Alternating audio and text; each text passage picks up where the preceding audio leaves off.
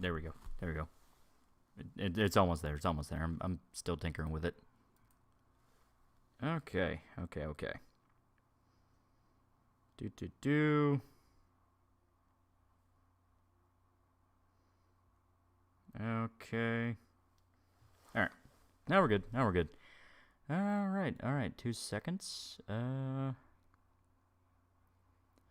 Mark99 for $2 up. The ultimate battle between Loli and his nemesis, the Q. Remember, drink some water. Shouldn't be that bad. This time. It shouldn't be. It's probably gonna be really bad. It's gonna be awful. Fuck, we're fucked. Okay. There we go. Yeah.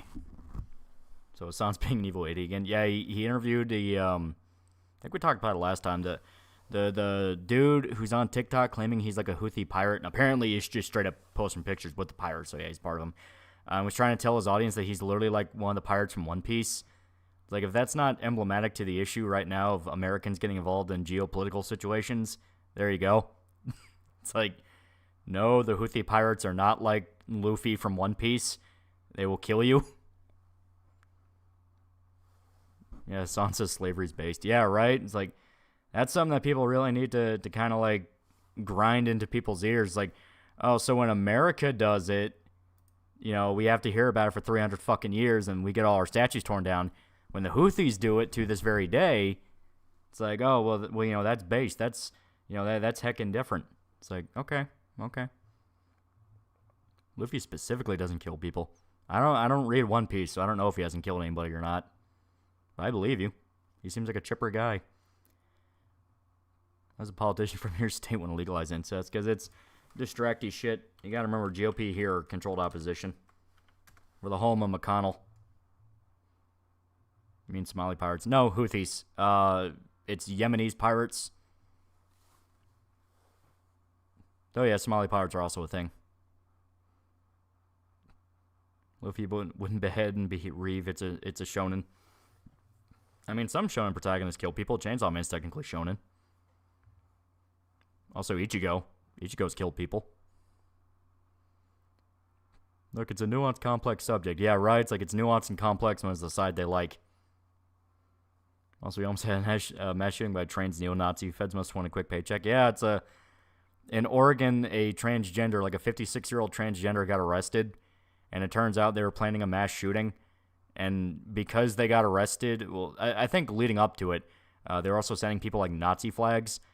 So it was outed that this transgender was like a neo-Nazi. It's like, at this point, this is just confusing. Bird for $5. Man, Shota was a cool guy. It's a shame that they got him.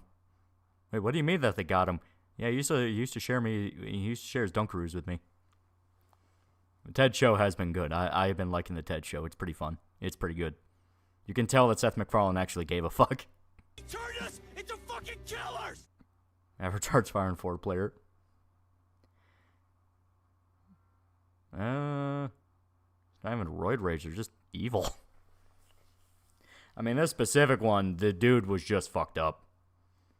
Because, I mean, it was like bipolar disorder and, like, obsessed with Nazi shit. I stay like a legit neo-Nazi, which makes the transgenderism even more confusing. See that Null's going crazy with the DSP subform. People are legit trying to do everything they can to get DSP to kill himself. Yeah, it's what happens when you have, like, entire dedicated followings to a specific locale. They eventually start, like, convincing themselves that anything they do is legally okay because the locale is a bad person. You saw it with Drakenlord. Drakenlord, people were going so far as to, like, try to get him into a courtroom and then slander him in a courtroom. And I guess how long until DE video releases? I'm working on some things. I mean, I say I've been working on it, but I just released Paranoia Agent. I gotta get through Stalker, and then it'll be a little bit, not too long though, not too long. You should shut down the farms? No, because that has like archived information that proves certain individuals who have a lot bigger followings than they really should have are straight up sex offenders. Someone's coming for $2. Hey guys, my birthday today. I'm 20. Also, what? Yeah. When are we getting Paranoia Agent video? It's out. I released it. It's out there. Trin Shooter in Tennessee got made into a martyr. So Trin Shooters might be the new angle of Featherweight's play. Turns out there's actually been more than what we even knew. The news has just been burying a lot of them. Andy No's been posting about them in particular. You did? Yeah. People like Cyrex, I understand why people want him dead, but DSP, freaking why? Yeah. That just comes down to the cult of personality thing. No can't run it and target wrangle people his way over his head. It's been like this since fucking farms began. Would you fuck the prostitute from Paranoid Agent? Also, do you think she has AIDS? I don't want to touch her. She just makes me sad. Rip Satoshi Kon. Yeah, Rip Satoshi Kon indeed. Stalker movie, video games, or both? Movie, but I'll mention all the others. Zarek deserves to die by vigilantism. No, see, that's the mindset that causes people to do dumb shit. It's like, no, you are not morally responsible for fucking with the locale's life, and a lot of times that makes things a million times worse for everybody. Like, if you have proof they did something, take it to the fucking cops. Don't do internet vigilante shit. I think DSP himself wants to die. No, he doesn't. Every single time people say that, he fucking wins. He beats the IRS, he gets a bunch of money, he ends up getting a bunch of clout. Like, DSP actually has a pretty good life at the moment. We have some of the locales sex defender, not a sex offender. Had a great time on the range. Don't get a 380 direct blowback Beretta. The dovetail with jab. The webbing your thumb. Oof. Yeah, that sucks. Drum Berserk characters, Trigun maximum characters. Which guns would suit the characters? Guts would obviously need a big gun, so like an anti-material rifle. That'd be good. Fear of Paranoid Aging is fantastic, but so long as I watch it, but review made me want to revisit it. Yeah, it's a really good show. Really good show. Even Noel himself broke the rule of no touching locales when he tried to help Chris. Yeah. Speaking of locales, Riquet has become as pathetic as usual. He really burned himself by starting the ultra trad, I'm just a traditional dad type thing, breaking that, and then trying to go back to that. It's like all he had to do was not even start that. It's like, dude, don't admit that you're grifting. Cyrix, the pedophile, is also retarded and the government knows, but we did get some funny pictures of people fucking with him, like that picture of a guy with a bat. Like I said, though, what did that actually do? It's like, did that stop him from touching any kids? Did anything like that? It's like, internet vigilantism never ends well. It just never, ever ends well. So it's the thing of like, listen, if you have proof the dude's doing shit, take it to the fucking cops. If you try to get involved and try to get a gotcha or like a funny video out of it, you will ruin it. It's like, it's a thing here. All you had to do was follow your principles. Exactly. Call person time for $2. What's this about Houthis and slavery? Hashtag who this? Right now, the Houthi pirates are in the news because you have a bunch of leftists cheering them on as freedom fighters when they're directly just attacking vessels. They're claiming it's because of Israel, but half the people they're attacking have no relation to Israel at all. And they're trying to simp for them. And turns out the Yemeni government has the Houthis declared a major extremist movement, and they're responsible for like human slavery and mass rapes. Never tip the locale, exactly. That's on G3s and falls. I have a fall. It's really cool. So earlier got me to play FF14, but enjoying it. Just got my Chocobo, named after the BCS clip that was playing in my headphones at the time. Salamanca money, Salamanca blood. Internet vigilantism is considered entrapment under the law, therefore any evidence is thrown out in court. That is true. Be careful. I don't look at YouTubers bitching about Mama Max in a better light than him. Yeah. Mama Max is another one where it's like he genuinely had something in the beginning, then he got that main character syndrome, thought he was a hero, and fucked it all up. Classic story. Slum's killed him $2. Guy with a bat, you say, is he John Paranoid Agent? That's on gushing over magical girls. I have not seen it, but I do know people are liking it. They're saying it's pretty funny. I started Urusei Yatsura Season 2, the remake. I'm enjoying it. I love the original anime so much. That's why I'm happy with this remake. These freedom fighters are so misunderstood, the leftists are saying the Houthi pirate decapitate a 4-year-old. Yeah, they are stupid. They do not know who these people really are. Houthis are a low clan of Islamist terrorists and their gangs of pirates and soldiers. They do unironic Hitler salutes because they hate Jews. Like their flag has cursed to Israel, death to Jews on it or something like that. The guy that Hassan interviewed said, no, I love Jews. People found his personal social media, and he directly is using, Jewish dog and son of a Jew as, like, insults. It's like, motherfucker, do you have any idea who these people are? It's not even a thing where I want to, like, you know, get all moralistic about the anti-Semitism aspect. It's more the fact of the people cheering them on are the kind that bitched and moaned about Confederate statues being torn down. Now they want to defend these people? It's like, okay, I see how it is. If you pronounce falls, you better pronounce bar as bar. Yeah. I do it just because it's easier. I know technically it's FAL and BAR, but fuck it. Yeah, chance to check out Dungeon Meshi yet? Episode 3 has some very trigger fight scenes, good shit. Yeah, Dungeon Meshi's been so good so far. I love it. I love Autistic Elf Girl. I have my bones picked with certain Jews, but calm down. Yeah. It's purely a double standard thing. Like, it's a thing where, yeah, everyone has their criticisms of the Israeli government, and I've been kind of enjoying a lot of the schadenfreude going down with it. It's in fact the same people that 2 years ago would call you a horrible Nazi dog whistler are now using those exact same talking points in a form of disgusting, dare I say, cultural appropriation. They are taking our words, our language, our culture, and using it for their own ends, and I don't appreciate that. You know, I was putting dog turds outside of synagogues long before they did. Bird for $5. Crazy how leftoids will clap and cheer for people who gut them like fish before sexually assaulting their wives and daughters. It's vile. Yeah. They refuse to understand it's not a matter of they're dumber than you. They genuinely just don't like you and respect you. Once again, left loves to play stuff in black and white terms, but pull out the gray card whenever they, you know, god damn it, I hate the heart thing. I hate that heart so much. Cheer for pirate slavers, yeah. How bad do you think BreadTube is going to explode like on a scale from Channel Awesome's teeth? I don't know. Nebula's kind of propping him up, but this Israel-Palestine thing has potential to do some serious damage.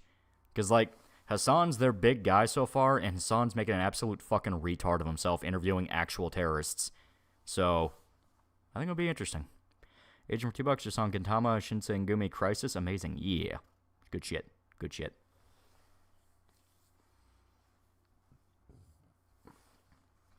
Why does Streamlabs have the heart icon? It's not Streamlabs, it's a YouTube thing. Pirates only done real damage to ship crossings. They've attempted, I mean, they've straight up boarded vessels before, and they do have weapons, so, like, they can kill people. It's just the fact that the hit back whenever the West, specifically America, goes at them is so over the top that they cry to the UN and cry that it's like a human rights violation. It's like, you're attacking ships.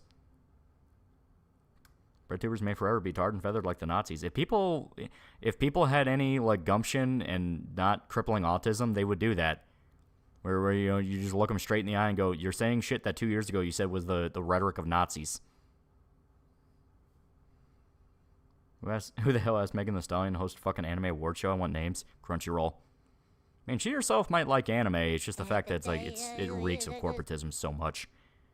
Same thing with, like, when she showed up in She-Hulk. It's like, no one fucking cares about Megan Thee Stallion. It's like, what's her gimmick? Oh, she has a big ass. Oh, so does Kim Kardashian. You disrespect John Browning's good name by pronouncing bar as bar. I care not. Does anyone know the old saying, fuck around and find out? Yeah. Been going through the Echoes of the Fallen DLC in FF16, which is really fun, but I do want more Magitech in 16. Yeah, like I said, I like Magitech. I think Magitech's cool. In particular, I started doing, I bought the Final Fantasy Legacy Collection, the remasters they just did. And I just beat Final Fantasy 1. Really, really fun. Like I said, I hadn't played any of them before 6. 6 was kind of the one where, like, in terms of mainline Final Fantasy, that's what I played. So now I'm going through the older games, and I'm enjoying them a lot. It's really good. Cult Person 9, $5. Mama Max just incredibly cringe, especially during the live stream where Cole Gurn log in pedo bait because of Yoko's dress. Dude LARPed too hard. Yeah, he LARPed way too hard. When the hell is FF16 coming to PC? Never. Pixel Remaster I want to get.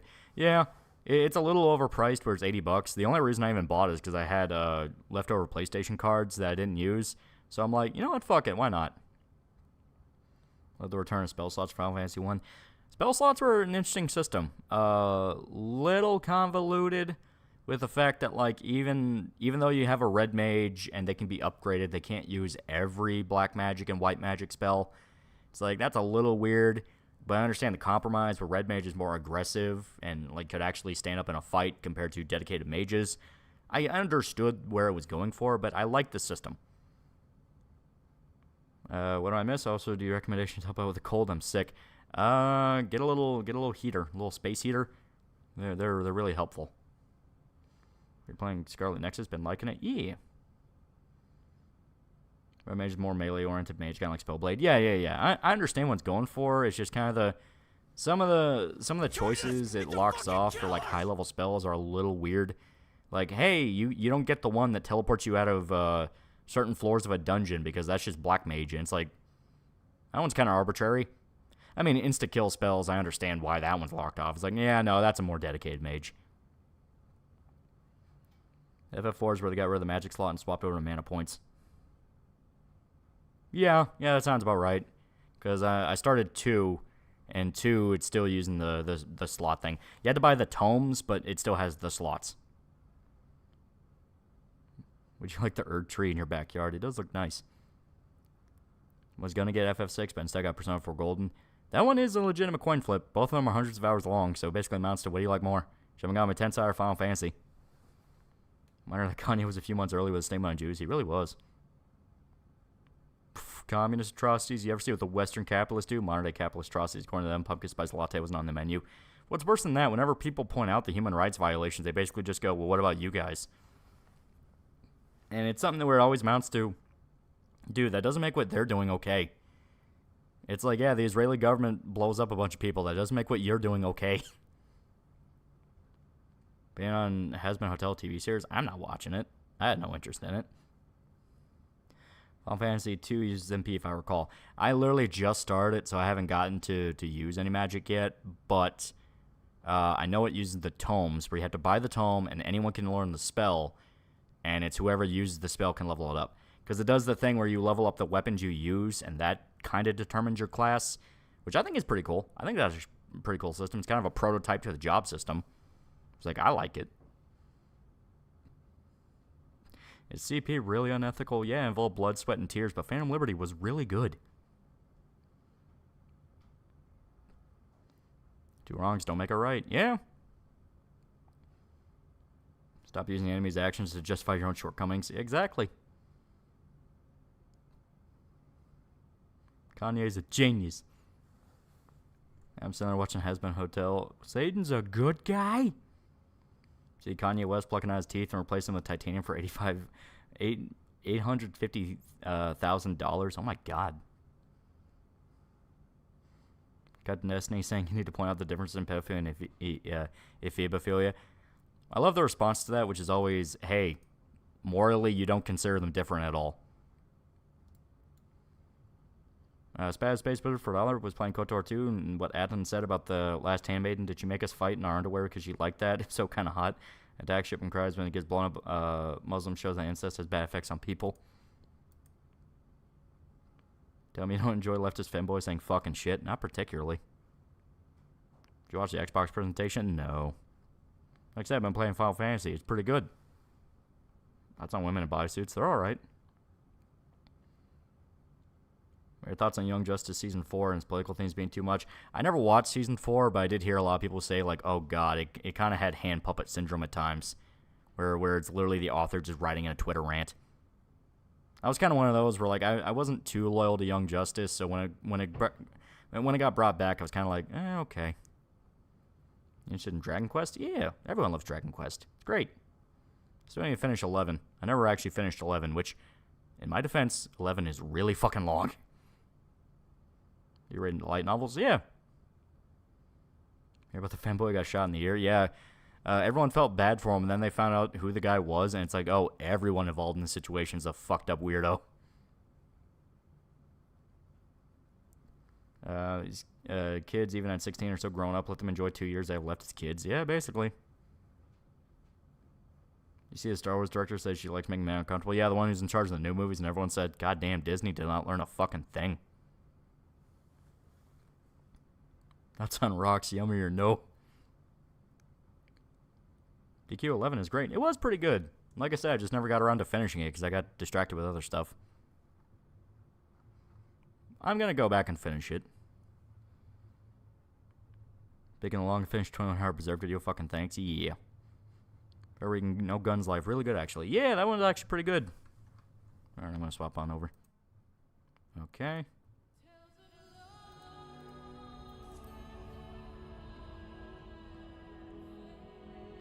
Which persona did you drink piss for? You literally ask this every single time.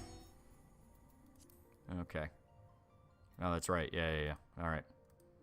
So, 2 seconds, 2 seconds.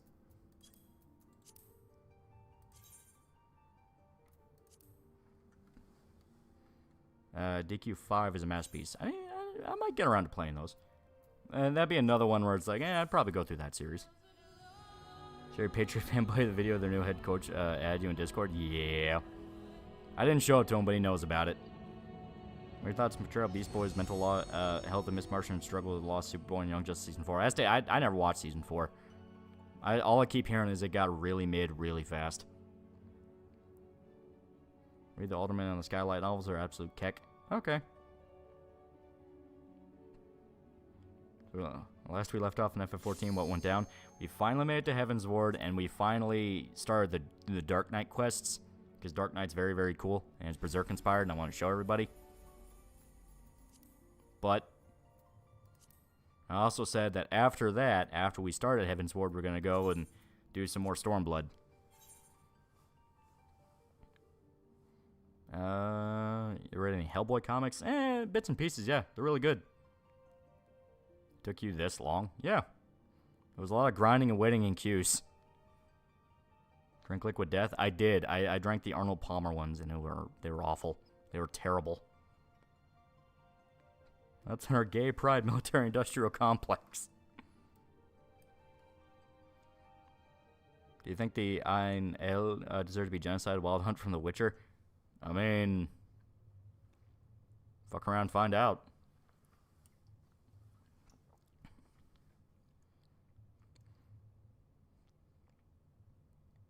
Have you ever heard of Artoneleco, Melody of Elemia? It's PS2 JRPG. I've not. That actually sounds kind of cool. Are you reviewing Hellboy movie or comic? I'd talk about them, yeah. I think it'd be cool. Okay. So all I know about this is apparently the filter for Stormblood. Having to deal with a lot of Mongolians.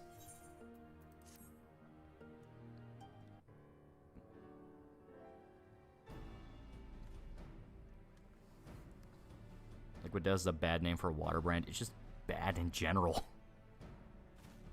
We do an FF14 review? I have no idea how I'd review it.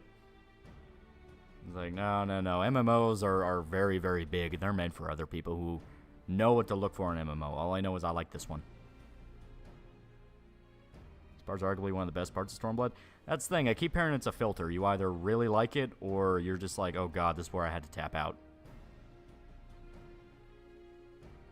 Yeah, the time skips in Young Justice Season 4 felt like rushed, and one of the main reasons there won't be a Season 5. Yeah. A lot of time when something goes woke, it's because they're hiding very obvious flaws in it. Build a wall. The Mongolians fear the wall.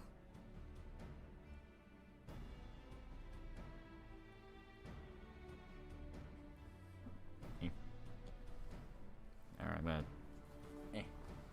take off my jacket here. I had my issue with the step part of the story, but it was better than the stuff that happens in Alamico. Oh, okay. Alright, there we go. Sir, I'll let you for 5 fake monies. Even what Mama Max has might be bullshit, since Spencer, the girl he's with, has accused a lot of people of sexual assault and is a known aggressive manipulative liar. Oh yeah. I'm talking like in the very beginning. When he first started doing the pedo hunt stuff, he had like pretty hard-hitting proof a lot of the people involved were pedos. Now, because he's got so much of a focus on it and he's trying to do the cinematic thing, he's really kind of bumbling a lot of it. Which, you know, once again, is pretty upsetting, because, like, dude, if there's proof these people are pedophiles. Allegedly, Mom Max wants to sue Muda. Yeah.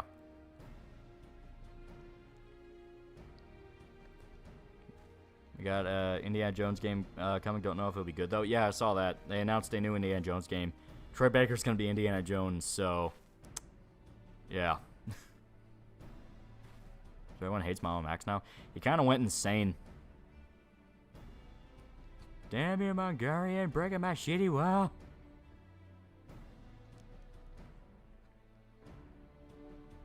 Mom X has fucking done damage to the cause. Yeah.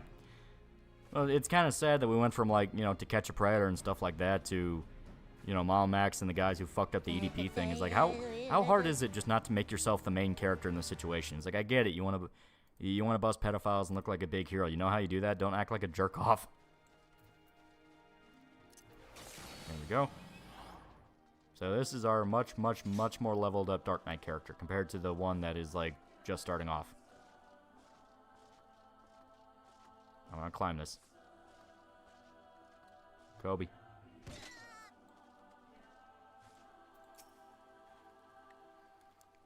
Is no one north not available? Like Stormblood, but I feel like it made the Empire feel more like a Saturday cartoon villain than a threatening force. Ah, okay. Jack Goldstein and his crew actually used Kiz bait. And that's what I mean. It's like, actual To Catch a Predator people who know what they're doing never do shit like that. They keep it fully in the realm of, like, hey, just completely pose and don't do anything that puts actual people at risk beyond themselves, because, you know, they have to confront them. And it's like, yeah, the new generation is kind of further proof of the competency crisis, where it's like, man, I want to go to bat for you, but every single time you fuck it up. Lots more important than some kid's rape. They'll get over it probably. Every To Catch a Predator copycat, yeah. Except for the elf can't be on a diet anime. That's for a very specific demographic, and that demographic is not me. I'm sure it'll be enjoyable, but yeah. Hey, Mom Max was cool. That his presentation was overly dramatic and comical. I liked the overly dramatic presentation. I thought it was fun. It's like, yeah, it's over the top and edgy. That's the fun of it. It's just, yeah, and then you realize he's not doing a bit. He's not playing a character. He actually means it. It's like, all right.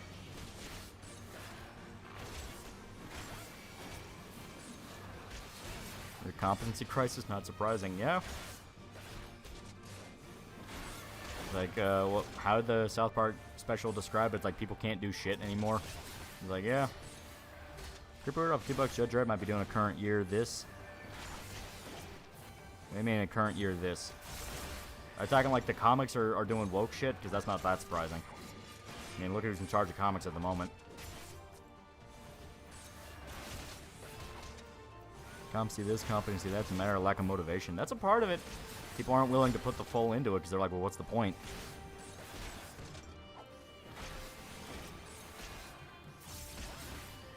Yeah. Yeah, Journey's End's really good. Feel so bad for the dwarf who got his wife's face and voice and has been alive for that long. Yeah. I don't know much about Freyren, because that's the one it is, but I do know a major theme of it is kind of the burden of the immortal. And like, hey, living forever is kind of nightmarish. Like, you know what? Yeah. You want to be the hero that saves the world, feels like their first lesson about humility and starting small and skipped over. Oh, yeah. It's main character syndrome. Comes to Grace when a bunch of elementary schools get high off dab pens all day. Yeah. Wait, man, if you want to catch the predator, just call the handyman. Kind of reminds me of Cyrex Berg's about how he calls people that oust him as a pedophile because someone pretended to be a kid when texting him. Yeah. A lot of good elves lately. Farah and Marcel from Dungeon Meshi and the elf from Otaku Elf. Yeah. I did see Otaku Elf came out, and not gonna lie, I might start that one too. That one's really nice.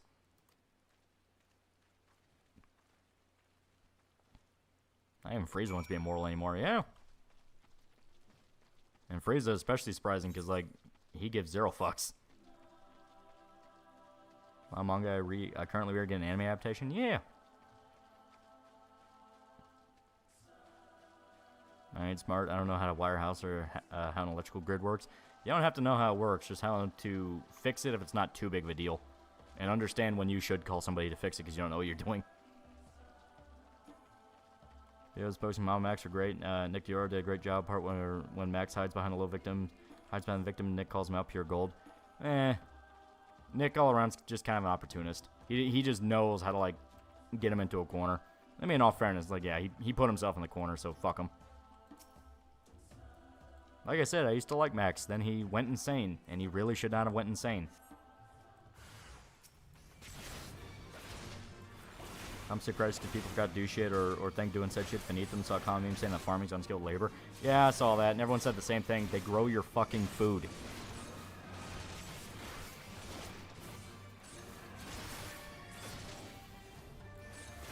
Ugh.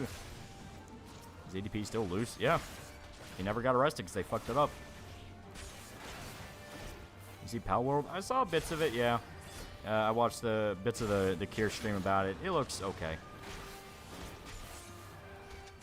I don't really know if it's for me, though.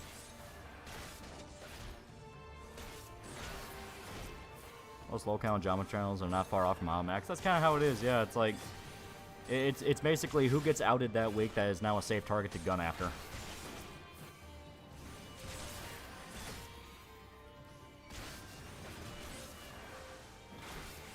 Looks very flavor of the month. Some people really like it. Apparently has elements of like Factorio. So it's like, okay, that's pretty interesting.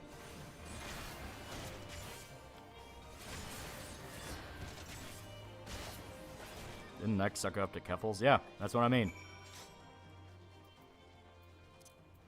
Oh, why even sprint? I got the whale. Catch Predator shit with her be stained because that cosplayer killed himself after he only got accused? Yeah. Well, that was a whole other thing on top of that. That was a chick specifically putting him into a honeypot scenario. Like, that's not really To Catch a Predator. To Catch a Predator is specifically, you know the guy's a pedophile and you are just baiting him.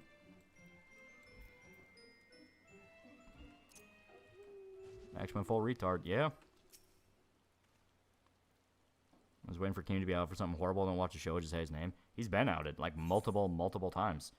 Just recently, the most recent one was that him and a bunch of commentary people are in a Discord, and they specifically plot to, like, fuck people over and get them banned. It's like that was a thing that happened a few months ago, and it just kind of died out. Mainly because a lot of the people who specifically had grudges against them were, like, trying to champion it, and everyone just kind of did guilt by association of, like, well, if this retard's talking about it, it can't be that big of a deal. Even though it's like, no, it's pretty direct collusion that all these people they view themselves being able to, like, make or break certain figures. It's like almost a year, but you finally watched The Fox. Yeah. Have a good relationship with my coworkers, but their pay isn't good. Should I just quit and find something else because I'm already working and it's hard to get a side job? Yeah, just talk. Like, just talk to a manager. If you got a good relationship with them, just be like, listen, I gotta get some more pay. Some more pay, some more hours, something like that. Say they think farming's beneath them all the talk of supporting the working class. They sure hate the working class. Oh yeah, it's just a bunch of spoiled rich kids. And like I said, the recent geopolitical conflict kind of made that clear. Kind of made that abundantly clear. It's like, wow, none of you have any fucking clue what you're doing. I need Leafy back. Leafy kind of went as insane. If you look at him now, he is not doing well.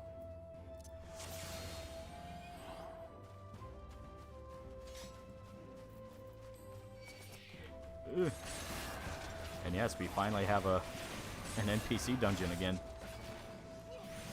Next, the Armchair's intellectual try farming shows peasants how easy it is. Oh, we already know the result. That's where you get the Chaz farms. Where it was literally like a fucking field that they shit on because they thought that was fertilizer. Then the crops died. Hear that retail jobs? Oh.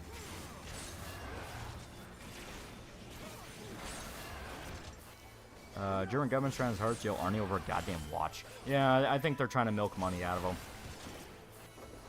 I think, because that does happen to celebrities sometimes when they go to different countries. They'll accuse them of, like, undeclared luxuries and make them pay a fee.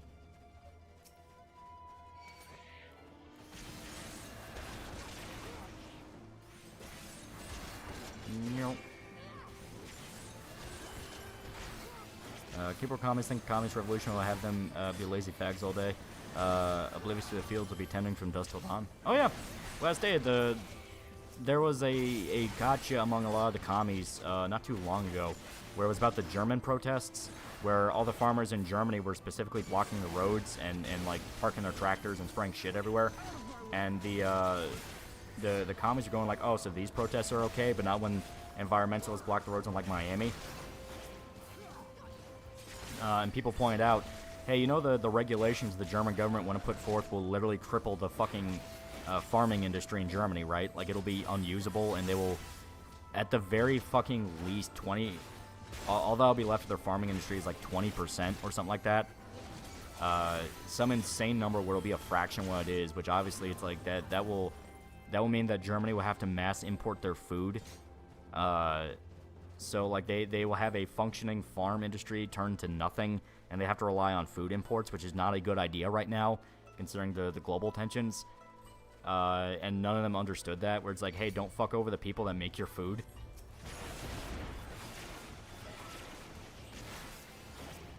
Speaking of Germany, a Shimpai family is involved in politics. What are you talking about?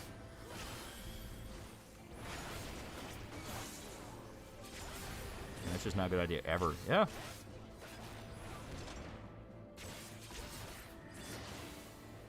Yeah. Germany trying to kill itself? As stated, they're trying to get it to where they do, like, the systems that all the WEF and Global Economic Forum, all that shit wants to do, is make every Western nation not self-sufficient anymore. They want to make them independent, they want to make them dependent on each other, to where you're not even allowed to grow your own food because my environmental standards and bullshit like that. It's essentially a form of economic slavery. You are not allowed to have your own blossoming industries. There we go. You're not allowed to have your own blossoming industries because, God forbid, you kill a turtle or something. You have to rely on everybody else, which makes no fucking sense. Boss actually wanted me to give me a raise, not me having to ask. However, when she asked her boss, she was left on read. Well, be persistent. It's like, hey, I need the money. This paying a hard war against Russia while your economy depends on cheap Russian gas is not a broad idea. Who would have thunk? Yeah, basically. It's a way to cripple nations to where nobody can stand against each other. Like I said, it's basically a form of economic slavery. It's like you want to stand up to the WEF and know where other WEF affiliated countries you need resources from will just block you out. That's the idea. Because if you actually look at America, just objectively, our resources and all that, we can be a completely self-sufficient nation to the point of we wouldn't even need to import really anything because our technology is sufficient enough that we can basically mass farm a lot of material. But we are constantly told not to do that, and that will kill the world. And no, you can't drill for oil in Alaska. You can't drill for this resource here, even though it would sustain us for a long-ass time, out of bullshit environmental reasons. And yes, they are incredibly bullshit because just recently you had John Kerry freak the fuck out when he was like, oh, well, people need to do their part and realize their carbon footprint. And then someone asked him point blank, well, what about yours? You travel all over the place in a private jet. And he, like, spurred the fuck out about it. Power grab to the WF will be able to make and break countries. Yeah, that's the whole idea. Economic slavery.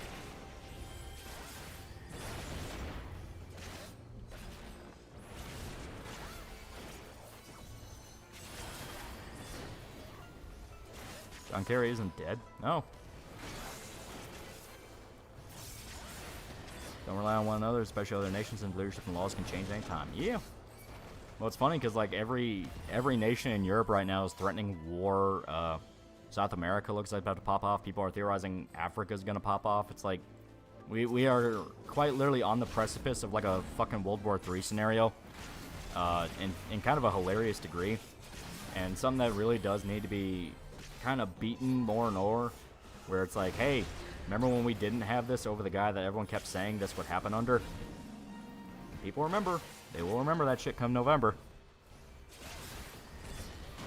When that retail work has wage maximum? Yeah, you have to specifically be promoted to certain wages. Because, like, if you're a manager, you can make a pretty decent enough wage. But it's like, yeah, no shit. If you're a stock boy, you know, even if you do it for 20 years, you're not gonna be making enough money to buy a mansion, you know?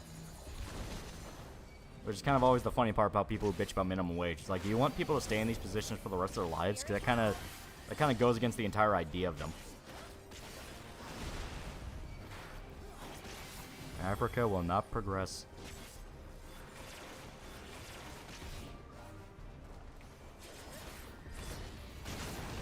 There we go. Plus, the Argentinian president for going to WF Summit and just called him out personally. Went on a commercial jet too. He's one of those, like the Argentinian president, the one who got in. he is to a degree of like, all right, there's no way that man's leaving that office alive, because he is too genuine. He is doing things that are like genuinely fixing his nation and putting things back together. Like, there's no way they'll let that man live, and it'll be a tragedy when he dies. Think the EU was a test run of this? Oh yeah, 100%. And hell, even before that, the League of Nations, the UN, it's like, they've tried the ultra-globalized governments before, and it turns out a bunch of different cultures and a bunch of different nations with different histories will all react differently to each other. You can't get them to agree on one consolidated idea.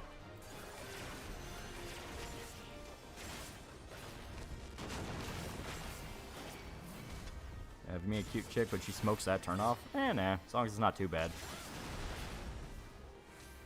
Monster both in a rainbow and normal monster. You kill one of these in the right close quest when it serves as a corpse shield from a fire attack. Yeah. God damn it.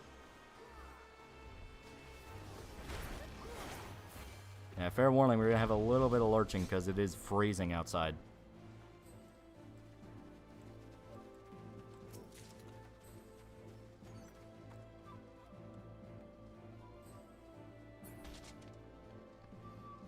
See the 101-year-old Korea vet celebrating his birthday at Hooters? Yeah, it's pretty good. It's pretty good. Once ever team president doing, don't follow ours in team politics. That's the one who literally his entire campaign coasted off of holy fuck, leftists have ruined our country and put us on the brink of economic disaster. Some argue it was just full-blown economic disaster. He got in, and with like the first week, he's like massively cutting spending, and he's like super popular. He just recently went to a WEF meeting, which is where a bunch of global elites go to like jerk themselves off about how cool they are, and specifically call them all like the enemy of the free world and that they're horrible human beings. It was pretty entertaining. It was pretty good. And on Hooters, awful food. Awful, awful food. I gotta remember all my...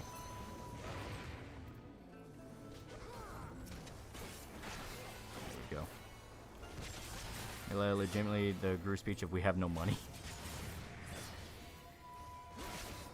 To Davos to the commercial flight. Yeah.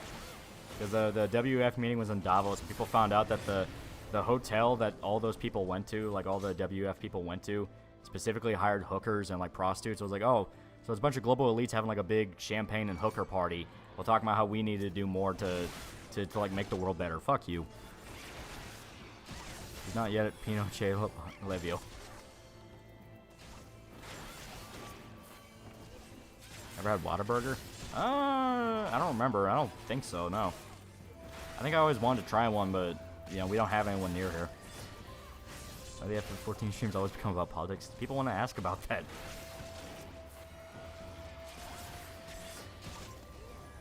Economic farmers Copenhagen to BlackRock lost $7 trillion. That's kind of what I feel. It's like, homie, they lost $7 trillion. You don't just get over that. Yeah, that's something where it's like, oh, they'll just print more money. It's like $7 trillion.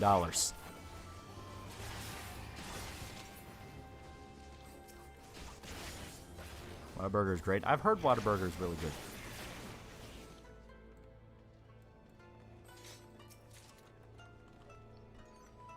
$1 trillion is a boatload of money. Yeah, it's massive. That's what I mean by, like, listen, anyone can go, like, oh, nothing will ever happen, and, oh, they'll get away with it, and it'll be all good. It's like, they lost $7 trillion. At some point, some phone calls are going to be fucking made here. Because, I mean, it literally amounts to that investors would just have to ignore losing $7 trillion.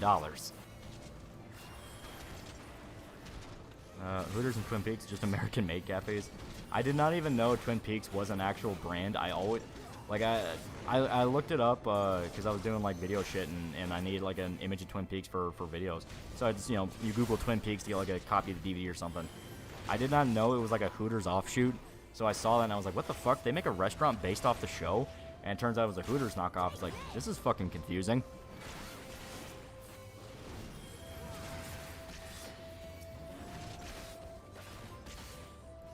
On Vivek endorsing Trump. I don't trust Vivek. I just don't. But I'm not going to say no. I was on visiting the Antarctic. I don't know. I don't like the cold. I would like to see penguins, though.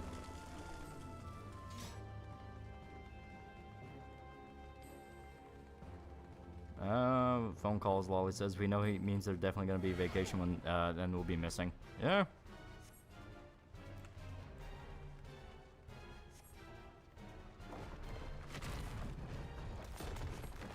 Hudson Summer and Cogger games are pretty good. I like them. They're fun.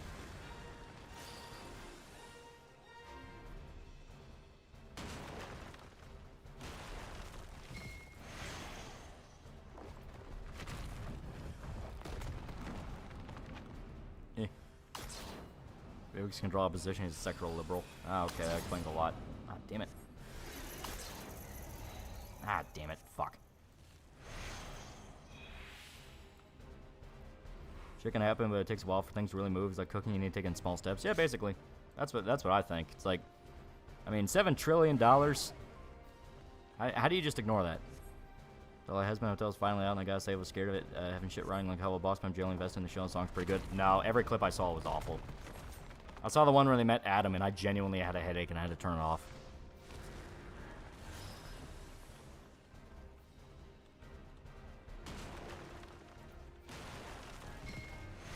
Okay. I gotta be careful here.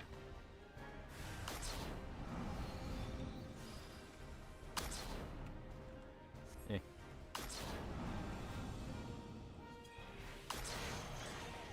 Hey, what do you mean I failed? Think Trump will have an accident for November? Nah, I don't think he'll touch him. You don't like it when my character says fuck every 5 seconds, right? Twin Peaks near me, and for a while I seemed to have a fan of the show up in a bar, right? That's what I thought. I have to look away from the eye. Oh, okay. So, stupid, but whatever.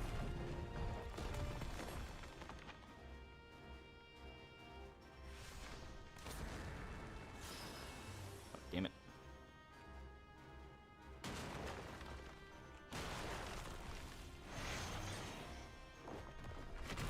Okay, there we go.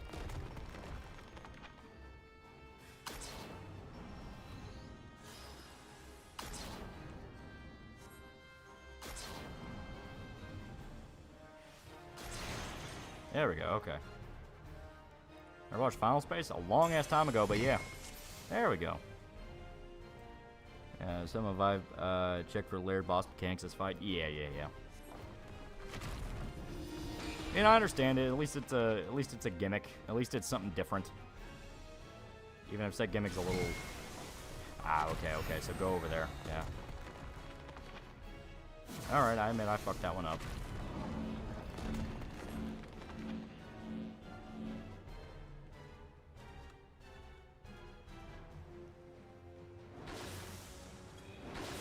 Ah, damn it. Beginning Lupin and third, what's your favorite interpretation of the character? The live action movie's been pretty good so far. I haven't watched too much of them, though. I plan on getting deeper into Lupin pretty soon. Got into an argument with my roommate that Ralph Breaks the Internet would have been a funny movie if Ralph went to 4chan got radicalized. What do you think of Hulk 2003? I enjoyed it growing up. He's unrecognizable in new Marvel shit.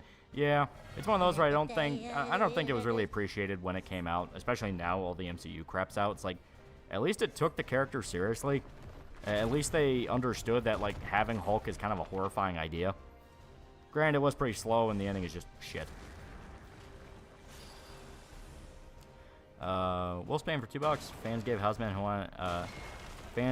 Been Hotel nuance where there was none.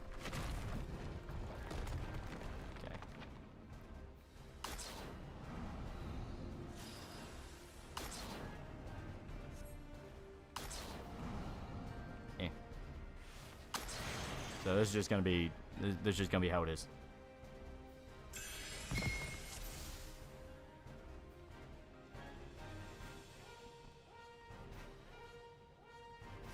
Jimbo the Bug VTuber stream Disco Elysium. Oh, that's pretty cool. I like Disco. Hopefully they don't just take the commie shit at face value and they actually understand larger aspects of it. Like, there is a lot more to that game than the commie shit.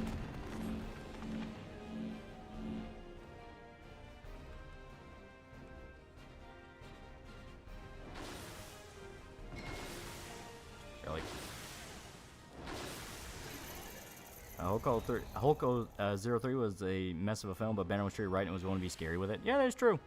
I like Eric Bana as Bruce. I think he did pretty good. He's a good actor. I think Hatfield tried to do their own J6 after the election because they have a good feeling they'll try something like that. They've done it multiple times. They did it before January 6th when they rushed the fucking White House and beat up a bunch of Secret Service guys. You know, something that, like, in hindsight was a million times more egregious than J6, but because the media backed them, it technically didn't happen. Because every time they're confronted on it, they will just lie. I think you missed my super chat. Dude, like, right now, I really don't have an option right now. I'll get it in 2 seconds.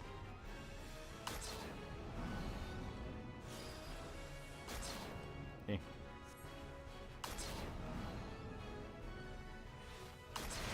Okay.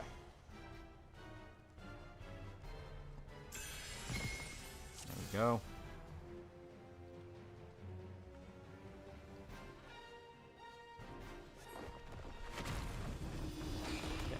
Here. Wish they adapted a Hulk run? Yeah. Dodge the final boss, yeah, right?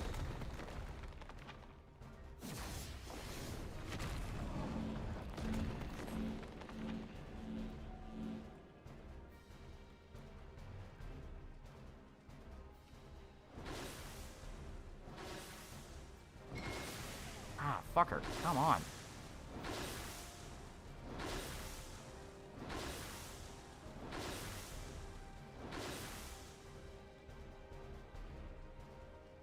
Okay, here.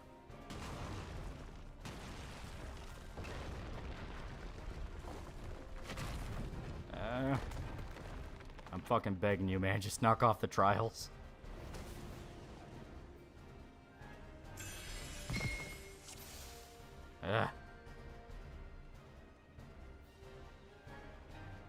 This does look fun. It's not bad.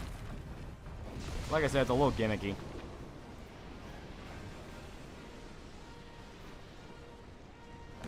Stay close to him. Oh god. Oh god.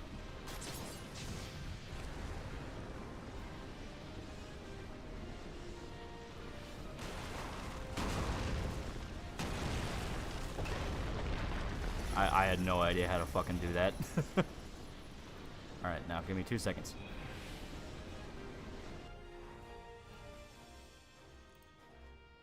Yeah.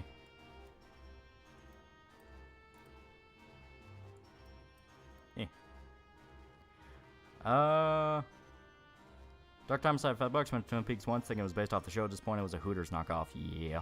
Yeah. Okay. Okay. Now we do it again.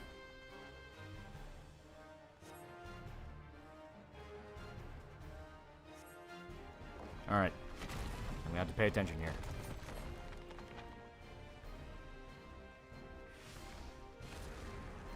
Is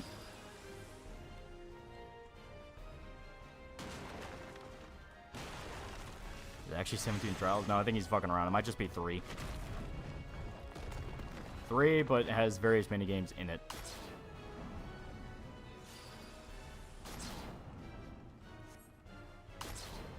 There we go. Okay. Yeah, no, just 3. Like, yeah.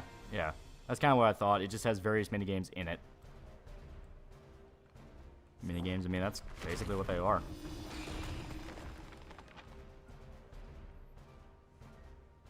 That's gonna be the norm from here on out. I mean, yeah, every dungeon boss kind of has their gimmick. So it's basically just theirs right now. It's like you don't actually fight it, you fight a trial version of it. Imagine doing this to other people. Yeah, the one asshole that wants to ruin it for everybody. Honestly, I'll just do this. You just gotta run in a circle. You don't have to, like, stick to a specific area of it. There we go.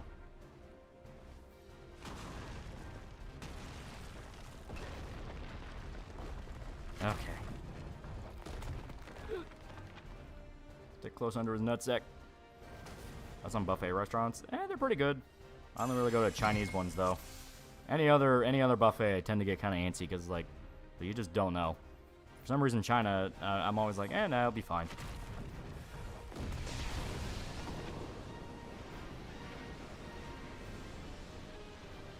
I tell the difference between real breasts and implants. You will know. You will know. It's just a feeling in your gut. What the fuck do you mean?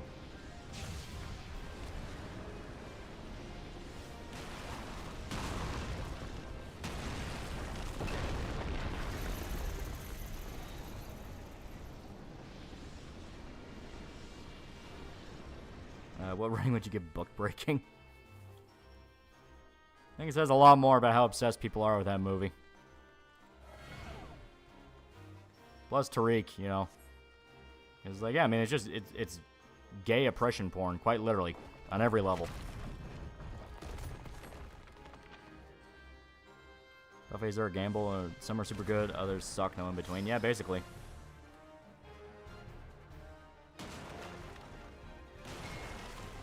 Fuck you.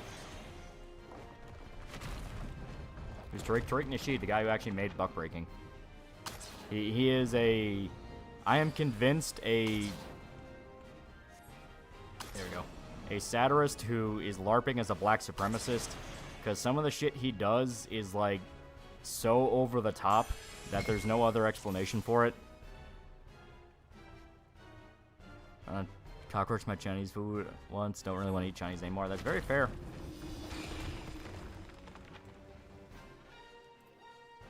I don't go to Chinese buffets. I don't trust the meat. Las Vegas has good buffets, top tier steakhouses. Well, I mean, it's Las Vegas. You pay a lot of money to be in Vegas. Ooh. Here we go.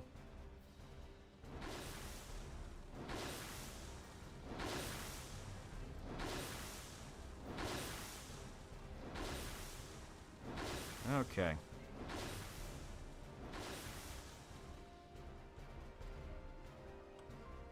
Fuck it. Ah, god damn it. Tariq was that Yakub guy. He's part of the crowd, but he's not specifically the Yakub guy. But he pushes all that, and like, buck breaking was quite literally him doing like gay porn and claiming that white people turn black men gay, and they get off on like buck breaking black guys. Which is literally just, his claim is that in the old West slave days, slave masters would fuck black slaves up the ass to emasculate them, so they wouldn't want to rebel. This is an actual thing Tariq pushes. And once again, to me, it's kind of proof that he's fucking around with a lot of it. Okay, I would just trust them, and they know where they're going. Are you fucking kidding me?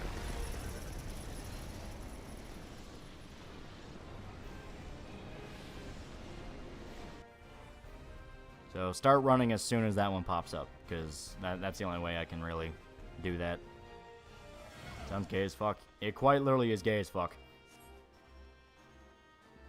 That's funnier than it just being gay porn. Well, that's what I mean by I'm convinced Tariq is a satirist.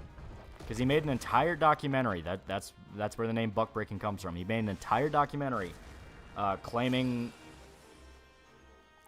this theory, and that gay men are trying to manipulate black men into being, like, gay white men are trying to manipulate blacks into being gay to emasculate them, because otherwise they can take over the world. That is the actual thesis statement of buck breaking. Tariq is literally just Alex Jones if he was a black supremacist. And that's why I'm convinced it's a character. Some people are like, nah, he really believes this shit. He really believes this shit. It's like, I don't know. Some of it's so over the top that I think he'd call you a retard if you actually called him. If you actually sat down and talked to him, he'd be like, what, are you fucking stupid? No, I don't believe in any of this.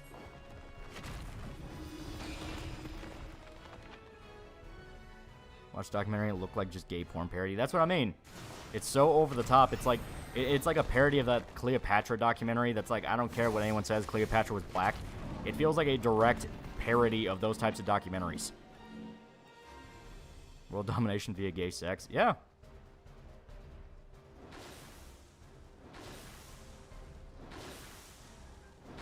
Like I said, when you look at Tariq through the lens of he's fucking with people, a lot of it makes a lot more sense.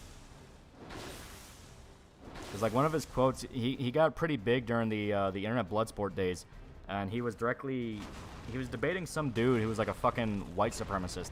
So it was a black supremacist and a white supremacist arguing.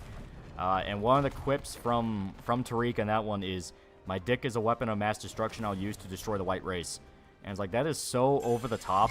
It's like, okay, who the fuck buys into any of this shit with this guy? Isn't that a joke in Spike Lee's Confederate States of America? Yeah, I think so. I think he was a gay masochist, so he wanted gogging. He's going on to write black gay Handmaid's Tale. Yeah, basically.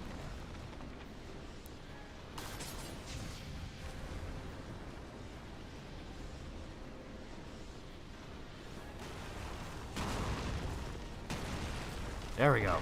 Finally. Fuck's sake. Fucking annoying.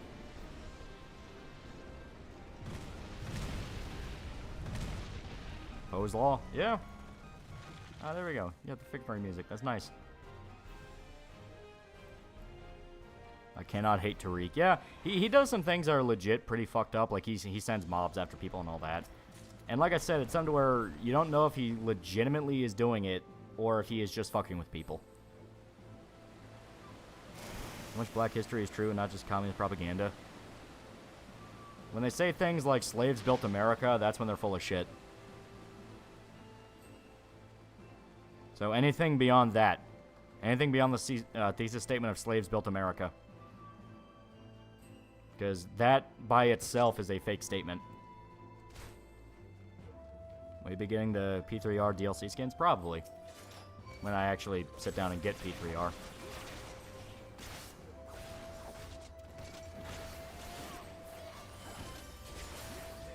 There we go. Thank you, slaves. Next time the Civil War wasn't about freeing slaves.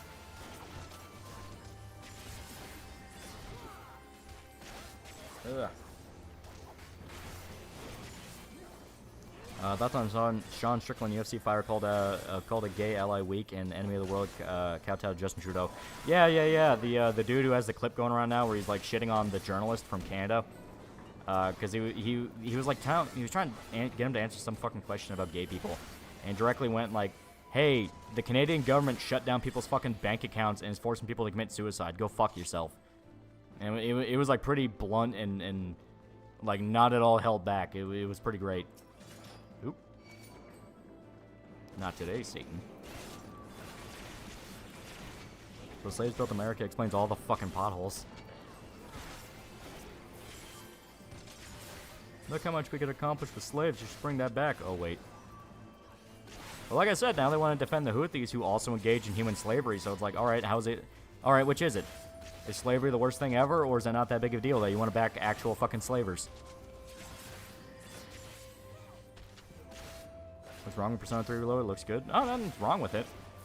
It's just the fact that I might not get it because there's a whole bunch of other games coming out. Because you got Yakuza Infinite Wealth. You got Dragon's Dogma 2. Final Fantasy VII Rebirth, which I'll probably wait for sale on that one. Black Boy's Tale coming to Barnes & Nobles near you.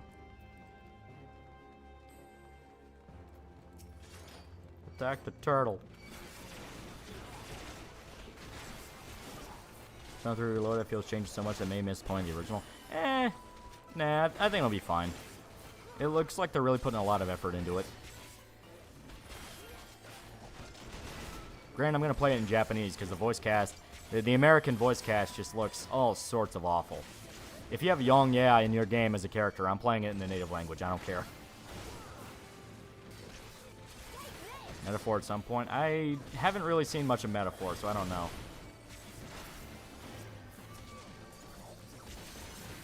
Isn't Infinite Wealth blocking content on a paywall? I don't know. It might be like New Game Plus or something. Which, I mean, sucks, but...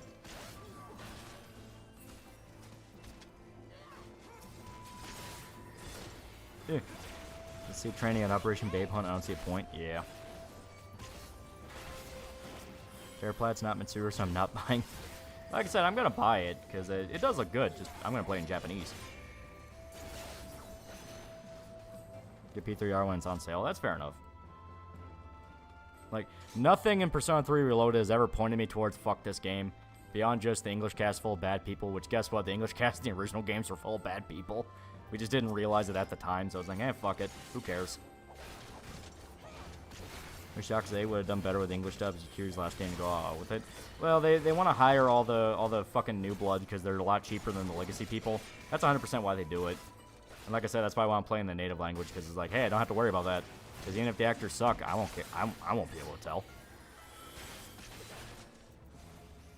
I mean, I say that, but you can very clearly tell when it's really good. That last moment in Gaiden with Kiryu where he's crying is, like, fantastic. P3 Reload's gonna be on Game Pass. I'm gonna play it. Yeah, there you go. Except Vic, he was a good Junpei. He was a very good Junpei. It's like mainstream figuring out how based the anime landscape really is. Well, they've always had murmurings of that. During COVID, they outright refused to force their athletes to take the vaccine at first. At first, and they did eventually force it.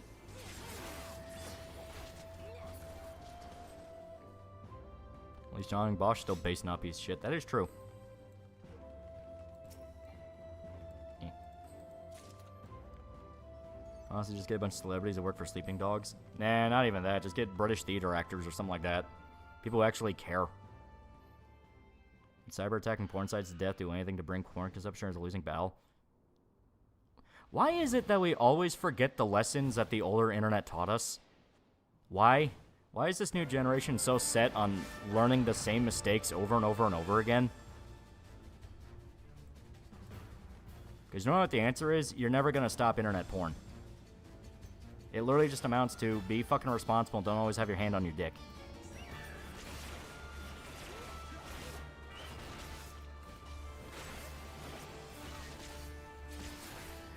New blood not learning, I guess, or not being told. Yeah. Time is a flat circle. Really is.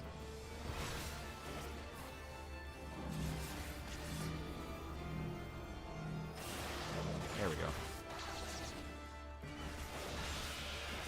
Does the new generation learn about 1.0 to cry and shit themselves? Yeah.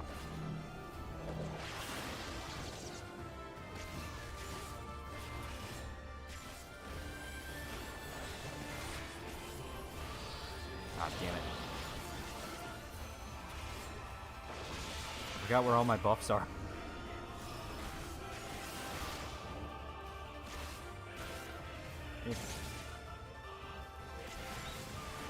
Oh, weird shit, Mom Mac shit happening. Oh god. Realize that you can tell if an anti-POW tuber is a grifter if they don't actually make the POW convicted from making a video. Yeah.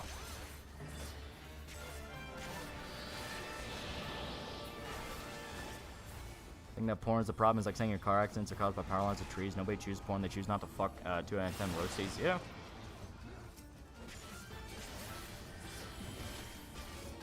In the Apollo Justice trilogy? I don't know. I'm going to wait on that one. What about paying stock mistranslation problem? I haven't heard anything in specific about it, but I'm just going to take it as proof that I am the smart one for choosing the JP. Everyone's like, no, but the dub's so good. It's like, no. I choose sub. I choose the way of the warrior. Michelle Ruff, Yukari's VA. What you do anything towards Vic? I don't know if she did anything particular, but a lot of the people involved with fucking the original P3 dub fucked Vic over. I realize even Null made his anti-log crusade flying too close to the sun, especially since he's a Necro Shoto enjoyed in his 8chan days. Yeah, a lot of people kind of attribute it to he's got like PTSD from being a moderator on those forums. So he has too much of that pattern recognition of thinking, alright, you like anime, therefore you have to be a pedophile. And it's like, dude, that is not how that works. And in fact, we've seen over and over and over again how that's been kind of the opposite case. All the people who bitch and moan about it usually get outed for something.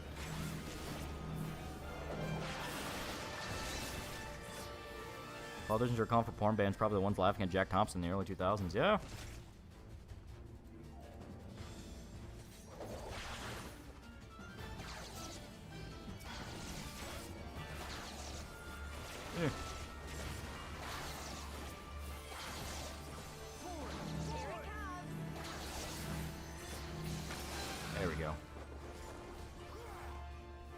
Papa John Day of Reckoning coming?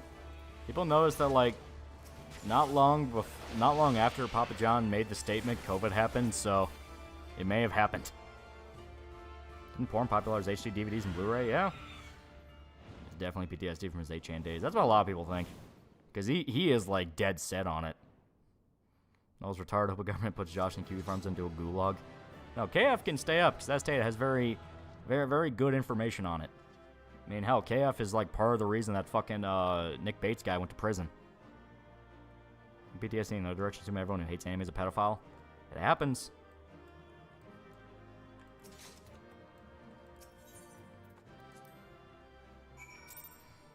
Porn say VHS? Yeah. Porn went to VHS, which made that win over Betamax. Even though Betamax was better.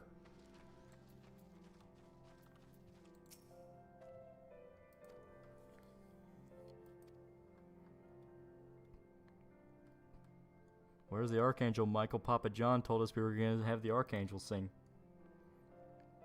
Two files went to jail due to Kiwi Farms too. Yeah. Having an easily accessible website full of information about these people is a much better thing. Because, I mean, like, if it's just some Randy who's being a weirdo, that's one thing where you can debate the ethics of it. When it's someone engaging in legitimate criminal behavior, that's a different story. It wasn't Yukari's VA that went after Vic. It was Yukiko's VA, Amber Wynn Lee. She also went after that Umbrella guy for making videos on her. Yeah. One of the reasons that, yeah, it's kind of hard to go back to Persona 4 now. You see how the Twitter users complain about over-sexualized designs of One Piece got outed by community notes for laughing when a teacher fucked their student? There was that one. There was another guy who, like, directly shat on somebody who was groomed by a pedophile. People said, dude, the guy you're arguing with actually was raped. And he said, well, why do I care? It's like, so your entire argument over this being, like, horrible because it exploits kids, and you don't fucking care when someone actually went through that, said it's not a problem.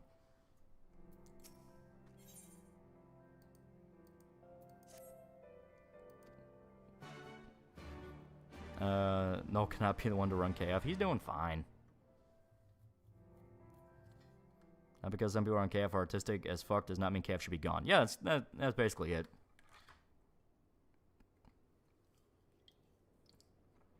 Yeah. Dub fans can't help taking L's. First game in the Kiwi Farms, learn more about the Ulmrecker. That massive monstrosity was quite the surprise, was it not? Who knew that the steppe held such secrets? And with that, there is naught left. If it was GAVA, it would have been hella sad. She is also kind of a spurg, but from what I understand, she's not as crazy. Alright, there we go.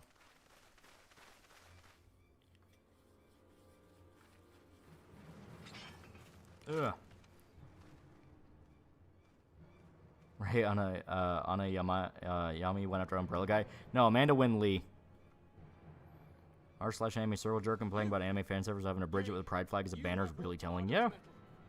Newborn warriors of the steppe. Besides Null's crusade against Loli isn't as bad as Mutahar is anyone who likes schoolgirl hentai should be on a watch list. No, at least knows when to make it a joke. Mutahar, that was one where, like, see, well, one thing I heavily regret when he was doing that shit with the whole, oh, well, you should be on a watch list for that, is the fact that I didn't find out that he did a stream with Vosh until after it died down. Because, like, goddamn, would that have not been the perfect thing to whip out and go, dude, you fucking streamed with Vosh. You know, the guy who compared buying computer parts to buying child porn. What's wrong with Persona 4 Dub? A lot of people involved with it are bad people.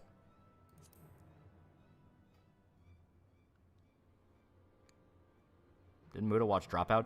Yeah, but as stated, like, the Dropout thing kind of pales in comparison to the stream with Vosh thing, because that's a much more egregious, like, that is extremely more egregious, because it amounts to, dude, you streamed with somebody who actually compared buying child porn to computer parts. Shame I liked your Yororichi. Yororichi is best in JP. I will take no slander.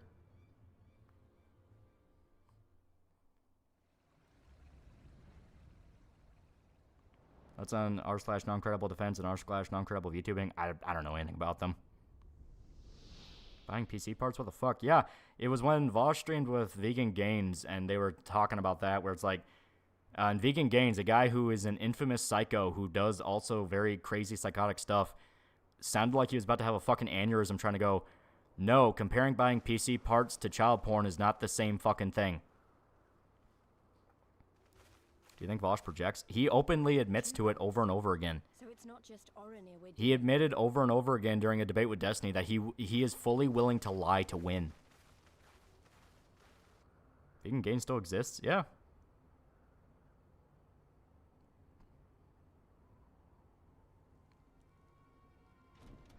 R/anything is trash, yeah. Only good VA than Vic from Persona is Karen Strassman. She was canceled for supporting Trump, is pretty based on Twitter. Good for her. Who did she play? Most radiant brother Magni. We have brought There's a situation where a sexual relationship can form and can be beneficial for the child. Literally, Vosh. Exactly. It's like, that something is a lot more egregious. Big Mar, now he's making a video against Palm X. He claims that he's not expert on child exploitation. I mean, yeah, they're going after the easy target at the moment. Warriors of the Mole. Aye. You were the Han here, yes? Karen Strassman did Aegis. Oh, that's pretty cool. Mayhap to propose a joint Good to know. endeavor. Best girl from P3 is good person. Nay, Doman, we shall not speak. Even made Vegan Gains of all people almost have an aneurysm trying to deal with the retardation. Yeah. Vosh is a map. See, that's where you get into the interesting parts. He will claim over and over again he's not a pedophile, but then he'll say shit like that.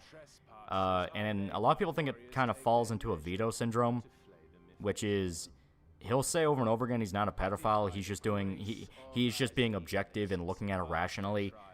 But it all links up to this motherfucker's gonna get outed for something, which is saying a lot because the entire reason Vosh's career even kicked off in the first place was he got banned from Destiny's Discord server where he was a mod because he kept sexually harassing a girl, and then he basically sent his fans after her to like fuck with her until she went quiet. And now he's just moved past that, and he claims that he apologized and they made up, even though like that's not what happened. don't feel like it. Washington insinuated silicon was a blood material that was used for child labor to collect. Yeah, that was what he was trying to get at, but that's not at all what the point was. The point was he wants to buy CP.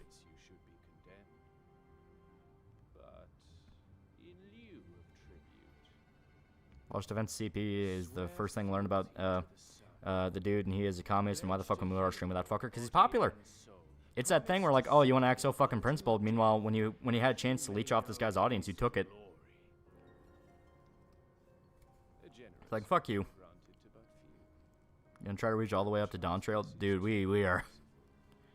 That is the goal, because we're going to keep doing this. We're not just going to stop at 80. I know people are like, oh, you're going to when you reach 80, are you going to stop? It's like, no. But it's going to be a long-ass time before we get to Dawn Trail. It seems our brothers of the Boudica want you. The men only. See, the Steam ban an anime visual novel game. Are there any good alternatives to look at? Probably going to be on Pirate Bay, or Dev's going to have a website. And a lot of people are pointing out to Steam is like, you have a lot of, like, Unity asset fetish games on here, so why the fuck is a visual novel a problem here?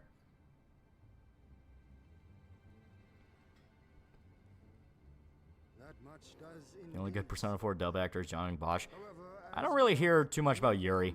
I mean, he posts leftist shit on Twitter, but it's never anything that's like psycho. It's just, yeah, that's just who he is. we might be of service to the most gracious and illustrious. Hope you enjoy my story quest thoroughly. Yeah, I loved Heaven's Ward. Destiny defended fucking CP2. Yeah, it is the end result of le rational streamer. You will eventually be forced to defend child porn because you lock yourself in that, no, everything must be objective and there can be no objective morality. It's like, no, that's something that no one ever looks good by the end of that. Just avoid it. Just accept, like, yeah, you can't fucking do that. Some traditions are tradition for a reason. I have the same stance on Vosh's Pippa. I don't concern myself with opinions of horse fuckers. Yeah. It just mirrors what's on the verge of a mental breakdown. Ever since the Hyde stuff, he has gotten worse and worse. He's a much more acceptable target in YouTuber eyes. Yeah. I don't see anything wrong with that because, I mean, fuck Hassan.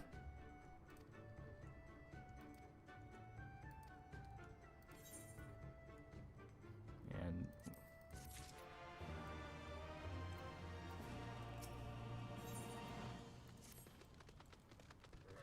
how you're walking into also known as my wood chipper. Is Yukari voice actress okay? From what I understand, she's snippy, but she doesn't really do anything too crazy. Stop justifying your 15 pens going into an orifice that isn't a woman for 5 seconds. Yeah, right? The visual novel game got banned off Steam. I don't know. All they said is an anime one, so it was like, which one? People are angry that Pippa's getting a plushie from a major company. Yeah, and it's stupid. It's like, she's very popular. People like her. It's like, oh, God forbid that she doesn't walk step in line with mainstream cultural standards, which are all fraudulent anyway. It's like, if she was calling for the death of Israel and like, talking about communism, it'd be no problem at all.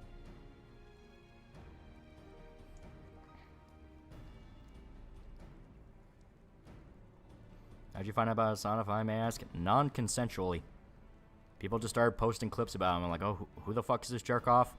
Then I found out it was Cenk Uygur's nephew, and it's like, oh, this explains everything. Did you see a player was banned for saying yippee on Overwatch 2? Everything about Overwatch is like, why the fuck do people even still play that? People was probably his real posting for it was cool.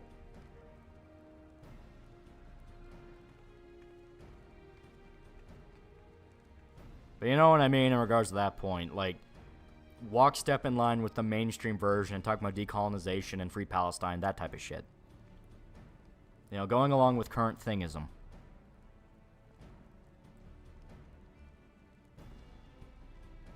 Don't pip him, must only sell Phase Connect coffee. Fishman, stop her.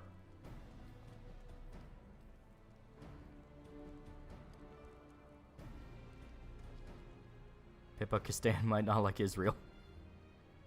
Used to play Overwatch 1, and one day I stopped playing it. It wasn't that fun anymore. Yeah. I started fucking with all the balancing. They ruined Widowmaker, and Widowmaker was fun as hell.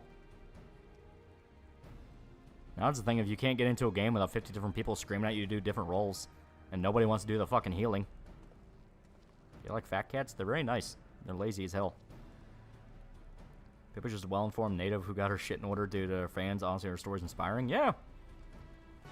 A lot of the VTuber girls actually have pretty good stories to them, and that's why I like the genre, because obviously with any genre of streamer or any internet thing, you're gonna have the people who feel more real and feel as if they actually have something they want to say, and then you have the ones who are 100% just doing it for the sake of, hey, it's a new popular thing and they get to cash in on it. It's actually a point where I really agree with V.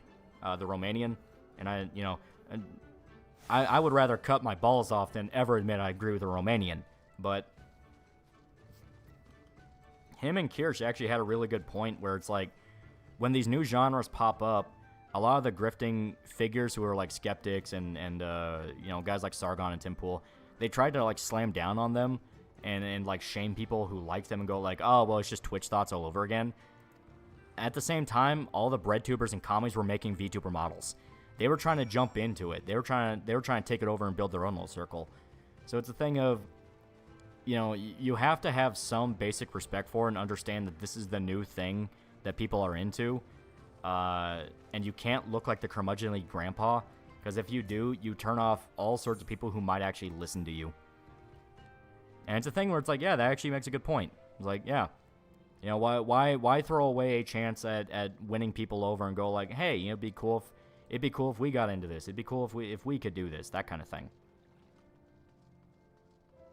All for the sake of what? You get to keep your ancillary amount of money. Pretty sure I jump into the water here. Yep. Imagine Sargon jumped in and see Big Breast Anime Girl Carl Benjamin voice. He didn't even have to specifically do that. He could do like a Sargon of a COD one. Get like a VTuber model of like a statue, something like that. Something to show you're part of the trend. I mean, yeah, you can follow trends and just choose not to follow trends. That's kind of what I do, where I'm like, yeah, I just didn't want to follow a trend. I like standing out. I like being the individual, but it's like, Josh H for $3. Hey, Loli, thanks for doing what you're doing. You inspired me to finally go and learn how to use DaVinci Resolve and finish my edit of Gorilla Grind Set stream. Yeah. Gorilla. Which burst Kier's ketchup or Pippa eating candy in the shower? I hate ketchup.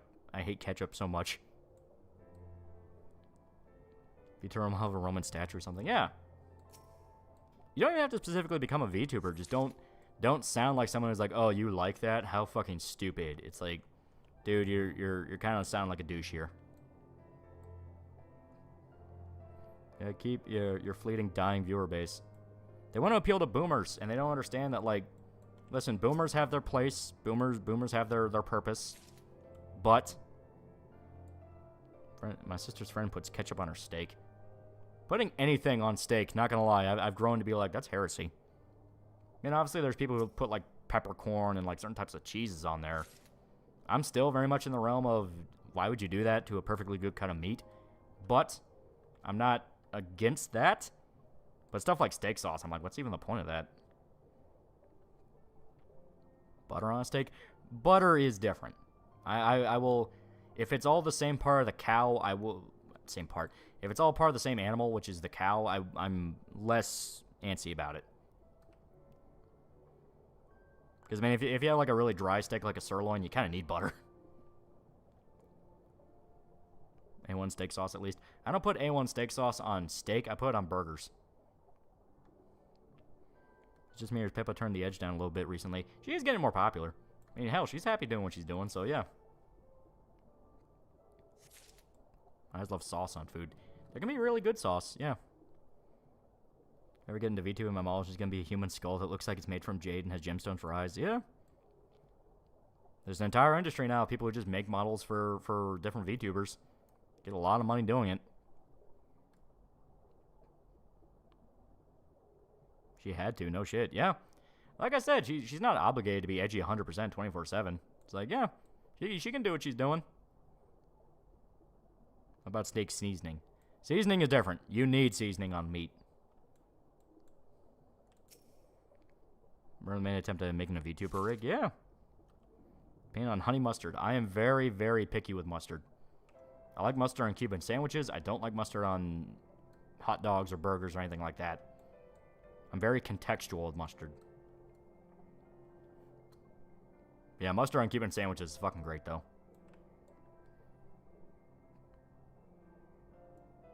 To be fair, I don't want to play characters from any side near my hobby, so I prefer Stargone and stayed away.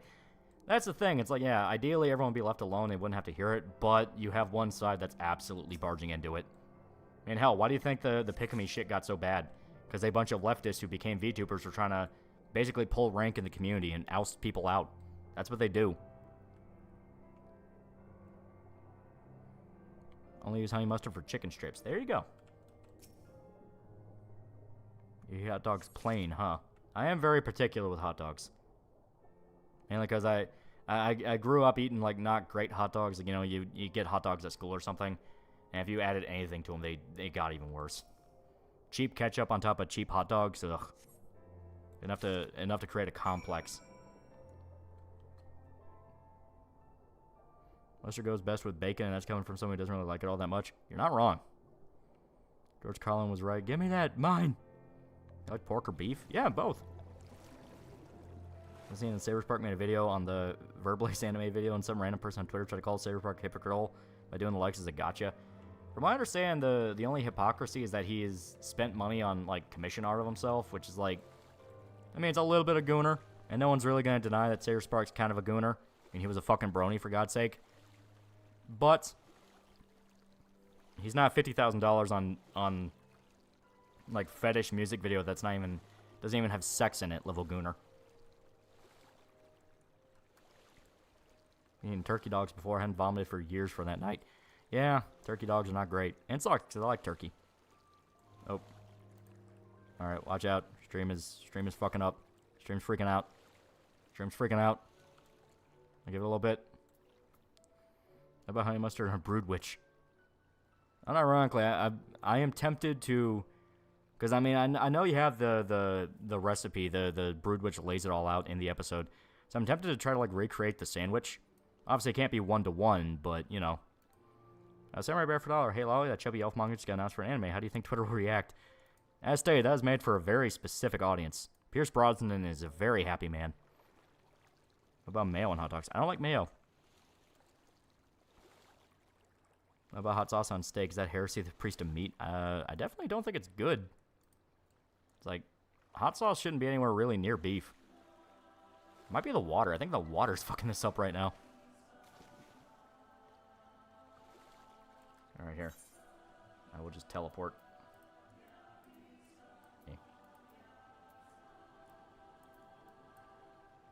There we go. So 50K on the Has Been Fendo music video are true. Yeah. People who like animated it came out and complained that they got stiffed out of money. All right, we'll give it a little bit. Just a little bit. A little bit to even out. As stated, it is like getting insane cold out there, and it has a lot of snow, so it could be messing with the network. The brownie rabbit hole is wild. It really is. Ever had deer meat? Yeah, deer meat's pretty good.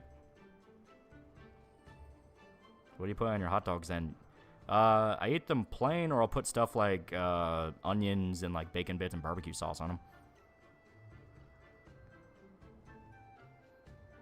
It lagged when it splashed. Yeah, like I said. Alright, it is refusing to turn. Oh shit, okay. One sec, it is gonna crash. It is just gonna crash. In fact, I may as well just warn everybody now. Here. In case it dies. I just got an email from like one of those like fundraising things. Like, oh, if you donate here, you can, show up to like this fucking police dinner or something. It said all hands on deck. It's like, is that not fucking... Is that not fitting? Okay. It's fucking up again. No, I know. I'm waiting right now to see if it's any good. Let me see. Might be trying to download something, and that's why. It shouldn't be, but could be.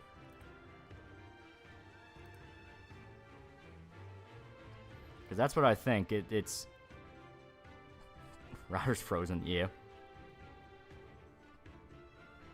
Alright. It's trying. It's trying. And once again, it died. Let me check something real quick. Yeah, it's still... Yeah, I'm convinced someone's downloading something. Been ratted out. No, I am convinced someone's downloading something, because the rest of my internet's okay. It's just specifically this, so... Oh no, of course I say that. Now my web pages are acting funny. So it could be that my internet's trying to die. Your audio's breaking? Nah, I am well aware. I am well aware. So give it 2 seconds. Eh. Alright. We'll give it a little bit. It is really trying to... Holy fuck, it has not gone green for a little bit. Alright, here. For 2 seconds, I want to see something real quick. I'll be right back.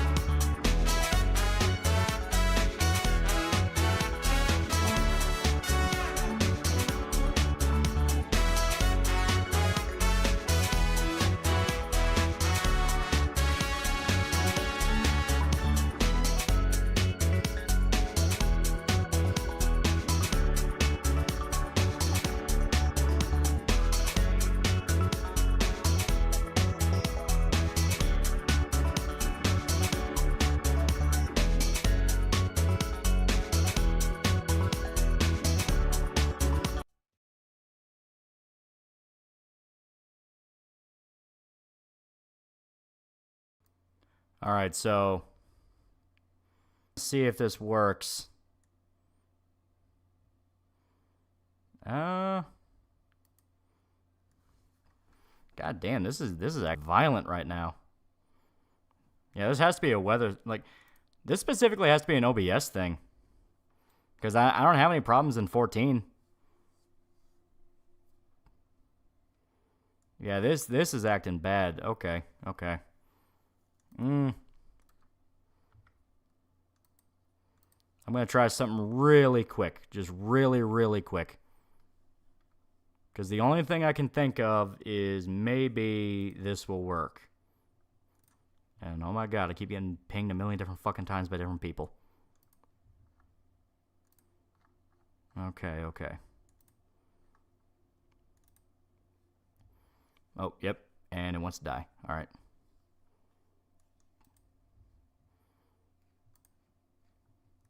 So, give me another 2 seconds. Okay. So, that should work? It says it's okay.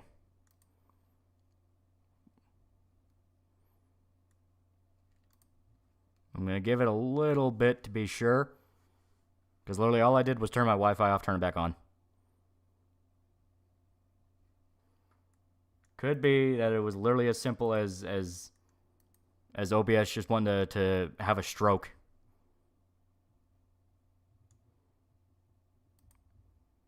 It seems... Yeah, it seems like it's okay. Okay. Alright. Let me see about getting something pulled up here. We're so back. Yeah. Stream for almost 2 hours if you need to call it. No. I think I fixed it. I literally just turned the Wi-Fi off, turned it back on. The classic. The classic.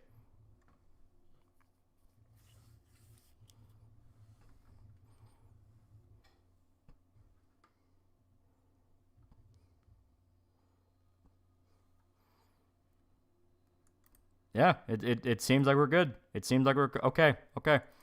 I don't know. Curls DB for $3. I would rather have an early access gamer son than Early Access Dater son. Subscribe to Lolly and hit the like button if you niggas agree. Yeah. We're so back. Yeah. As stated, it seems like it was literally just OBS having a stroke. Everything else was fine. Everything else was fine.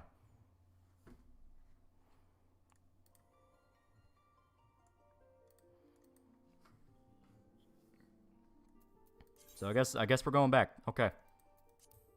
I don't know what in particular was pissing off so bad, but we did it. All the incognito tabs on your computer slowing down YouTube. I don't even think it's that. It was OBS. I think OBS was having a stroke. Yeah, I have the typical warning from YouTubers like, oh, you need to be streaming at like 7 megabytes a second. It's like, fuck you, I do. I think Neil likes stand-up comedy. If so, who's the funniest stand-up comedian you know? Yeah, stand-up comedy is really good. Dave Chappelle's stuff is pretty good. Cat Williams has some good shit. Eddie Murphy, some of his stuff is classic. Dark Skin Elf with Massive Dumpy, need to check this out. Oh yeah, talking about the Fat Elf manga? Yeah. Like I said, it's made for a very particular audience. One that I'm not really part of. Can you play left-handed in 14? I think so. You can tinker a lot of the UI to be pretty much how you want it to be. Is it gay if I suck a homie's dick to figure out whether I'm gay or not? Every question you have involves sex. Yeah, Tim Pool made a hit piece on Has-Been just because the premise, not even because the actual conference is becoming a neocon swear to destroy. Yeah, and that's what I mean by his audience is boomers. Like, he is specifically appealing to boomers, and that's what's gimping him, you know? Because it's like, dude, remember when appealing to 60-year-olds was a bad idea, and now that's all he wants to do? It's like, the reason Has-Been Hotel does not... The reason Has-Been Hotel sucks is not because of the premise. The premise is actually kind of creative. Trying to redeem souls in hell. It's like, you know what, that's kind of a decent idea, and could be funny if they took it in dark directions. Like, people were making the obvious jokes of, like, you know, Hitler and Stalin and trying to redeem them and all that. Then it just turned into, like, hey guys, religion, am I right? And they say fuck a lot. And it's like, okay.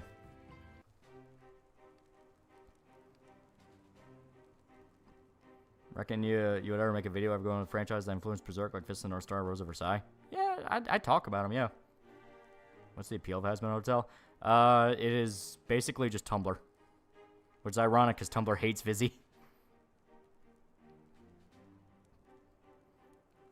Like how Plus Side Elf has the Cone of Shame. Like all the people that like the Fat Elf manga watched Man in Black 2 as a child. People do genuinely like it. It actually does have a following. It's just as stated. It's pretty shameless with a lot of what it does. I feel about modern comedy these days. Some are not cutting it. Well, there's always been pretty shitty stand-up comedians. It's just now it's like very obviously... You can see very obvious examples of nepotism. Redeeming Chumels, that would be a spicy meatball. But that's the thing, a comedy show can do that. A comedy show can get away with covering material like that and doing it in a way that's funny. You know? And like hell, if they want to do it to where, well, none of the souls they try to redeem actually ever get redeemed, that could also be funny. Also, infamously, don't think things through, like hell being full of lesbians. Yeah, hell being full of, like, gay people. Where it's like, what do they mean by this?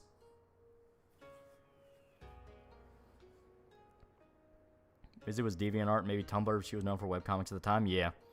Vizzy had a following for a while. People were legitimately looking forward for the Hazbin Hotel premiere. And to her credit, it being an independent thing put on YouTube, actually pretty impressive. Problem is, yeah, it was... They had no idea how to handle it. They don't know how to write actual jokes. It's just fucking shit. It's literal kid humor. Which makes sense when you look at the people behind it. Remember, the first Mad Max did very well in Japan. Even the creator of Fist of North Star stated that the first film inspired Fist of North Star. Oh, yeah, it's blatant. It is blatant. Like, all the thugs literally wear costumes from from Mad Max.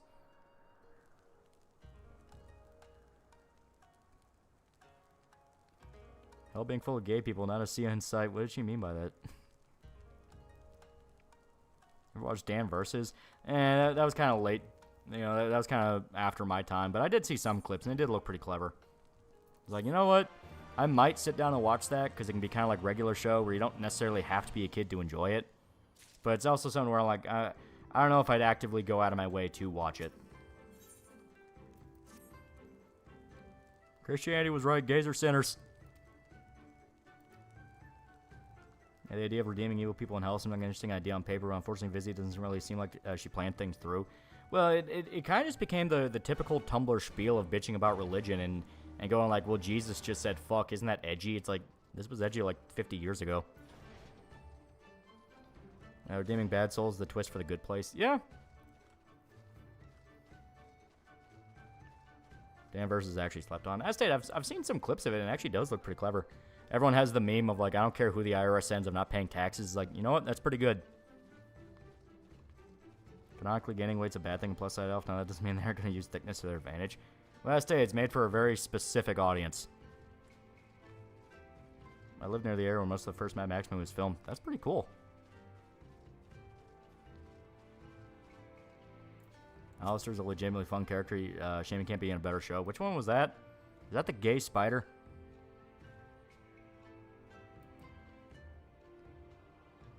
I've seen it has been. There's a lot of sex jokes, just very horny. Hell should not be horny. It should be horrifying and evil to an extent. Well, I'm fine with them doing like, oh, hell is basically like a really seedy city, kind of like Sin City or something like that. It's like, that makes sense. And each district can be based off different sins. It's like, that makes sense. The problem is, yeah, they want to be edgy while not actually having any edge to them, where it's like, people are making the obvious jokes like, okay, it's hell. Where's Hitler? Where are the Nazis? Where are the, where's the KKK? Where are the people who do horrible things and actually would deserve to be in hell? And they're not there because they were scared of including them and humanizing them, because then it's like, oh, well, so you want to dog whistle the Nazis, and even though it's like, dude, the point of the show is trying to redeem them. Dull edge, yeah. They're all gay spiders. Basketballs for communists, my favorite Dan Versus line. You know what? I might actually start that then. You got a soda? I got a Diet Pepsi. Where be the chomos? Yeah, you can have like child molesters do kind of like Herbert from Family Guy, where they're like over the top, fucking perverted and evil. And once again, it would fit. It's a show about hell, and you're trying to have edgy jokes. It's like South Park jokes about hell not being that bad, and only Mormons going to heaven with no self-awareness. Yeah.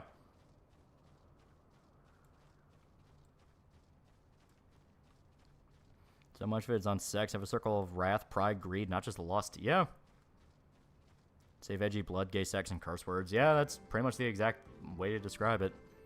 They can upload some cool depictions of hell that come to your mind. The obvious one is Dante. Dante's Inferno. That is still like one of the most fleshed out ideas of hell. There are theories that Silent Hill takes place in hell. I like the idea of that. Where you have like a personalized hell depending on your sins. I'm trying to think of what else.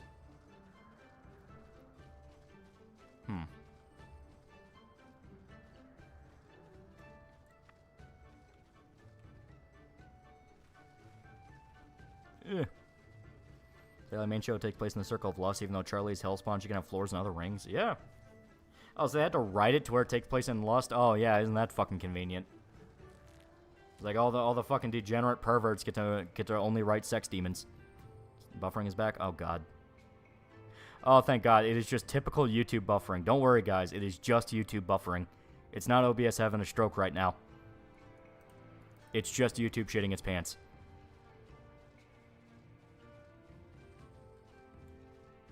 Okay.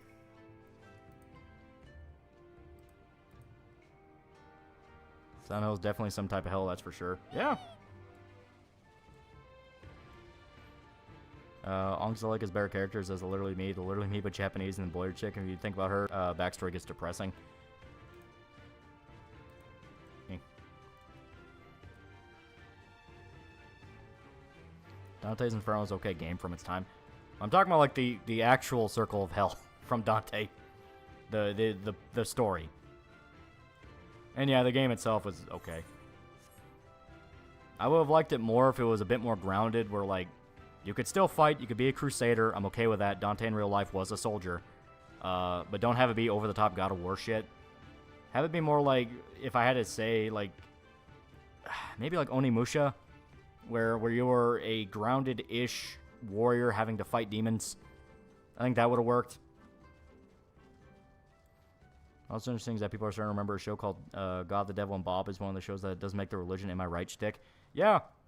I remember bits and pieces of that one. I actually kind of liked it. It was actually kind of clever. It was one of those where it was very much not adult animated comedy series. You know what I mean? It actually had things it wanted to say. Do you laugh how Has-Been made every sinner a good soul except greed because that leads to capitalism, capitalism bad? Yeah, people noted that. It's like the only sin that's like irredeemable is greed. And it's like, you know that greed's not even like anywhere close to one of the worst, right? Stuff like betrayal, stuff like wrath, pride, which lead to much worse outcomes. Yeah. God, the Devil, and Bob had a very human approach to everyone. God was chill as fuck. Yeah. As stated, I don't remember a lot of that show, but I do remember it. There was actual debate around it, and it was more than just, oh, religion, am I right? Like, the devil was an asshole. Apparently the reason why there's so much weird sex stuff in Has-Beens is because one of the storyboarders had a rape kink, and he made rape merch called the Angst Pin Set. That's not even surprising, because I think Viz got outed for doing rape fetish stuff too. Pride's the strongest. Just look at Escanor. Yeah. If you go off the most literal description of hell, it's a giant dark land of sulfur fires that burn blue and smell like shit. That's pretty fucking scary. Yeah. The just outright physical torture aspect, because it is pretty gnarly. You know, that's where you can get into stuff like Hellraiser, where it's just very physical suffering, which, that's not great either. Certain there was greed in communism, yeah. Well, greed's an aspect of human nature. It's like there's greed in any culture, because greed is just something that we have. Like, when Native Americans discovered gold, all of them, out of nowhere, despite never encountering before, wanted to have it.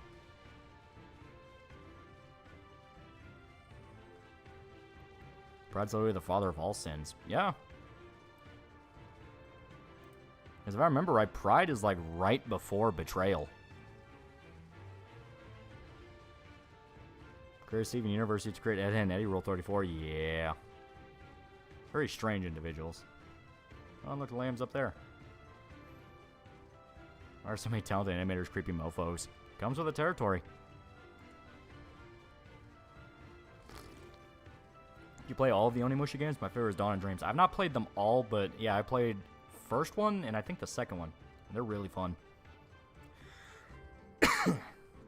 Betrayal's the last one, right? Yeah, Betrayal's the last one because that was the Pit of Ice. And that's the one Dante considered the worst, and it had Lucifer, Judas, and Brutus. Those were the 3 heads on the monster.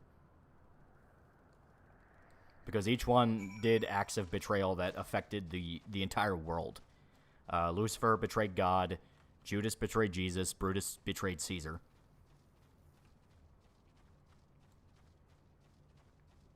Pride was a sin that caused Lucifer to fall in law tradition. Yeah, Pride was up there. I'm just trying to remember exactly. I think it was right before Betrayal. No, the third one was just some random pope. Wasn't there gold in Mexico, though? Yeah. Last day, when Native Americans discovered it, they wanted to have it. Gold, for some reason, just people naturally latch on to gold. In the Bible, the devil's pride leads to all suffering, and media pride fucks everything up. Yeah, that's true. Pride's usually a big reason why a lot of villains fall. They all betrayed someone they loved. Yeah. 3 heads were all Lucifer. He was gnawing on Judas and Brutus. Oh, yeah, that's right. I kept thinking that they were the heads of it, but I think that was, like, different translations. Here you're in right now looks like Square's interpretation of Peach's Castle. It's great. Why are you talking about 3 of the known greatest trailers? Because it was in the Pride Circle of Hell in Dante's Inferno. The guys in the Devil's Mouths in the 9th Circle. Okay, it was Cassius, Brutus, and Judas. Alright. Which one was Cassius, then? I don't remember Cassius. Remember that webtoon series, Boyfriends, where all the guys were gay and extremely abusive? Are we sure Vizzy didn't write that on our pen name or something? I have a gold chain with a berserk symbol plate. Fucking love it. Yeah! All animators are perverts, fine as long as they don't preach their purity over you. Yeah.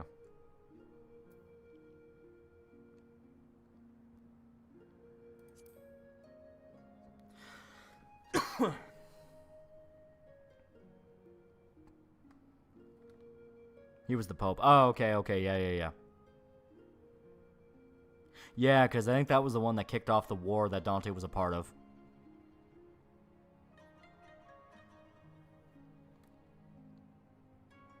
I'm trying to remember details of Dante's Inferno.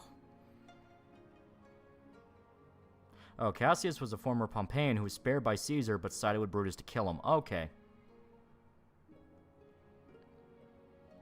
Did you ever know the Divine Comedy was the first ever book written in Italian? Yeah.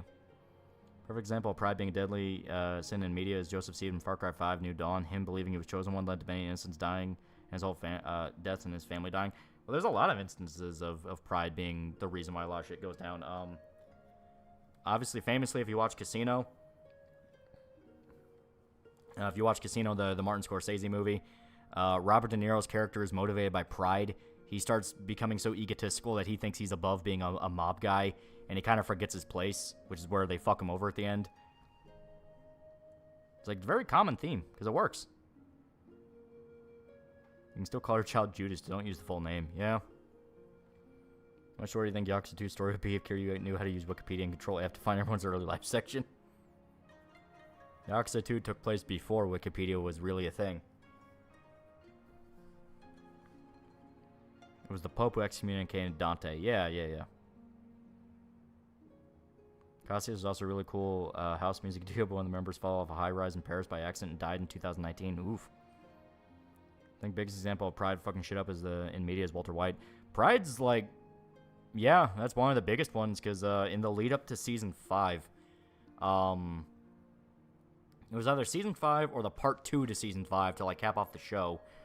They had Bryan Cranston read Ozymandias, the poem, and famously, that's a story about pride, a prideful emperor that thinks he's above God and is literally insulting God with, look upon my works, ye mighty, in despair, and then you look around at ruins. It's like, yeah, that's another one where it's about pride taking him down, yeah. Hughes gets a bad rap, but he was not necessary for God's plan. Jews did nothing wrong. Dante most likely fought in the Battle of Campaldino. Yeah. I knew he was a soldier. That's why making him a crusader in Dante's Inferno of the game is not a bad idea. It's the fact that they shouldn't have made him a Kratos ripoff. They should have made him more in the style of like Onimusha, where he has a more grounded fighting style. Isn't Mongus an example of pride? He's more of an example of just zealotry.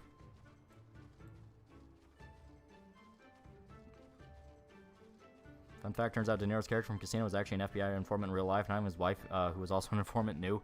Yeah, a lot of those old gangster movies Scorsese made were based off actual events. Goodfellas is word for word from one informant's book. Walt thought he was untouchable when his world crumbled. Yeah. I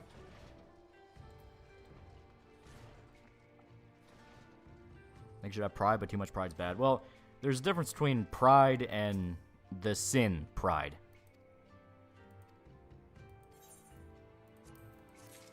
There we go. That's my favorite reading of Ozymandias. It's really good. That's why I used it in the fucking To Boldly Flee intro, where it's Bryan Cranston reading off the saga of the Nostalgia Critic. Can you jump in Onimusha? Yeah, I forgot. I don't remember if you can jump. Holy shit. Dante's Inferno animated film, Crusader Dante even makes a reference to wanting to be a poet in his earlier years. Yeah. Dante's Inferno game was very odd. The soul judging mechanic was fun, though. It was okay. Yeah, it was okay. Be cool if you look inside like an actual Crusader killing demons instead of some weird gimp man with nipple art. Yeah. Being proud of yourself and being full of yourself. Mm-hmm. Every sin, like, they make a point, especially in Paradiso, and they talk about it in Purgatorio, where every sin by itself is not inherently bad. It's the fact that they've been taken to a degree where they are bad. Because they show you the virtues, which are just the opposite of the sins. You know, where you have, instead of lust, it's love. You know, and you have greed and it's charity. You know, things like that, where you can do these things and be rightful and on the path of God to do it.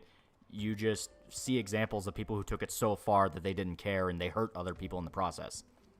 So, like, a woman who wants to sleep with a man, so she murders her sister in order to get with him because it was her husband. You know what I mean? Things like that. No jumping in Onimusha. There you go. Travelers did look on in despair, but not for the intended reason. Yeah. Husband and Hello Boss seem too damn similar in nearly every aspect. Even if it's connected universe thing, it just makes me wish one was some other concept, not over semi-fikes. Yeah.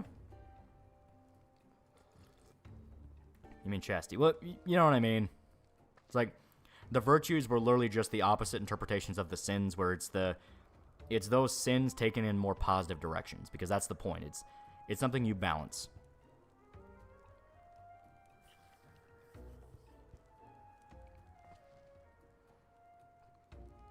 Anything taken to the extreme is always bad, except for Gorilla Maximine. Love the to-be continued screen. Dante's Inferno in the ending. They were so confident. Yeah. Crusader Dante must jump. I'm your Roland Berry. I'm doing that solely for the fucking... it feels like a Tombstone reference. Do you believe in religion? I think the world got a lot worse when people stopped taking it as a cultural backbone. Like, even if you don't believe in religion, you should at least be aware of like, religious stories. Layers of Heaven being planted was a cool concept as a sci-fi element. Yeah. Another good example of greed and pride in media in Star Wars is Anakin. He craves more and more power, then became overconfident and lost everything. Yeah. I say that the best stories, it's the reason I keep saying over and over again, I hate all art as political shit. Because politics relies so much on the context of the time it came out that you mainly study the history of when it come out more than the actual thing in order to get a view on it. When if you relate it to just people and human nature, it lasts a lot longer. You know, people still talk about Breaking Bad to this very day, not out of the political sense, even though some people want to do that, where it's like, oh, if Walt had free healthcare, it would be over in 2 minutes, ignoring a lot of the flaws around free healthcare and that whole debate. No, people talk about the fact he was arrogant. People talk about the fact that his pride and his hubris as a human being dragged him down. You know, things like that. Markeep, square $50. Technically, there are 10 virtues in Catholicism. Yeah, but you know what I mean. Outright atheists tend to hate the Bible because you can outright criticize them. Yeah. I say it's a thing of, even if you don't believe in it, you should at least have some, I don't know if maybe respect is the right word, but definitely some appreciation to what it means and what the stories are trying to teach you. You know, it'd be like trying to find gotchas in Greek legends. It's like, listen, you're missing the forest for the trees here. You want free healthcare, a motherfucker be waiting in line to end all lines. Or they just straight up tell him to kill himself.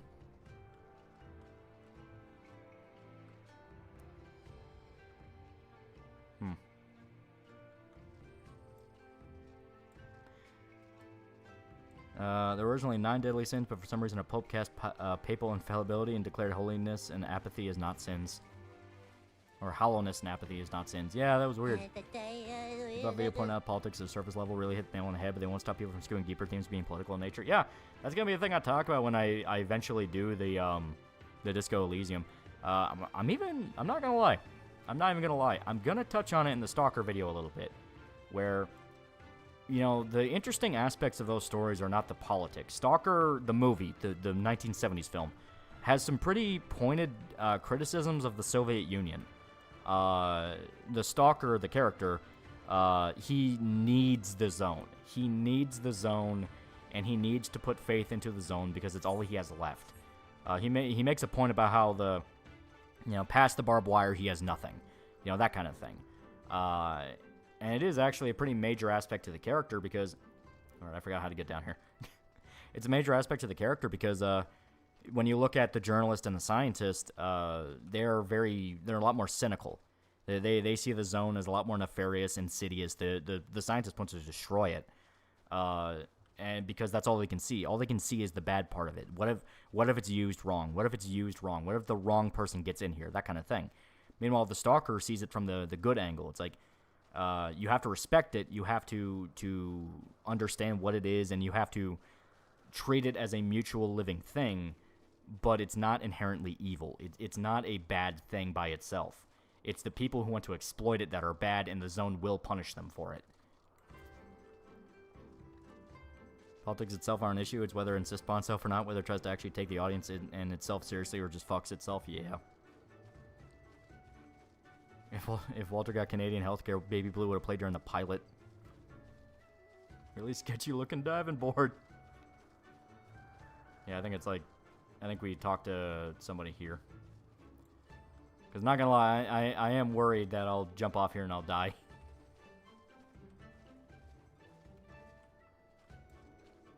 Maybe, yeah, okay, I'm staring right at him. Would you go into the zone? The movie version, yeah, because that stage you just listen to the Stalker. Listen to the Stalker and pay attention. Zone from the game and the books? Fuck no.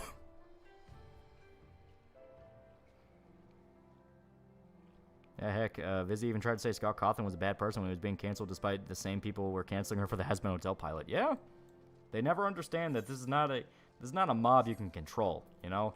They always think, well, I'll be the exception. I'll be the exception. I'll win them over, and they never win them over. Anakin honestly probably hits all the sins. He has pride, lust, gluttony, greed, envy, and wrath, only missing sloth. Yeah. Well, sloth can mean multiple things. Sloth doesn't inherently just mean, like, laziness. It can also mean apathy. That's the interpretation Fullmetal Alchemist went with in the 2003 version for its version of sloth. So it could be like he didn't care about the plan the Emperor wanted. He just wanted to say Padme, that kind of thing.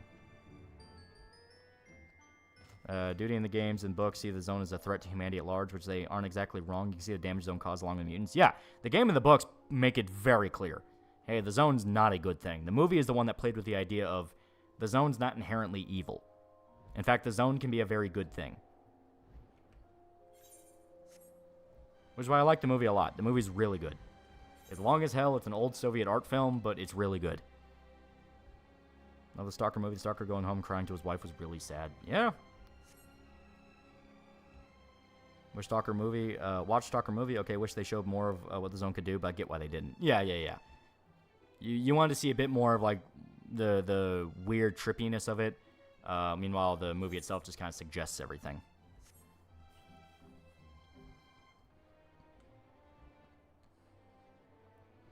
That's the movie Seven, since Seven Deadly Sins theme. It's fun. It's a fun little thriller. If I recall, Stalker has its footage tinted by Biet. Now, Zone represents Eastern Europe, and all those who want to exploit are Western Europe and Russia. Maybe like the games or like the book, but the movie itself was just kind of... It kind of used it more as a metaphor for like spirituality. Because the guy who directed the movie, Tarkovsky, he was a very spiritual guy, and he wanted to add in themes of spiritualism in a lot of his movies. And obviously he would butt heads with the State Department in the Soviet Union, because the Soviet Union had a state atheism policy. Church did not exist in Soviet Russia. And they would constantly butt heads with him over it. Dark movie has footage tinted by radiation. I'm trying to remember where they filmed that, because it was pre-Chernobyl disaster, but the area they were filming in was still pretty dirty, because it was just a shitty power plant.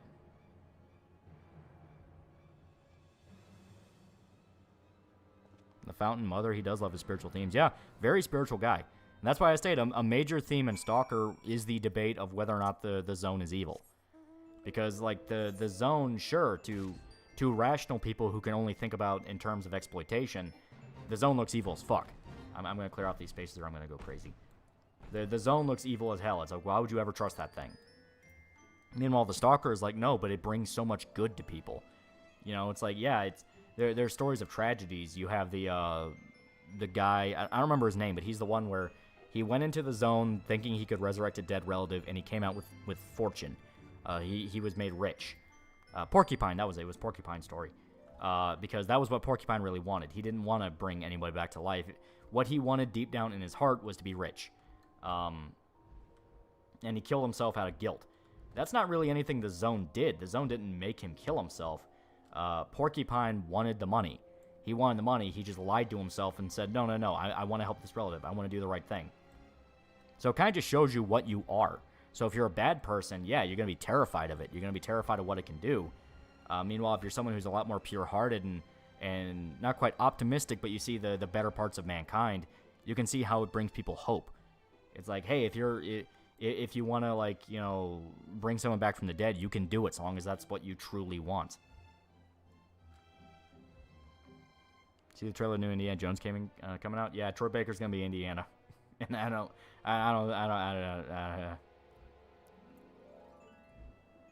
Doop. Come on, just clear off. I have to get up there in order to do it. Okay, could be like that. Zone represents trans children. People following the Stalker represent the evil chuds on Twitter trying to destroy my toys. I mean, the innocent trans kids. Zone's evil either way, even with the good it brings with the research and technological development. I don't see it as evil. Not in the movie. I don't think the movie version of the Zone's evil. I just think the Zone is the Zone. It's like any folklore story. It's whatever you make of it.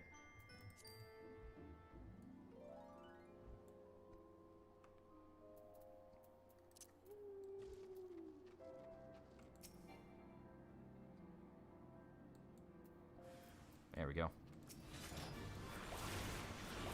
Is the Indiana Jones game just Uncharted? A little bit. That's probably what the new game's going to be anyway.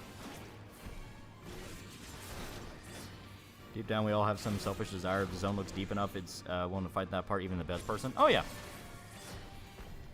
And it's okay to have those selfish desires, because as stated, it can still bring people hope.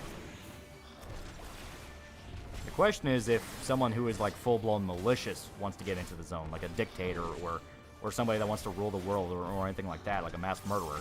Because then you start asking questions of what the Zone is truly capable of. But, you know, the Stalker made it very clear that the Zone knows the people walking into it. It knows what you are, so that's why you have to respect it. If you go in thinking you can exploit it or destroy it or anything like that, it's going to attack you.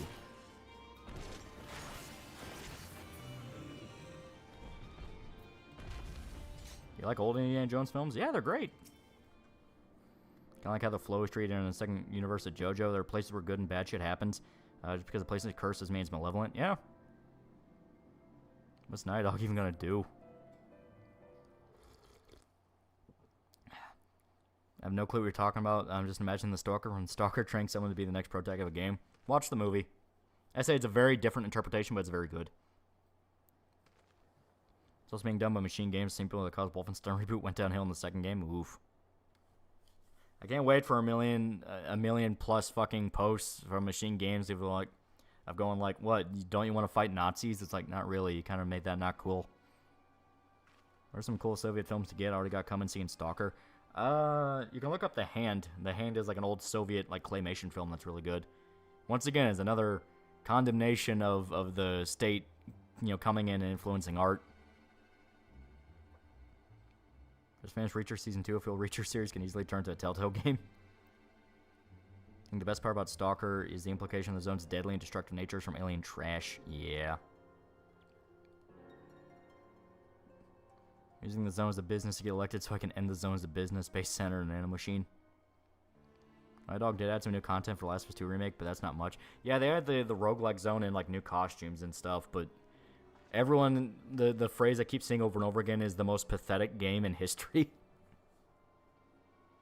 Brother's good, but I wouldn't really call that Soviet. That came out after the fall of the wall. Granted, it's still Russian as fuck. Solaris, good old Soviet film, yeah.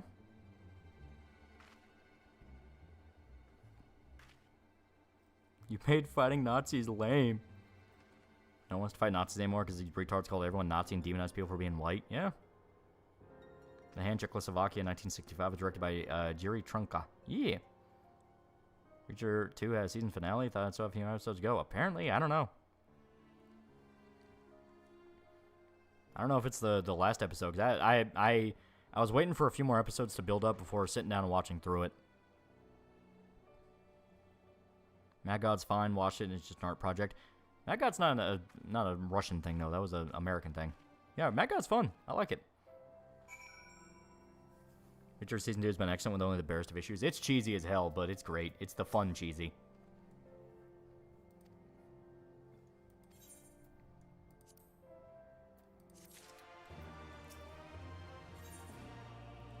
Yeah. One man's stress, another man's treasure. Yeah. When to research Soviet era and Cold War history and media, since interesting time of the rise of punk movement. Yeah, it's very good shit. I think Reacher Season 2 just ended. If it just ended, I'll sit down and watch it, yeah. Because fuck yeah.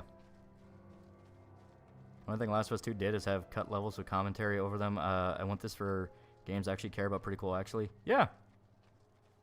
Developer commentary is always an interesting thing, because like hearing them explain why they went with certain decisions, like, huh, that's pretty cool. Like, I really like the Stubbs the Zombie commentary. Because I think like each level there's like collectibles you can find. It just plays a commentary track and they explain what it was like trying to come up with the idea of Stubbs and like how do we do this? How he died matters not. Gesser was a great warrior. He will return to us in time. Not soon enough, Hartoon. That's it. Those are the Nazis. They were just based 4chaners. Until after. Apparently, now the director of True Detective is getting pissed at randos for not watching the new season. How should he return? It's your job to make me want to watch it. Silence. They had a gay pride shirt for Alien's ugly new one. Despite Outbreak Day happening in 2013, they gave Abby a goth outfit and a pathetic attempt for you to like her. It looks awful. I've seen pictures of the goth outfit. It looks bad. They straight up like they straight up try to do a thing where she's wearing a shirt where like kind of exposes her midriff and. With death, a warrior must I'm trying to remember if I saw it on Twitter or 4chan, but someone said like, man, Night Dog is getting so desperate, they're trying to do fan service, and they're trying to do it with like the worst possible character to do fan service with. The flesh rots, but the soul endures. And ere the seasons have turned, so he shall return. When he is glimpsed, at this point, I'm tired of fighting Nazis. Let me fight the Triads now, or any communists or any other evil group. Yeah. That's where Metro's great. Into a great warrior once more. At least still a child, man, am I mistaken? No, Last of Us 2, she's like 19. What sexuality is Ellie again? They made her a lesbian.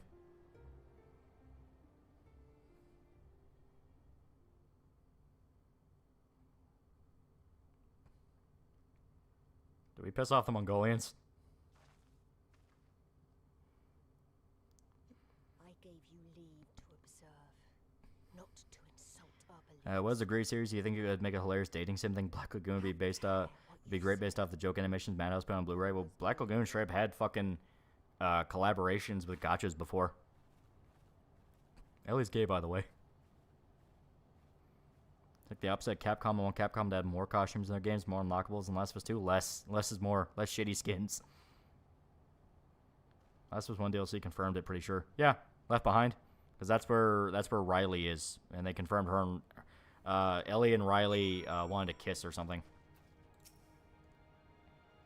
It was something to where I'm not even like particularly angry about it, where I'm like, that's something for Ellie's character. I just always thought it was like, who cares?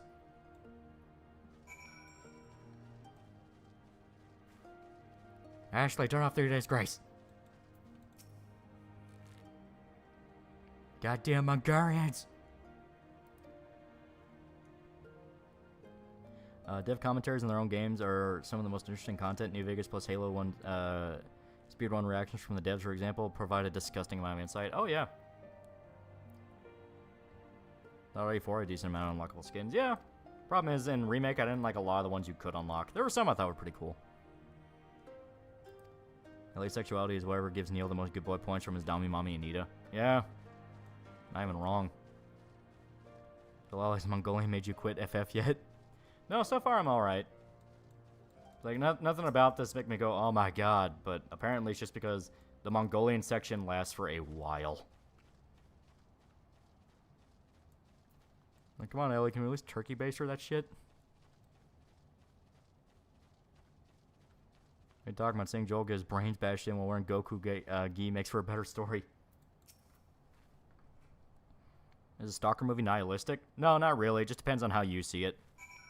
As stated, the movie goes with the idea the zone is not inherently evil.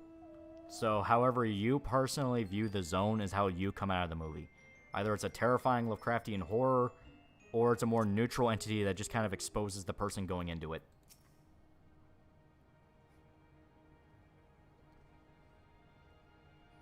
Did you see the Argentinian president go off his head at Davos? Yeah. I like him. I shouldn't like him, but I like him. R4 Remake had a lot of unlockables. Most of them are DLC. Don't know why they couldn't just add Leon's RE2 Remake DLC outfits. It has police uniforms, so why not the rest? Yeah. Feels a little bit of milking, just a little bit. See that clip of Vinesauce muting the woman voice in a puzzle game? Yeah. People have said that directly led to a lot of games out of nowhere suddenly stopping the endless banter. Where it's like, curious. Not a lot of games are doing that anymore. Favorite cat girl? Trying to think of which in particular. Yashtola's pretty cool in this. I go into the zone and never come back. Even when I play the Stark games, feeling a warmth when you sit with your loner bros just tells you're at home. Game zone, no, absolutely. That'd be a fucking hell. But movie zone, you could see people living there. Even if the stalker makes a point of like, hey, don't stay in here too long.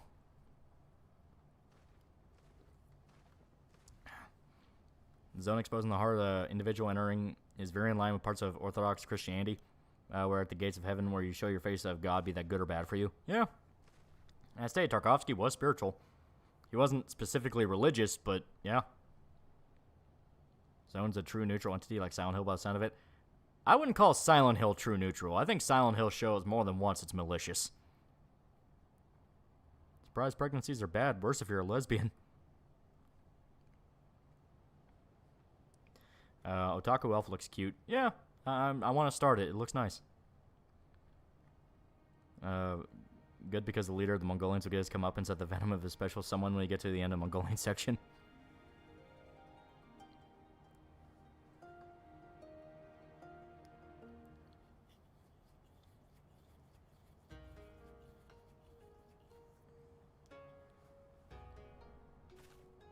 So the zone's a neutral entity god. It depends how you see it. I say just watch the movie.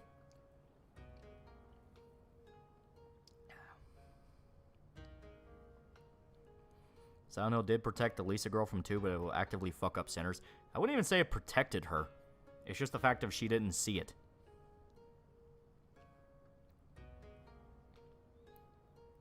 Game Zone is beautiful and great. Just don't go to the Elizabethtown, guys. No, Game Zone's terrifying.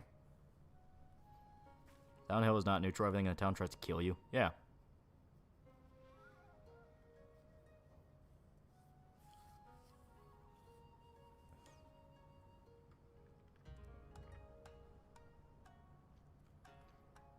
Because, I mean, like, even if you want to go with the idea of it only specifically targets sinners, the lengths it goes to fuck with them and what it considers a sin are pretty weird.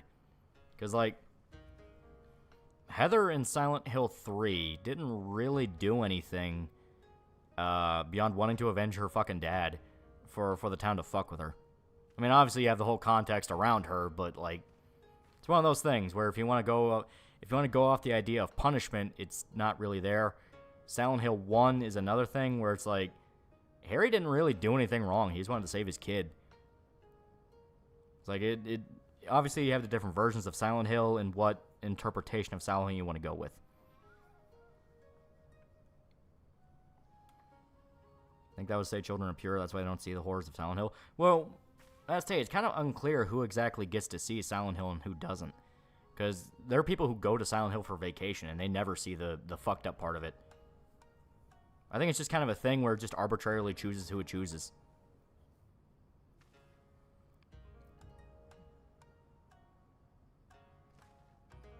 Game Zone, everything's dangerous. Stalkers will shoot at you, military will shoot at you, bandits will kidnap you, mutants will attack and eat you, anomalies will kill you along with blowouts. Yeah. What do you think would happen if a person with Down syndrome was sent to Silent Hill? Well, you know what happens in 2 with Eddie. Silent Hill 2 is really good, but kind of taking over the identity of the franchise. I mean, for good reason. It's the most no-bullshit version of it. Silent Hill 1 was a deranged fever demon of a dying girl. That is true.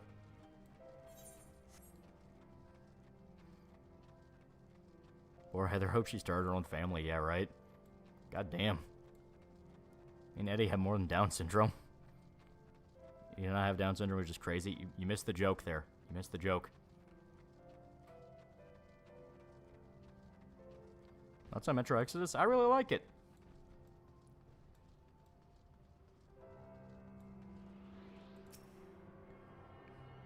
Angela was just a victim in 2. Yeah, right? Like, Angela was objectively just kind of a victim. Even though she did kill her family, it's a thing of when you learn the circumstances of why she killed her family, you really can't blame her.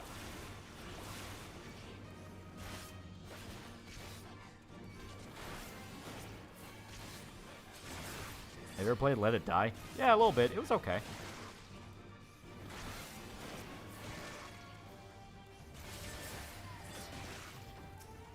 Looking to the insane Dorthol reincarnation cult? Yeah. Yeah, they kind of deserved it. It's more than kind of. They directly deserved it. Her mom is the only one you can debate about because her mom fell into just bystander syndrome of, with her not acting, was she as bad as people perpetuating it? My response to that is, if you know and you do nothing, that says a lot about you. So it's a thing of, ideally, she wouldn't have done it, but at the same time, I'm not going to blame Angela for doing it. Silent Hill itself is hard to explain, but to put it as simple as possible, Silent Hill is an alternate reality known as the Otherworld, where human perception and thought bring into reality. No, I know the literal aspects of it. The question around it is, you know, the morality of it. Is it a neutral entity or evil? Because I kind of go with the idea of it's a literal hell.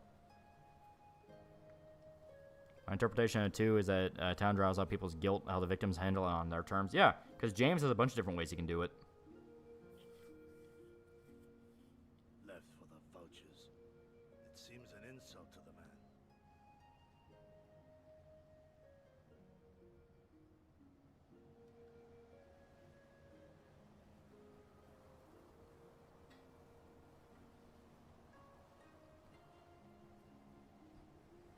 Silent Hill is not hell. Nah, it's fucking hell. These bodies, no more than empty husks, returning to the earth. Seen through those eyes, I suppose the sight is almost comforting. But Downpour told me that Silent Hill is a kindly post-black man. Do wonder how Kojima would have interpreted Silent Hill. That would have been interesting. Also, yeah, I saw the picture of the pizzas and Doom Guy and Eddie. And I chubby hand saw them in your video introducing Iggy. Wouldn't it be purgatory? As stated, it is too outwardly malicious to be purgatory. We're still queer at customs.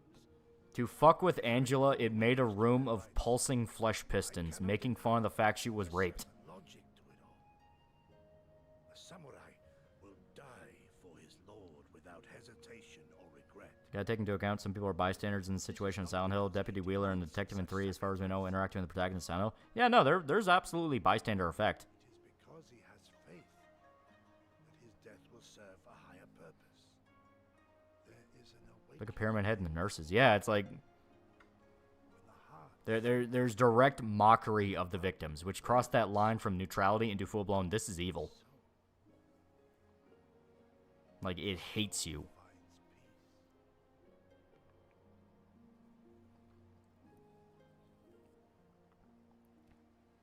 finds peace.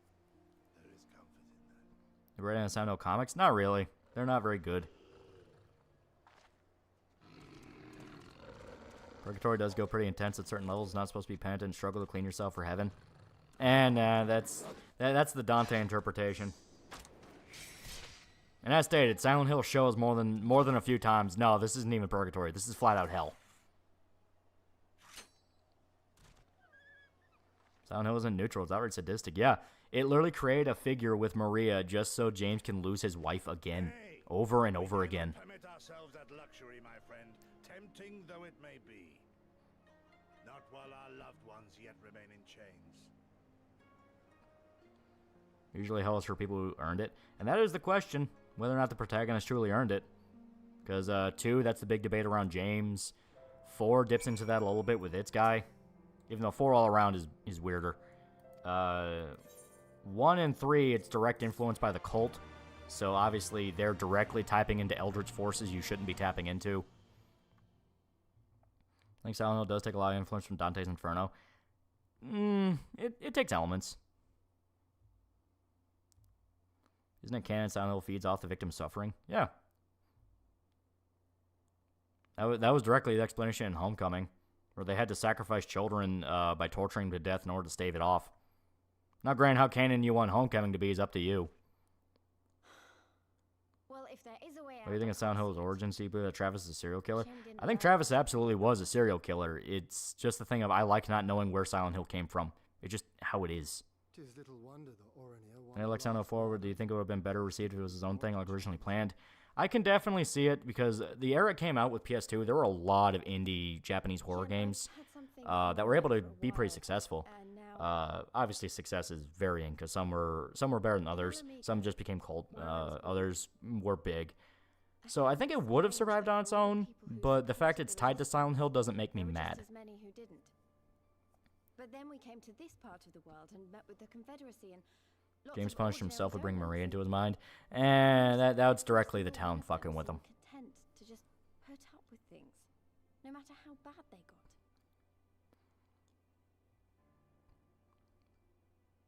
They all had their reasons, of course, and it's not like I don't understand them, but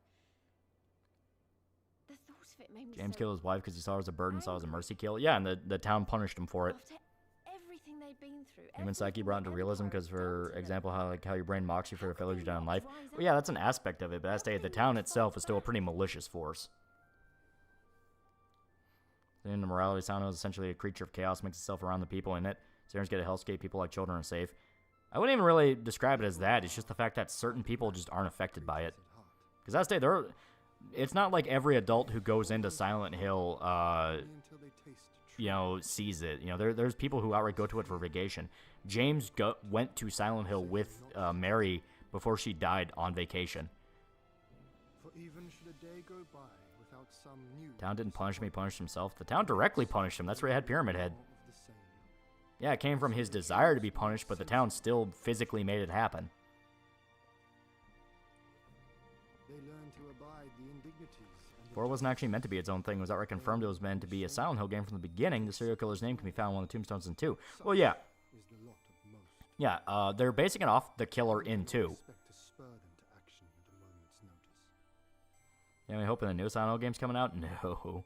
The one made by the Higurashi guy might be okay, even if it might just be Fatal Frame. But I regret making Pyramid Head to consider the art of him out there. I'm convinced To its credit, it's scary. something greater, and rekindle the fire in their hearts. How about the movie ending when even they left it down there so stuck in the alternate dimension? Are you really gonna sit here and bring up the Silent Hill movie?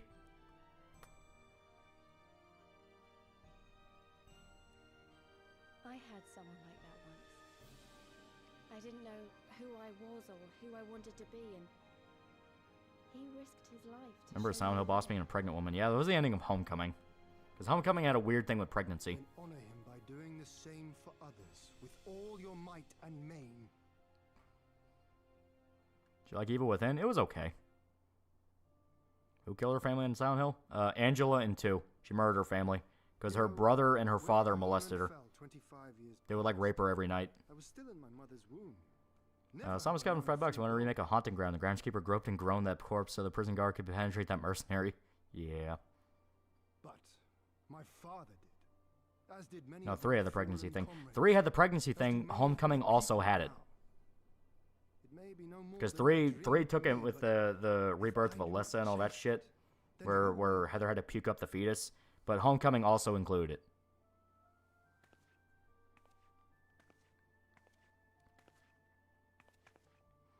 As long as you aren't a bad person, you'll experience the normal time. If you sin, even if you're a victim, you get fucked over. The way you As carry stated, I yourself think that's a little too simplistic of is it. the same.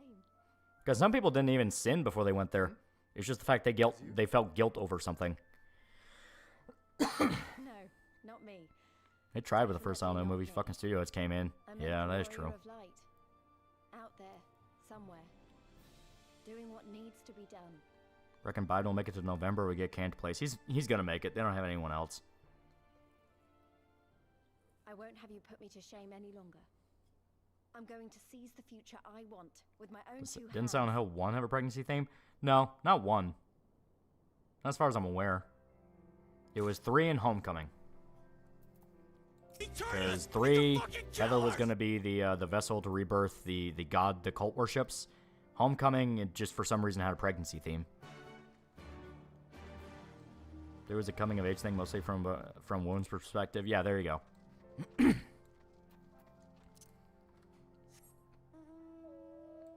Pregnancy shows up in some form in the games for 2 and Downpour. I don't remember Downpour in 2, not really. Second Silent Hill movie sucks so much cock, the costume design's great. Yeah, that is true. Well, they were turning something that's a very metaphorical, trippy, very J-horror style franchise and turning into dumbass Western, like, splatter shock. Which is like, that's not Silent Hill. Human psyche itself is hell, just like how Russ Cole put it in True Detective. It's how your brain mocks you for mistakes and failures, and in life, Silent Hill is not evil by hell standards. If you have to say it's not evil by hell standards, you're kind of missing the forest for the trees here. It's evil. Like, it doesn't matter if it's from the human perspective and guilt. It's still a fucking evil town mocking you for your mistakes. It's like, you know, a third party mocking you for something you feel guilty over does not mean that third party is just, you know, abiding by a standard you set. It's like, no, it's a shitty thing to do. And it's directly evil because it tries to kill a lot of the people in it.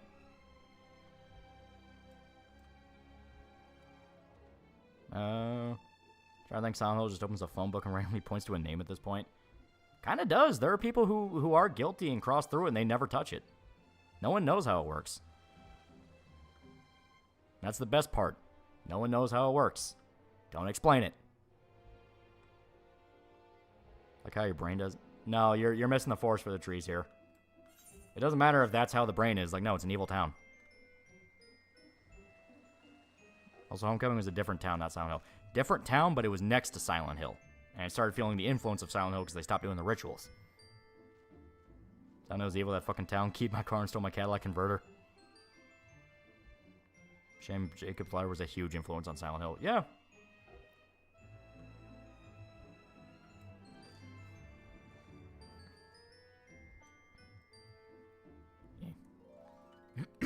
Yeah. Silent Hill was born to have a satanic cult. It's not natural. It's not neutral. It's evil. The cult, it depends. It depends on the game.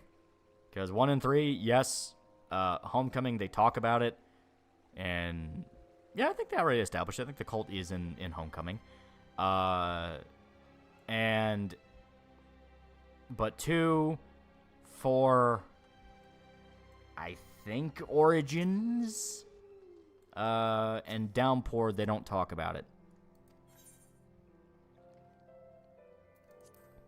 There was a cancel Silent Hill game where you're gonna play as a priest. Honestly, the concept sounds interesting. How a priest would react to Silent Hill.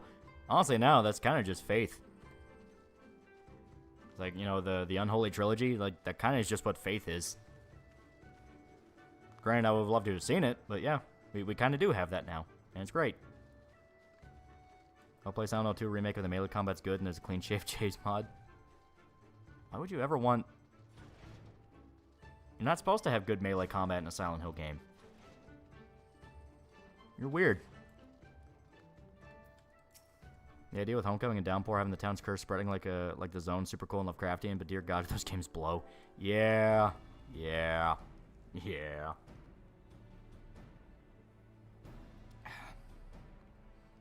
All the gods live there in Silent Hill. It's a Lovecraftian town like Forgotten City. Can't help but see Silent Hill as a representation of subconscious guilt. Well, yeah, I mean, Silent Hill is all about subconscious guilt. You know, they make that clear in almost every game. Have you played Faith the Unholy Trilogy? Yeah, it's good. The game is supposed to annoy you. It's not really annoying. It's meant to be creepy. It's like, oh shit, what do I do? The cult is brought up in passing in 2, which is not focused on. Yeah, I think there's like a note where they talk about it.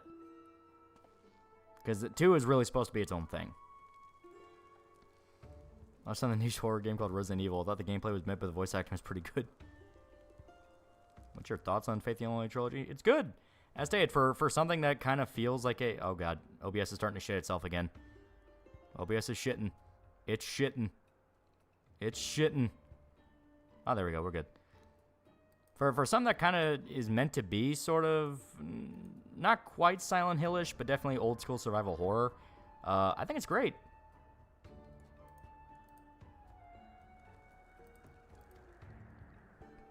It'd be cool if the Lolly Man reviewed Jacob's Ladder. I would love to talk Jacob's Ladder. Just acknowledge mod where that changed camera perspective looks really good, surprisingly. Huh.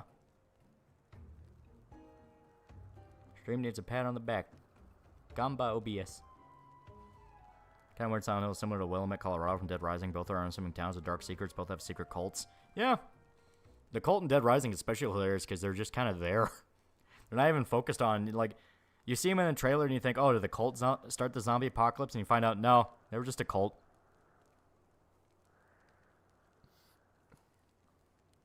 Is Twitter right that Silent Hill 3 is about abortion?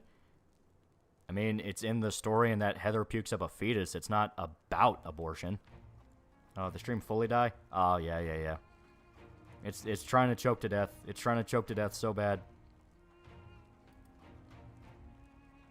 Yeah, stream's dying again, yeah. We're in the middle of a cutscene, so I gotta let it play. It sucks, but it'll be fine for the VOD. Yeah. I don't know why it's doing this. I really don't. It is dropping frames like a motherfucker. I'm at 2,000 drop frames. Someone's got to be trying to download something. It's got to be someone trying to download something. Alright. Damn it, I hit the wrong thing. Fuck. Give me 2 seconds. I'm trying to see if I can fix this. Because once again, it's a thing where it's not 14. 14 is fine.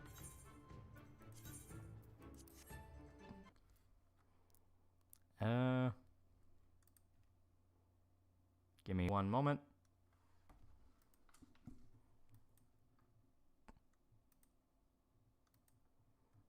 Let's try it like this.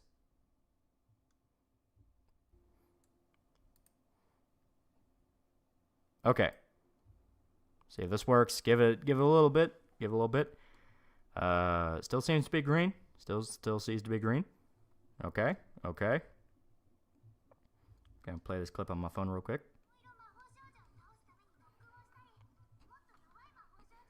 Alright. Okay.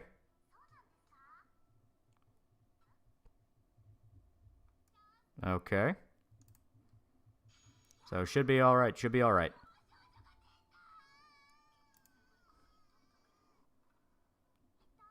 There we go. Okay. Okay. So we should be back. Should be back. Alright.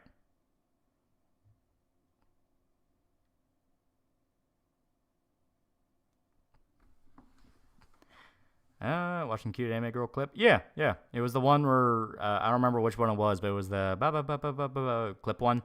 That one's good. That one's really good. I like that anime. It's nice. All right.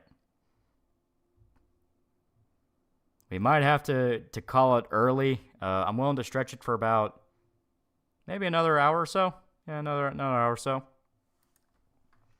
But it is something to where I think the weather outside's really, really fucking with the network.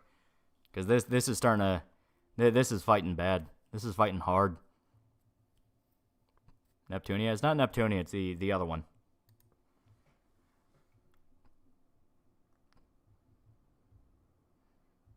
If I recall correctly, Downpour doesn't run above 15 FPS on console. It's something like that. It's something really bad where it's like, oof, not great. To complicate this, Silent Hill talk even further, Shattered Memories... Okay, listen, Shattered Memories...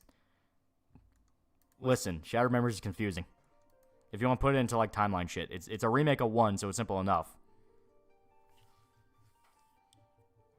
Has it ever happened before? Sometimes. But the thing is, it's not my internet. It is OBS. It is OBS throwing a massive shit fit. Because, like, I can still play 14 just fine. It's the fact that OBS starts choking.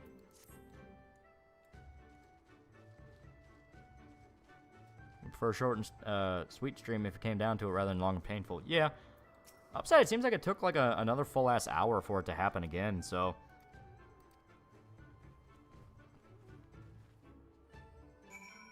Yeah, the wrong's the wrong. Pick up girls in the dungeon. No. It's the one where the girl becomes like a demon and has to fight the magical girl. But she's like really bad at it and they become friends. Jet Memories isn't complicated. If you want to fit it into actual Silent Hill lore, it gets complicated.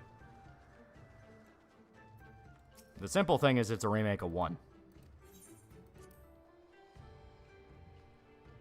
I think maybe the reason that every other Silent Hill game is not cult-centered is because the cult's purposely letting the town feed on outsiders' trauma and emotions to power the Hell Bridge. Yeah. Talking about Jahi? No, it's not Jahi. I say it's the one where if you ever see the video of the demon girl in the massage chair and it goes, that one. Talking Shamiko. That was it. It was Shamiko. That was nice.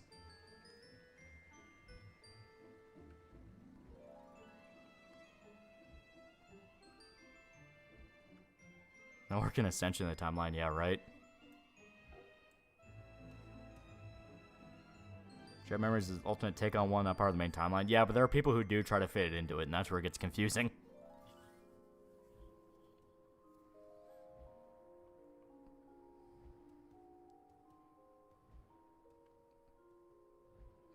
Fuck Ascension, yeah, it's not great. Oh, the one with the 2 demon girls and magical girl slice of life. Yeah. That was nice.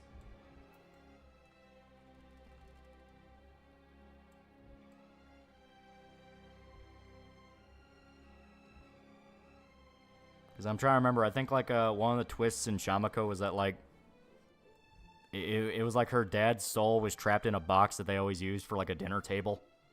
Something like that. It was funny. Speaking of cults, thoughts on the Freemasons? I mean, they are pretty freaky. Your internet's being chased alongside verbal ace. Yeah, right? I'm going to be paranoid. It should... It may be a thing where maybe OBS is just freaking out at one specific thing, or someone's trying to download something without my knowledge. But yeah. I say we might wrap it up at like 1:30 or something.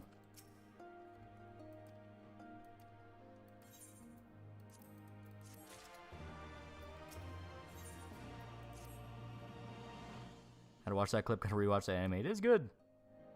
That was the FF anime? Final Fantasy anime. What do you mean? Because, I mean, there are multiple. It's like, there's Advent Children. There's the one they did for 15. Joe's downloading things. I mean, he's not here. This is my house. Final Fantasy Unlimited is decent. Is there a new Final Fantasy anime that came out? Because I didn't know.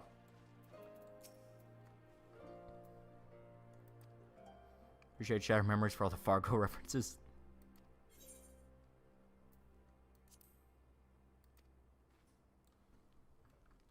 Final Fantasy V had a sequel anime. Oh, okay. Talking about Advent Children, that movie's dog shit. Yeah, but it's still a Final Fantasy anime. See the new MLK statue? Looks like shit, respectfully. Remember a video shitting on Dead Rising 3, and no joke, less than 5 minutes in, starts talking about how great Last of Us 2 was. Oh, there you go. Explains everything. Explains everything. Limited was a movie that came out around the time FF10, unrelated though. Oh, okay. That's on Saint Seiya. It's good. I didn't get super into Saint Seiya, but yeah, it's a classic for a reason. Ever watched Jobless Reincarnation gets pretty good after season 1? I will never. Is there a leak demo on the Cold Heart version of Sound, or do we just have that one gameplay footage on YouTube? I don't know. Be cool if FF6 got an anime. That would be interesting. FF6 had like that was kind of the one that kind of, you know, really showed how good the stories could be. Because I mean, the stories progressively got better, from what I understand. Like, like I said, I didn't play any of them before 6. I only just today beat Final Fantasy 1 and I started 2. And I could notice, come Final Fantasy 2, how much more in depth the story got. Like, you had actual cutscenes and character interactions. You know, compared to 1 where it's just, you're the Warrior of Light. Go fuck up chaos.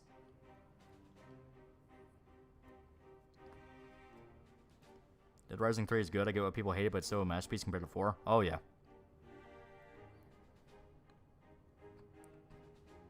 Mentioned pick up girls in the dungeon earlier. The anime kind of rubs me in the wrong way. Hesitate keeping the guy's ability from him on jealousy and all the other tire erotic tropes. I'm fine with the erotic tropes just because I don't care. I don't care. It's fan service in anime. Who gives a fuck? But yeah, stuff like that where it starts affecting the actual plot. Like, oh, I'm not gonna let you have your ability because I'm jealous. It's like, okay, no, fuck you. Get that shit out of your head.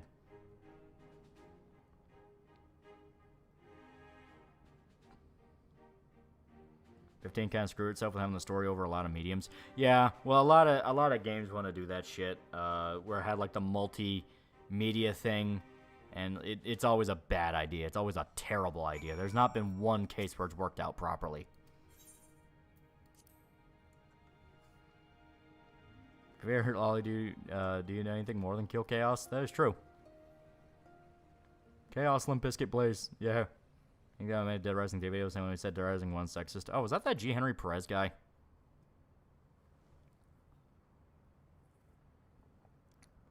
I see you. Drop a teaser for Ed in Street Fighter 6. Huh.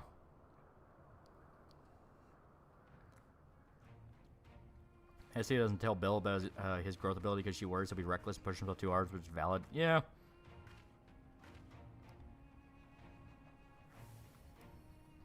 Wouldn't kill chaos on principle. Yeah, but like meme aside, you know, fucking Strangers of Paradise shit aside, the actual story in Final Fantasy 1 is go fix the crystals, and then you find out Chaos did everything, and so you go fuck up Chaos.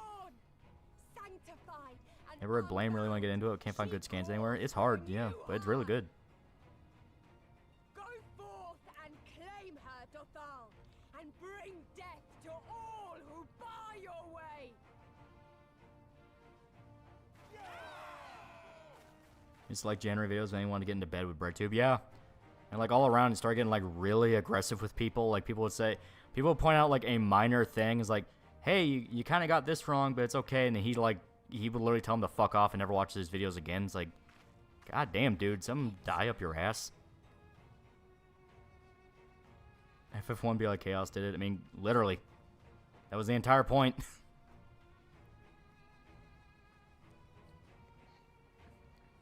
Play the demo of Stranger Peak and I like the combat. Combat's really good. The story's bad. You ever read All You Need Is Kill, the manga inspired Live, Die, Repeat? Yeah. I must say, it's been a while. Is everyone ready? Red tube is cancer. We need to cut it out. Yeah. A samurai is always ready.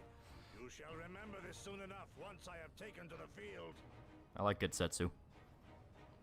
So we take on all comers, and then it's off to Jonah. I can't wait. FF1 didn't even tell you to kill Chaos. It tells you Garland went to the past to send the elemental fiends to the future to transform the Chaos to the final boss fight. That is true. It's literally, ha ha ha, I've locked you into a time loop, and I will never die. And then you kill him. It was fucking great. And I will say, okay, I played the remaster of 1, so maybe I'm just playing the baby version. You know, I must race from Mola to evil in the distance. Okay. So maybe I'm playing the baby version. Every other boss fight leading up to Chaos was easy as fuck. My warrior was OP as fuck, where he did like almost 1,000 damage by the end of the game per hit. But Chaos actually gave me a run for my money. He was tough. Pixel remaster, the Pixel remaster, yes. Oh, mother of the dusk, and to victory, Like, Chaos was the one I actually had to back out, go to an earlier save, and grind up because he was kicking my ass pretty hard. He was tough. Ever played Hellblade: Senua's Sacrifice? I did. It was okay for a playthrough. Whee! What the fuck is on that chick's face? They're dragon people. Forward! Forward!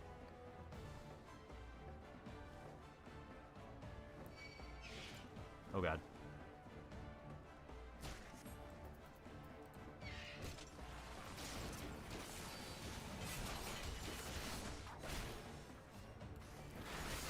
Isn't Edge Tomorrow the live action for all you need is kill? Yeah.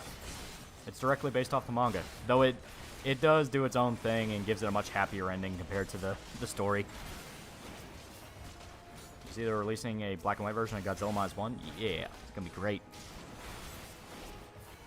Time to kill Chaos Manslayer. Damn, Chaos got hands. I mean, quite literally, he had hands. They were tough.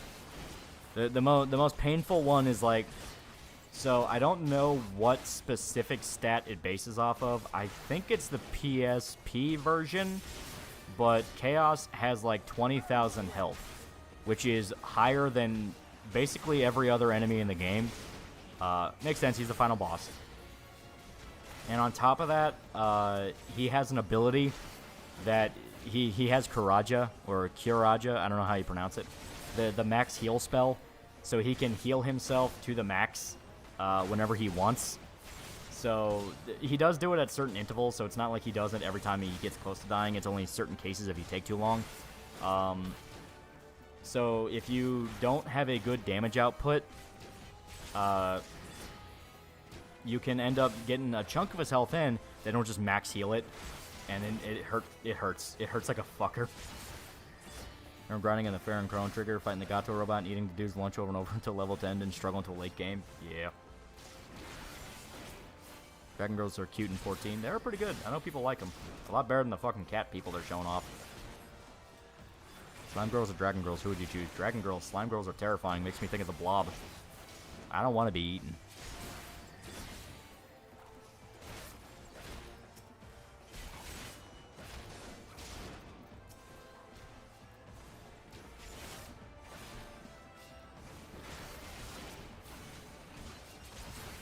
They're better than Demi-Fiend and DDS. Can't handle the goo. Have you ever seen the Blob? You die really bad.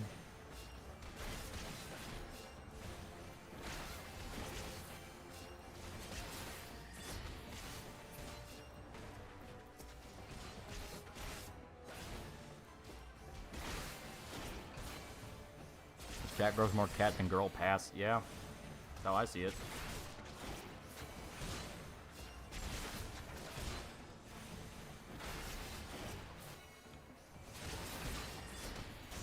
Okay, something's going on here.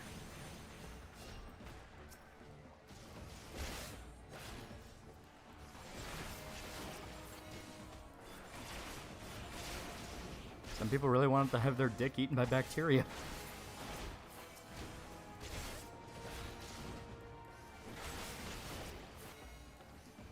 Down there, Slime Girl Dojin kind of turn me off slimes.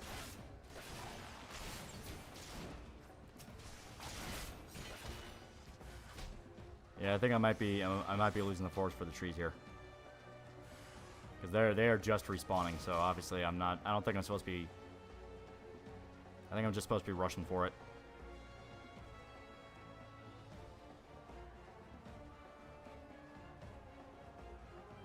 Yeah. And Chaos Max feels like spending all the time damage that you question yourself, why am I still doing here just to suffer? Yeah. As stated, he directly made me go back and grind for a few hours just to make sure it worked. Like he was mean. Now I get why. He is the final boss, but he is mean.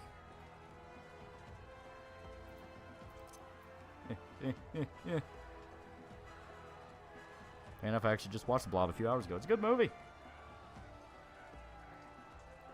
Spec slime growth, they do the dirty work so you don't have to. Oh god. Yeah, I think I fuck up the ones who are directly attacking me, but then I just rush for it. You like the X-Men blob, not the blob. Oh god. Damn it. These guys. Fuck them up. The night for a series that defines some meme, SMM animation about Francis from Left 4 Dead killing a bunch of vampires, vampire hunting biker, and each episode's a different target. Well, there you go.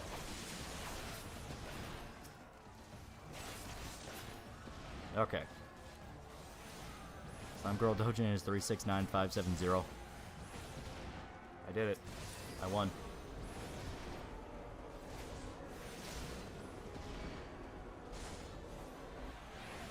Oh, you motherfucker.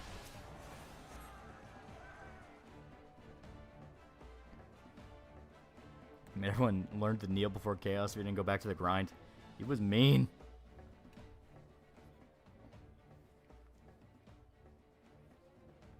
Especially, it didn't help that I didn't have temper. I know temper makes the fight really easy because physical damage is about the only one you can really rely on for that. You know, magic, he's resistant to everything, so unless you can like specifically break his magic, which you can do with like a higher level, I think, white magic spell, you had to rely on just physical damage. So I had haste, but I didn't have temper because I couldn't remember where to get it. And I was like, fuck it, it'll be fine. But apparently temper makes it a lot easier to get physical damage into quadruple digits, which is what you need to take him down. Because I said, he has like... He has like, what, fucking 20,000 health? I'm trying to remember exactly what version. I think it's 20,000, yeah.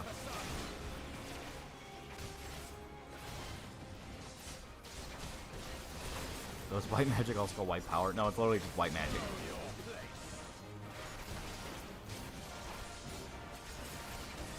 It'll be fine. I thought it was. I made it work, but... And the thing is, I had Excalibur. I had, like, the fucking max level sword. Then I found Masamune, and Masamune kind of fucked with me, because I'm like, wait a minute, why is this stronger than Excalibur? What the fuck is this?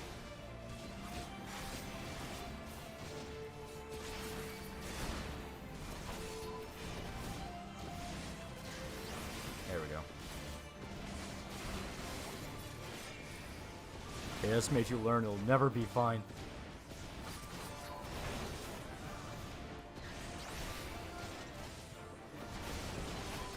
Masamune can be equipped by any job in the game. Excalibur exclusive to Knight Ninja. Okay, yeah, that explains it.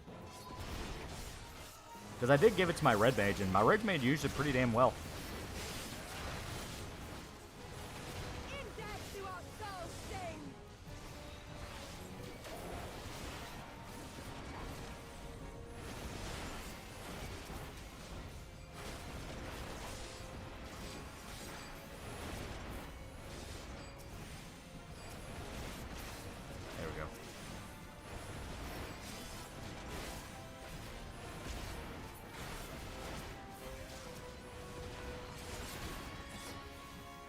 On Kong Skull Island. It was pretty good. I didn't hate it as much as some people did. Some people thought it was like the worst thing ever. To me, it was like, it was dumb, but it's a kaiju movie. It's kind of meant to be dumb.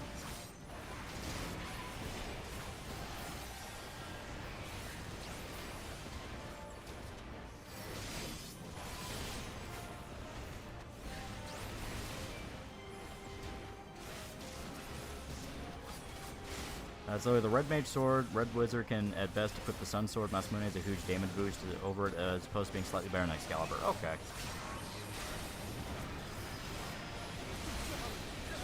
Ah, damn it. I fucked that up. I didn't kill him in time. Alright, let's do this again. Now I know what to do. I'm not going to be held down as much. I'm spending like 20 minutes killing jobbers and it's like, wait, what the fuck am I supposed to do? Any tips for Bravely Default? Looking to give it another run. I didn't really play much of Bravely Default, so I don't know where to point to you.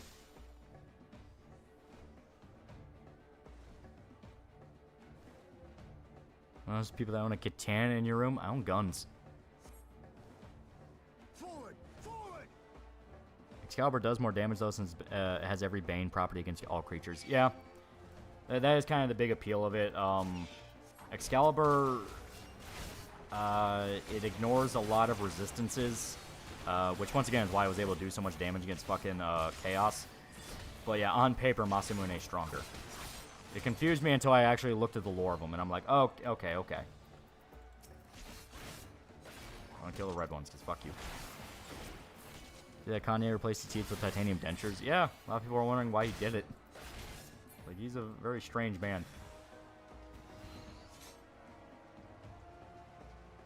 I think the Vampire Hunter Biker thing could work, or is any more foundational details like a partner? I don't know, man. It's up to you. It is up to you. It's your thing. You gotta flesh it out. Oh, fuck.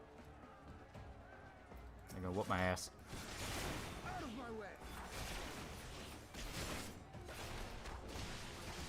Maybe Kanye's trying to become Jack Hanma.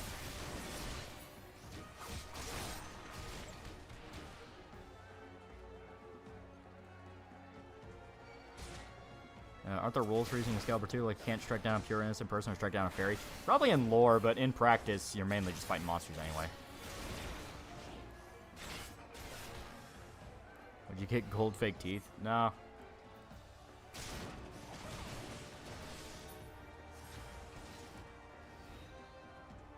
Real teeth are shitting fish scales. Titanium rules. Do you like the old style FF, like the games on the DS and stuff? Last date, I didn't play any of them before 6. This is the first time I ever touched a version of 1. I liked it. I actually really liked it.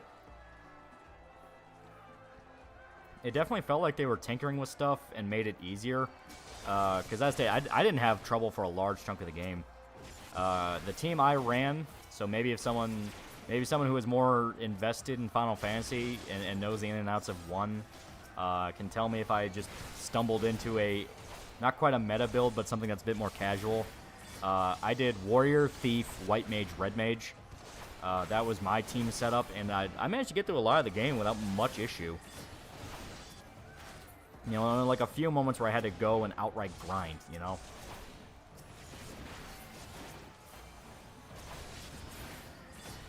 Why are MMA women ugly? Because they're in MMA.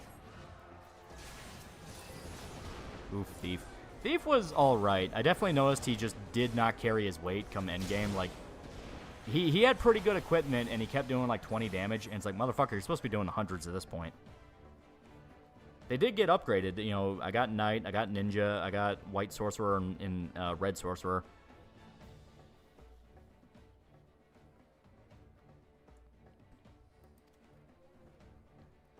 What's the difference between Black Mage and Red Mage? Red Mage is essentially a mixture of a warrior and a Black Mage. Red Mage cannot learn the most advanced black spells, but you learn enough of them, and in the same vein, you can equip a lot of warrior equipment. So you can equip a lot of swords and armor that gives you a lot more defense compared to robes and the lighter stuff that specific mages have to wear. So basically, if you want like a mixture between a fighter and a mage, that is a Red Mage. What do you think of Paul from the critically acclaimed comic series Spider-Man gets fucking cucked? I do think it's funny that the Ultimate timeline seems to be going in the exact opposite direction of that and going, no, fuck you, we're going to make an actually great series.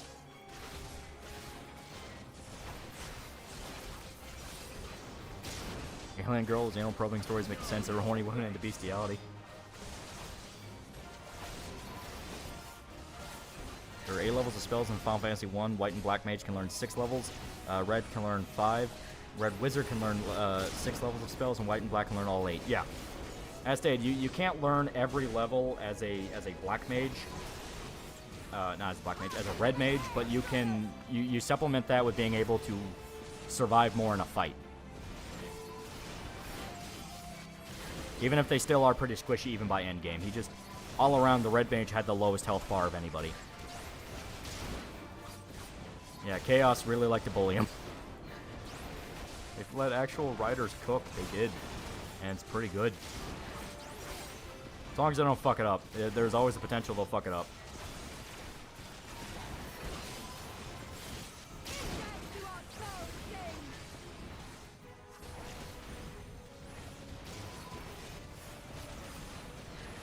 What 616 Peter do to piss off the writers that bad? Was him yelling at protesters in college that bad? No, I think it's a thing where, like, everyone was just kind of cynical and they didn't know how to write Peter in a way that was relatable. They kept doing the, well, we'll just ruin Peter's life and I'll make him engaging, and it's like, that's not really how that works.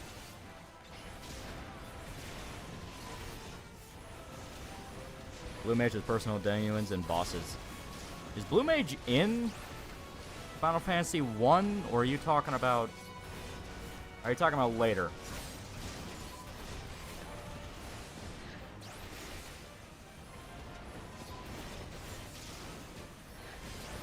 Blue Mage introduced in 5. Okay, okay. You must be talking about like 14 then. It's OP in 14. Okay.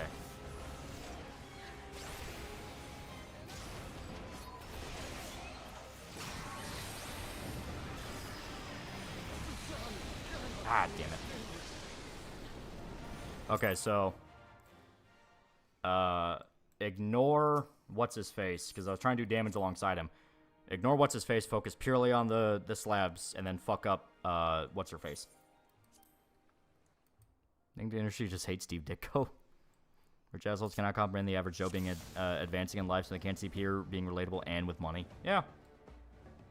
Well, more than that, they just get addicted to Peter torture porn, which is, hey, you know... how do we make Spider-Man entertaining? Let's just ruin his life. Blue Mage is in 14's unique class in 14 where it's too powerful to interact with the game, so it gets its own dungeons and bosses. Fun as heck, though. I'm just running past these guys. I don't even care. Yeah, these bits are weird. You gotta focus objective. Yeah, it's a little weird. It's not too bad, though. It's literally just a, oh, okay, I'm supposed to do this. It's easy enough to figure out.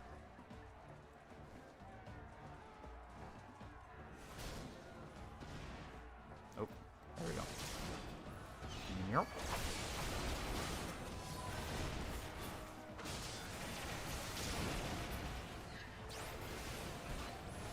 I actually gotta pop my grit.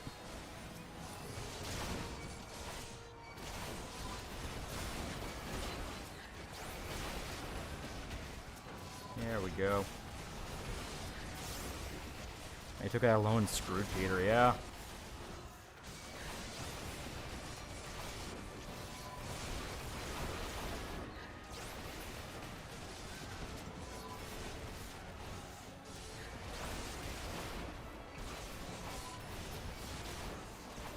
Alright, I might have fucked up here by running too soon. Because I gotta wait for everybody to show up. Out of my way.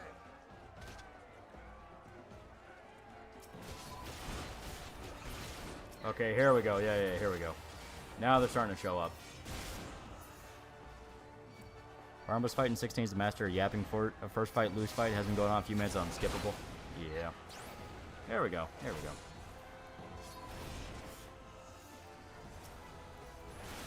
How is it some random asshole on YouTube makes better Spider-Man entertainment on YouTube with basic sketches about Peter lamenting his life? Can Peter get married, have a kid, and have a decent paying job and still be Spider-Man? I mean, he's done it before. He's specifically done it before, and this Ultimate Run, he is currently doing it, where this is a timeline where he became Spider-Man in like in his 30s. That's on Nurse Waifus, they're good. Peter's unreliable because he's Jewish. They gotta make him suffer for it. Blue Mage is a mage shop that uses spells, powerful sword as well as enemy attacks against the enemy. Yeah. Good explanation for people who don't know what a Blue Mage is.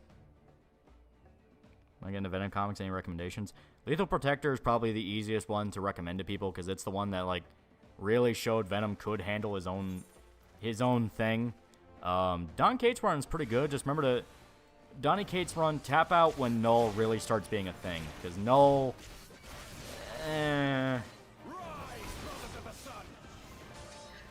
Null's a cool idea. It just went on too long. Too long and too much detail too early.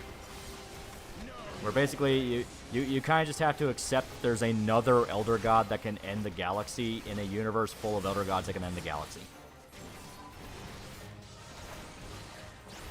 Hope your stream doesn't have a stroke again tonight. Yeah, right? No, you don't.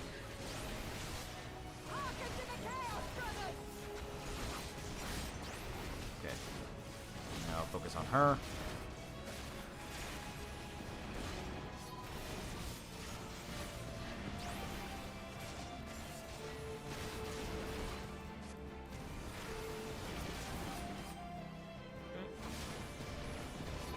No, you don't.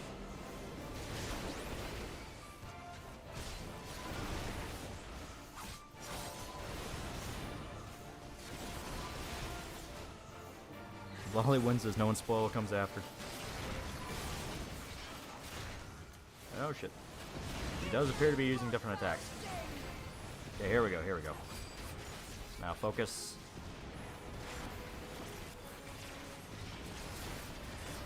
Yeah, just focus down the objective.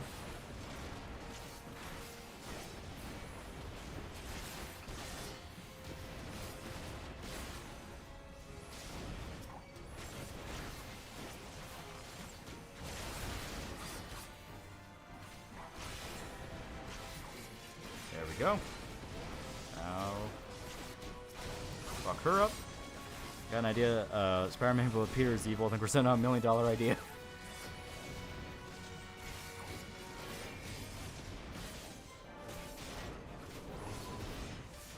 There we go.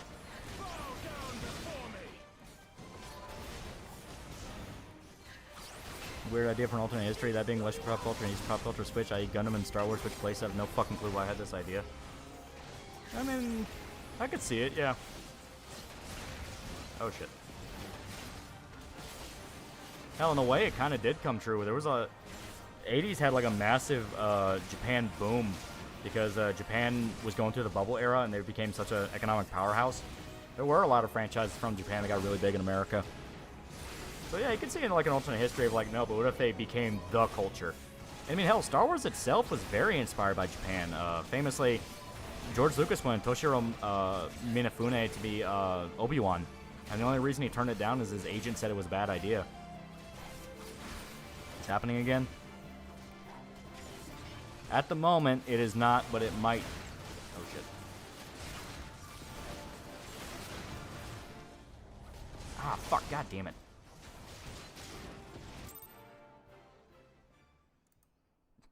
See, you freaked me out there.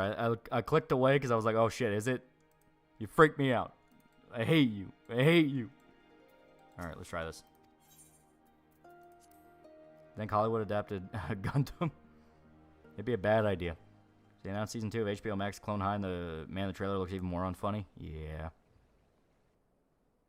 Final Fantasy 16 still sold well. Also, development costs between Square Enix and Sony probably made a good profit. Yeah, that's what I think. Okay. Fumble the quest while fumbling the stream.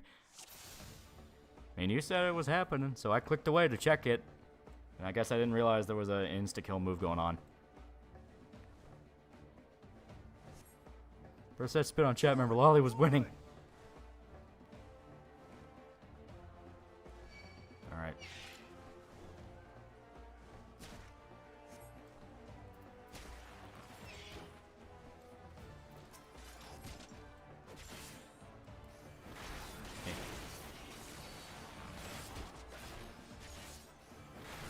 Thoughts Star Wars Visions. I hate anime becoming mainstream. I didn't watch, but some episodes look visually good. I mean, as much people say I hate anime becoming mainstream, anime's been mainstream. It's been mainstream for a while. It's just specifically big corporations, the people that you don't want paying attention to things, are paying attention to it and taking the wrong lessons.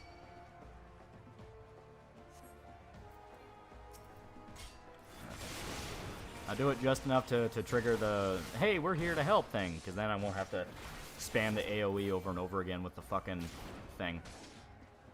Out of my way! Hollywood Dabs Gundam, that would mean we get more live-action anime from the West, right? Yeah, right? Like I said, I think people really fucked up praising One Piece live-action, because it's a thing of like, alright, you just haven't seen when Netflix does The Turn. And anime became mainstream. Pokemon and Dragon Ball. That is true. It's like, it's just the thing that people for some reason consider those the exception when they're not. Not by any means are they the exception.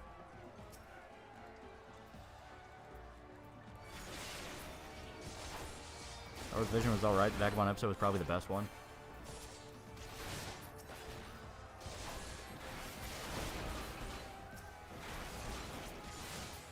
Here we go. Big corpos even comprehend reality, or they need 13 different papers signed before they look at the product. Yeah, right? The way a lot of corpo shit works is essentially it's like gambling. George Lucas had a behind-the-scenes thing where he kind of explained the mindset.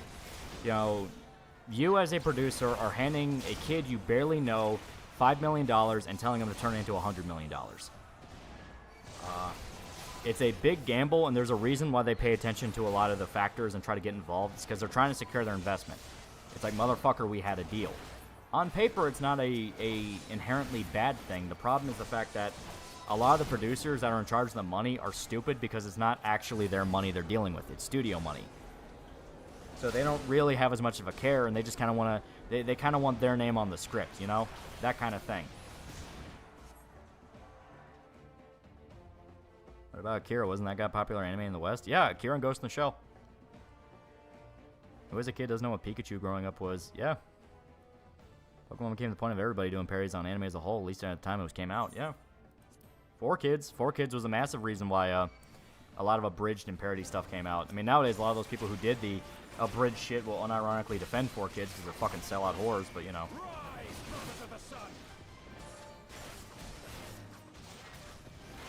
Anime, Marvel published the Akira manga in the West. Yeah. Stan Lee specifically won an entire division at Marvel dedicated to bringing over anime because he was a big proponent of it. Well, Alan Moore wrote Evangelion. It'll be obnoxious to a degree, being irredeemable. Because at least Evangelion, as it stands, was written by a guy that legitimately believed the world was ending, so you can excuse a lot of his nihilism with the sense of the dude actually thought Y2K was going to destroy the world.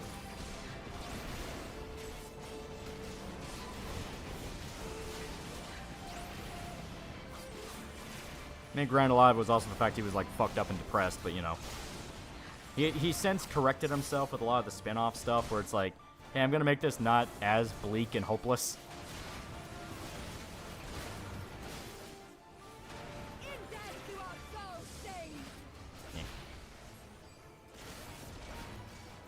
So we got Mangaverse for Punisher was a sexy geisha. Yeah, that was part of it. There was another form of Mangaverse Punisher where I think he was like a samurai. Which honestly, it just kind of sounded like every samurai revenge story ever. Who's the worst YouTuber bridger that fell off besides Little Karibo? Game 4-Star in general just really fell off, where it's like, dude, this is just painful. Especially fell off because they started having like such an ego about what they're doing.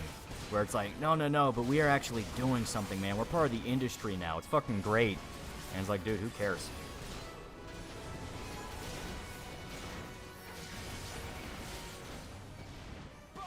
Like, I know they tried doing the, like, fucking, what was it, Final Fantasy VII abridged, where they did, like, animations for the fucking, they did animations for the fucking, game, and it was basically trying to do Dragon Ball Z abridged, but with fucking Final Fantasy VII.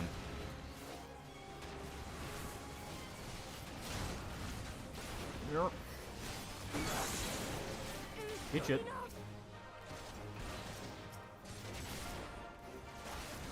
Oh, Stanley wrote Metal Gear and Kojima wrote the Avengers. I would love to see that. I want that timeline.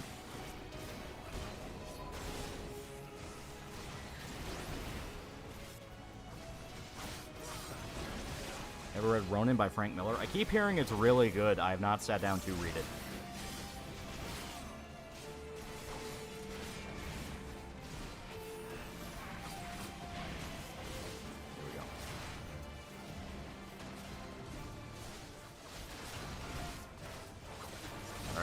in the ball field. And I did it. Cannot be extinguished.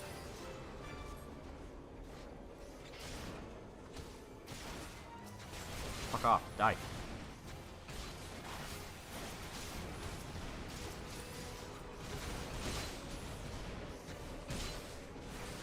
Like FF7 abridged for the most part, but they didn't keep it up with it that much.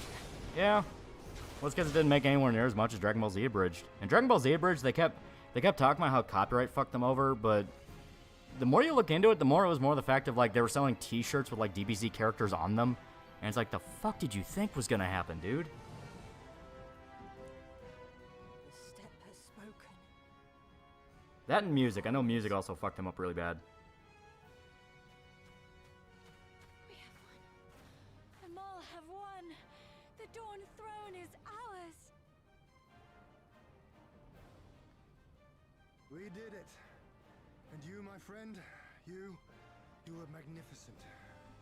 Magnificent and, We're not getting another proper Punisher series or movies. John Bernthal came out and said that he wants to come back and he wants to do it right. John Bernthal, I think, is a good choice for Frank. The problem is Daredevil Season 2 is the only thing that used him properly.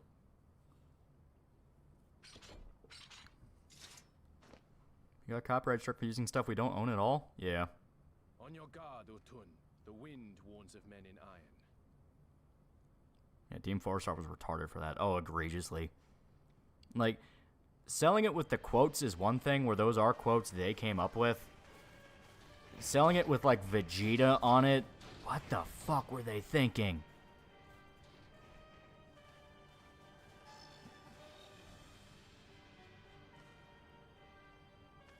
Neil Gaiman himself insists upon winning back then. Like his reimagining of Narnia full of edgy neo-pagan crap, accusing Lewis of saying woman bad. Oh yeah, Neil Gaiman's a... Sandman is good, Neil Gaiman himself is a fucking tard. And then they'll give me a shiny medal and my choice of posting. Bloody perfect. TFS doing Hellsing, well in some parts funny, has really made the fanbase annoying. Remember the abridged series? Because it loves... Bitches love cans, yeah.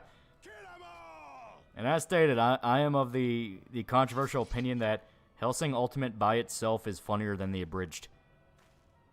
dearest of all his enemies. John Bernthal was cool, did a job once, and he was just playing basketball with the rest of the cast. Nice guy. He seems like a cool dude. A little too into the tough guy version of himself, a little bit like Mark Wahlberg, but like, seems like a cool dude. Me, honored warriors of the steppe. Our enemies intrude upon this sacred ground. Have you yet the strength to oppose them? At least I've totally not Mark draw it, so they have some leeway. Even then, it's like, totally not Mark got fucked for that too. Hellsing Abridged has like 3 good jokes. To whom you speak, Doman. We are the undying ones. The only one I for sure like is the "We are Nazis and we are vampires." That's the only joke I for sure like. Hellsing Ultimate's funnier than a bridge series, might be the best or worst way to advertise Hellsing Ultimate. Well, I mean, Hellsing Ultimate has like Hellsing Ultimate has legitimate jokes and humor to it. It's not completely, you know, listen to John Bernthal's podcast. I didn't know he had one. And not gonna lie, I might not listen to it. I don't listen to celebrity podcasts. The only one I get close to is Joe Rogan, and that's because everyone fucking listens to Joe Rogan.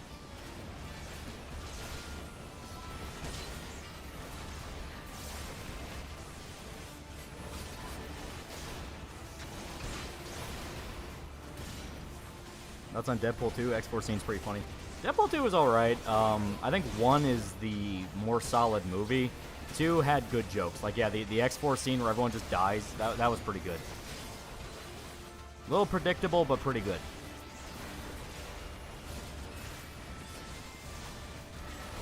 Like, John Bernthal is an actor. I just don't like his Punisher. I don't think his voice is right and he shouts too much. That's fair. Because, yeah, his Punisher is just John Bernthal. So how much of it revolves around how much you like him? Because even in Daredevil Season 2, he fell into that. It's like, yeah, he's not quite Thomas Jane, who just naturally is Frank.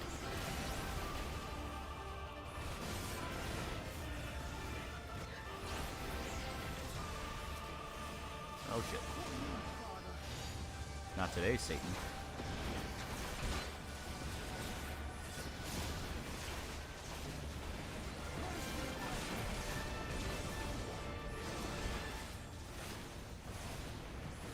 only liked it when Alex Jones on Joe Rogan. Their combined crazy is a new level of entertainment. He has some good guests. You know, it usually is like someone you think is interesting to listen to. It's like, you know what? Okay, that might be pretty cool. Like, I liked the Bob Lazar one where he was talking to a UFO guy. I thought that one was cool. Yeah, Joey Coco Diaz, I think he's a fantastic one. When he interviews certain athletes, I think they're pretty cool. Like, he interviewed Roy Jones Jr., who, very famous boxer, very, very interesting guy, very down to earth. It's interesting hearing about them and kind of their perspective on things, and it's pretty cool.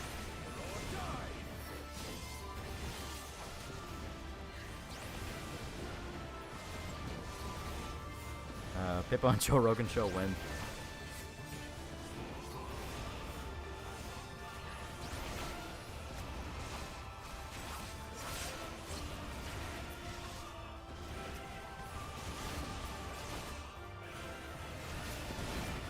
There we go.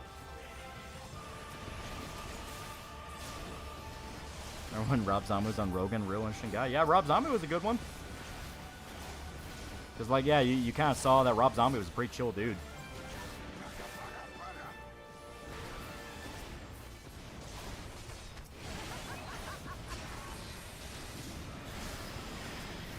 Yeah. We follow boxing right now. Bits and pieces. A lot of the fighters are English or Mexican, so, you know. But there's some pretty good fights. This depends on the guest show, what they're talking about. Unless that weirdo with vampires or species confused by straight angles. Yeah. Rob Zombie's literally my neighbor. He seems like a cool dude. Punisher Disney version, I'm killing you for misgendering them bigots. You see that people forget about the interview Coco Diaz and Joe Rogan did with Alex Jones for the Alex Jones interview on JRE? Yeah. Like John Bernthal, props to him intending to respect the character, but remember, it's Disney Marvel to find a way to fuck Punisher up. At least he's coming out and saying, I want to do it right. He's not going, oh, this is going to be my version. It is going to be a less dangerous Frank, you know, something like that.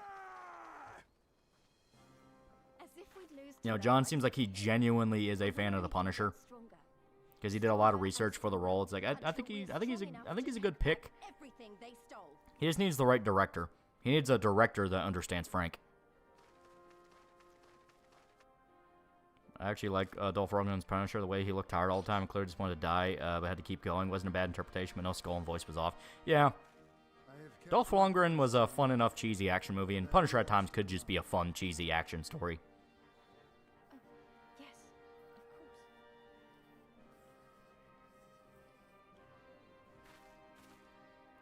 John Cena as the Punisher? No. After studying 7 Deadly Sins, in my opinion, gluttony is the worst because it takes all the other sins to the worst form. Yeah, it's true. And we all now claim the Dawn Throne. And collab with the Whiskey Tango Fox Woman. How would you rank the Rocky movies? Oh, Creed, I would kind of keep it its own thing because they're blatantly doing their own thing with Creed. Fucking Michael B. Jordan came out and said that those sequels are more inspired by like Hajime no Ippo and like Ashino no Joe, which I'm like, I am not against by like any means. That's kind of interesting to hear. But obviously the original movies, I like 4 a lot. I know 4 is cheesy as hell, but I like 4 a lot. I love the Russian. You know, I must break you. Everyone loves them. Everyone loves them. Under that's 1. 2 under that. The reboot before Creed, where it was like 2004, I'll put that one there. Under that's 3. And then, as stated after that, the Creed movies are kind of in their own rankings. Voice acting's not bad. Yeah, we're an expansion Final Fantasy XIV, so it's good voice acting. 5 is bad. 5 is bad. 5 is just bad. The sun shall answer your Seeing Daredevil at the Cemetery of the Punisher was peak. Yeah. Wild as the wind, the Atun and her brood may be, but they Rocky 5 will Balboa. deliver you naught. We will deliver you your kingdom. I like Balboa. I admit it's not the best, but I like it.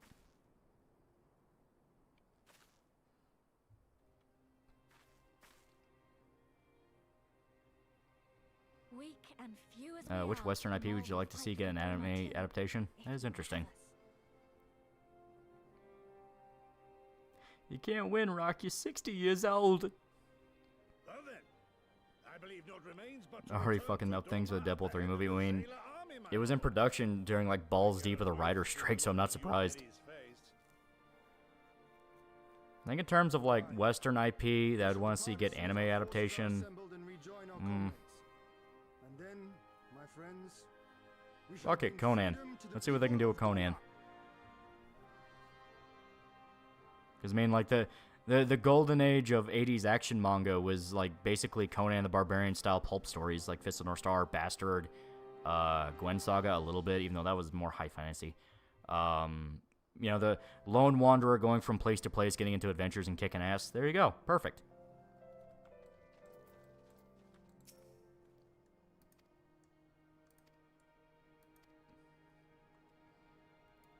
It would literally be Primal. Yeah, but you know, different. Which, funny enough, Primal was actually meant to be a Conan the Barbarian thing. Kind of curious what Japanese Sin City would look like. That would be cool. Conan anime, maybe some stupid kids will understand what sword and sorcery actually means. But, you know, give it a different setting than just rip off D&D world. Conan worth a read or did age? It's good. You can read a lot of the comics online. And the short stories, I think, are all like public domains. You can just buy any fucking collection of them. And yeah, they're fun as hell. As stated, very simple stories. It is set up. Conan's in a new place. Then he gets the inciting incident of running into a cult, running into a stranger who's in trouble, finding a beautiful woman he wants to fuck, things like that. Then he gets wrapped into a larger adventure. Then it ends with him killing the bad guy, saving the day, leaving someone to die, something like that. And then he leaves to do it all again next week. Very episodic. But that was the point of Conan.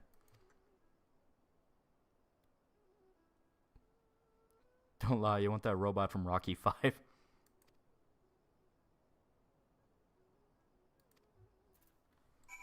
Alright. I got style on these assholes.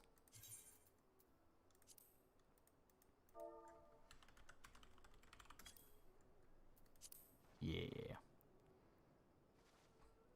Conan would be cool because we could also get some good fan service. Yeah. I stated, like, more classic sword and sorcery. Wasn't one of them fucking the robot? I don't remember a lot of Rocky 5. Alright, I might have to actually do it on the spot here.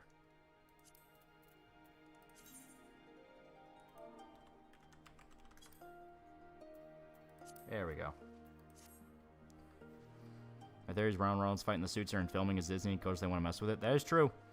It's the first one in a post-Disney buyout. Well, yeah, it was. Because I thought Deadpool 2 was after, but no, it was 3 is the first one where Fox and Disney are connected. That was 4, and how would that even work? Does it come with a fleshlight? I thought that was 5. How many Rocky movies are there? I gotta remember.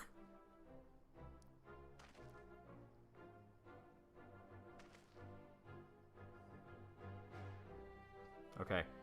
Rocky, Rocky 2, Rocky 3, Rocky 4, Rocky 5, Rocky Balboa, Creed, and Creed 2.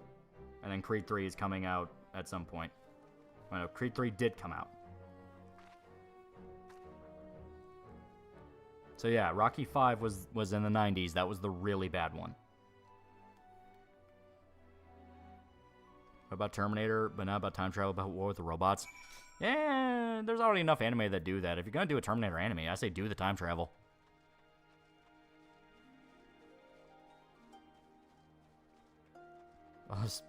Robot and boxing talk makes me wish you got a Real Steel sequel. That would be fun. Why did Rocky come Metal Gear level of lore?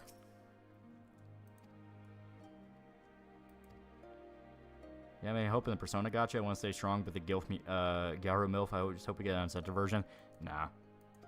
I don't think it'll be very good at all. Dude, do we still have Road to 80? What the fuck? But we're at level 80. Okay. Second timer. Oh, okay. So we got a boost to our dark timer to where now we have 2. That's pretty cool. The only one that's been doing well for them is Hiffle, and that's just more DBC abridged.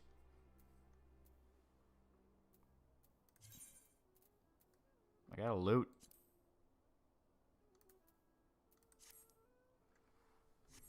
Road to 81, it appears so. Imagine Loli super tall, dark-skinned barbarian woman in Conan anime. They were a thing. It was Rocky training Tommy going to get manipulated by the businessman. That was Rocky 5, right?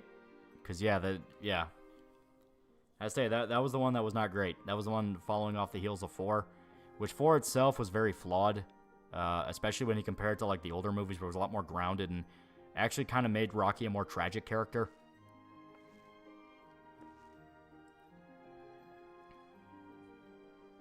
Remember my ex's dad's name was Rocky. Chill dude. Help me get through the breakup. Yeah. That's him calling my Lauren soon Lolly for false advertising. Did Christian make out with Keffels? I hope not. Wife dies out of nowhere. I'm the bunny girl. We made it to Heaven's Ward, and we're starting the Dark Knight quest line with her. So I wanted to take a break from that so we can get further into Stormblood.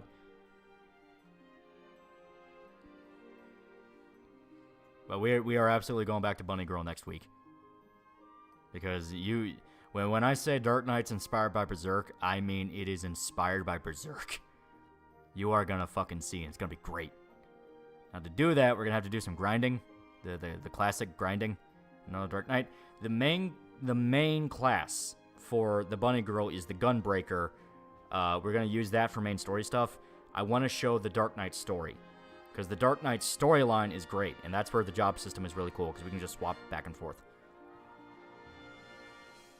Mention this because TFS tried to make their own series and they didn't have anime behind it. And they only lasted on their own pilot or 2 episodes. Yeah.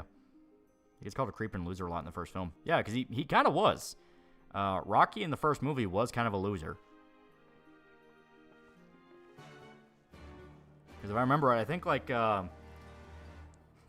Rocky was just kind of like a bouncer in the first movie before he really got into boxing.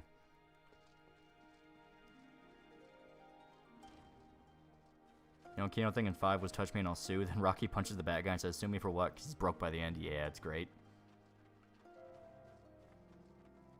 What do you think of Paul Blart Mall Cop?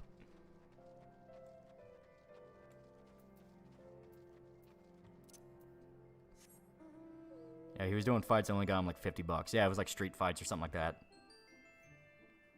Sylvester Stallone's actual son, Sage Stallone, did die after 5. Yeah. Once again, kind of an element to the character that he kind of weaves in where he makes Rocky a very depressed guy. You can see Stallone really liked being Rocky and kind of felt he kind of felt a connection with him and he always let that real part of himself slip through. Rocky did work loan sharks too, yeah. He was still in boxing, but a jobber. I don't remember that. I'm going to have to rewatch that. You know what? Fuck it. Why not? I'll get to sit down and watch Rocky again. Why not? That'll be great. He became Rocky. He really did. That's why I was okay with his more, like, depressed version in Creed. I know some people had really strong feelings about it. I was okay with it because Rocky was kind of always a depressing guy. Kind of like John Rambo. You know, it's like, yeah, Rambo's character. Of course, Rambo had the Flanderization where he just became an action hero, even though that wasn't really what Rambo was. But Rocky, he kind of always was a very tragic dude. You know, he always had the worst luck, and the victories he did get, he got from, like, literally punching himself into brain damage. So, it's a thing where I was okay with the angle they did in Creed, where he kind of gets hit with that moment of, why the fuck am I still doing this? Because Adrian died, and I think he had cancer. So he's just kind of like, why the hell am I even doing this anymore? Like, why am I still here? He wrote the first movie and based a lot of it on his life. Yeah. Stallone was flat fucking broke when he wrote Rocky and got screwed out of a lot of money by the studios. Yeah. Very sure I'm getting confused with him wasting his potential that Mickey was mad about. Like I said, I'll need to rewatch. I'll take your word for it because it sounds like you watch it a lot, you know, more recently than I have. I haven't watched Rocky in like 3 years. I love the 5-gum meme was made to mock the absurdity of the commercial, but just came an ironic testament to how effective the advertisement was. Yeah. What about Western games you like to see get an anime adaptation? Gears of War could be interesting. In regards to games, I don't know. Yeah, Stallone did porn. Yeah.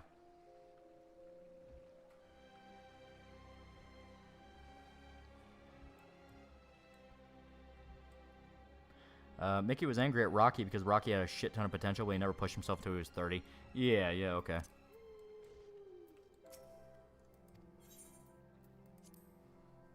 Italian Stallion, yeah.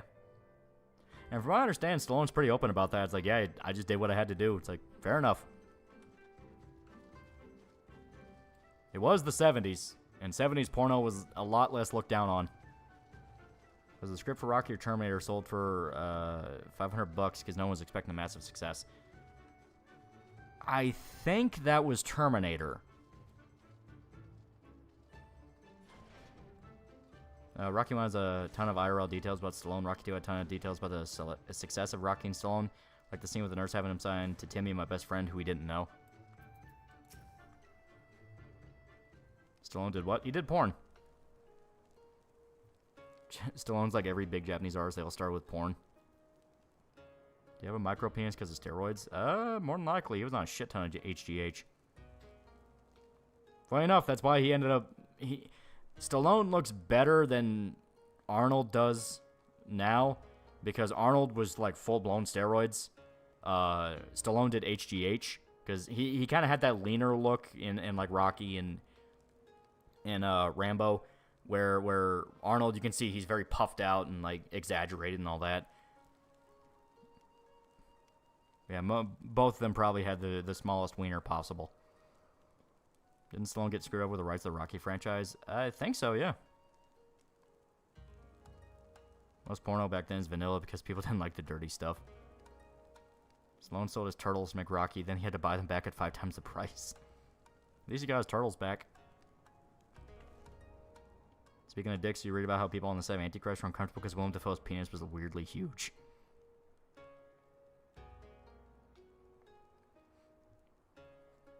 Arnold can barely move now. Yeah, you can only abuse your body so much. Now his Turtles, his dog. Did he just name his dog Turtles? Thoughts on Expendables 1 and 2? They're okay. Not a big fan of CGI blood for something that's supposed to be a tribute to 80s action. Would have preferred something a bit more visceral, but I'm spoiled. I'm spoiled by stuff like The Night Comes For Us and The Raid, where the violence in that's fucking grisly.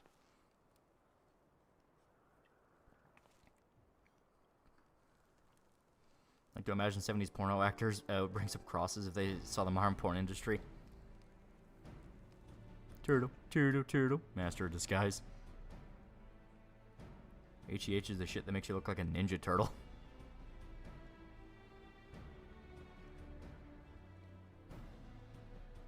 Okay, it was his dog. Okay. Stallone took a lot of hits to the head. Let the man name his dog Turtles.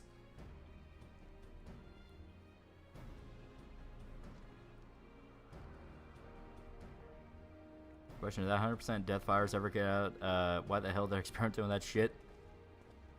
Just remind me, Expendables 4 came out last year. The movie sucked. Yeah. Expendables 1 and 2, sad they ended there. Really would have liked a third, but oh well. That Comes Reps is truly underrated. It's on Netflix. I love it. It's so good. It's visceral as hell. Like, that scene where... Yeah, the guy's name was like White Boy Bobby. Where he's like beating the dude's fucking head into paste with the sign. It's like he's like barely able to breathe. He's just fucking feral. It's like, oh, that's so good. So good. I haven't found anything to prove my claim, so you're probably right. No idea where I got that idea from. Megan Fox, my favorite 80s action hero. His name baffled by people who say intelligent things, insist the boys comic was bad or the show was more intelligent. Yeah. I think it's purely just zeitgeist shit where everyone's just repeating it. Or it's this idea of like people pull up the shock parts of the comic and go, you want to defend this? To which my response is, yeah. Because it's unironically better than the show. Ooh, okay. I have new abilities. Dark Missionary. Oh no, I've had Dark Missionary. Living Shadow. Conjure a similar outcome of your dark side to fight alongside you. Eee, okay. That actually sounds like something I'd want to move over here. Because Blood Weapon is useful, but it's kind of made redundant. Because it upgrades it to where you have, like, yeah, you kind of already upgrade your blood gauge. So this, I don't know. And when it says Gen V spin-off show is good, I can't take seriously. Yeah. So what do you think of Magnai's Love Quest so far? Alright, talking about Stormblood, because so far it's okay. It's pretty good. The dungeons themselves are fun. The stories themselves is very obviously a setup of like, oh, we're in the middle of a faction war between a bunch of Mongolians. White Boy Bobby went down as a champion. Wire Lady was visceral. Oh, yeah.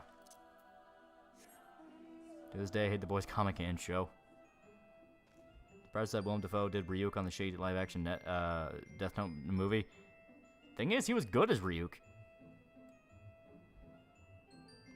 That elf fat girl anime coming out, she's kind of bad. Yeah, it's made for a very specific audience. Another news, found a new job. Screw my old boss. I will survive and make it everyone's problem. Blood Weapon restores your MP and stacks the MP restoring moves. Lets you use Shadow Edge more. I might work it in. I might work it in. Because the thing of like it's I can see how it's useful. It's just the fact that I kind of feel like the increased blood gauge by 20 with just doing the 1 2 3 1 2 3. It's like that's pretty good. It's pretty good. And restoring MP, all I have to do is my AoEs. Like I said, I'll tinker with this on my own time. Because I got a bunch of... I got some macros here where I can have my buffs. I got like an opener where I spam some moves here. Crowd control, which is AoE shit. Delirium sparks off some like very specific moves. It's like... Dark Knight, you don't really need many macros. It's mainly just stuff you think is convenient. I'm kind of half tempted to just get rid of Limit Break, because Tank never uses Limit Break. They always yell at me. Restores MP twice. Yeah, I can see how it's useful. Yeah. Anime inviting giant women you'd like to recommend? I mean, Chain Soldier just came out.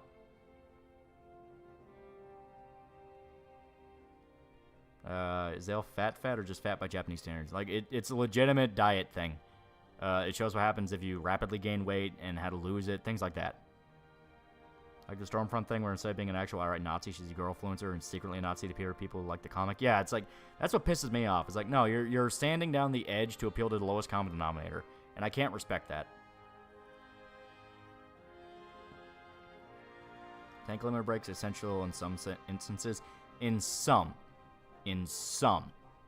But most time, nobody in the party uses it. And if they do use it, it's DPS who's using it. I can see where it's useful. I can. But everyone yells at me. That was more a bit chubby, not Walmart shopper. It depends on the arc. Chain Soldier got an animation this season? Yeah, it's currently out.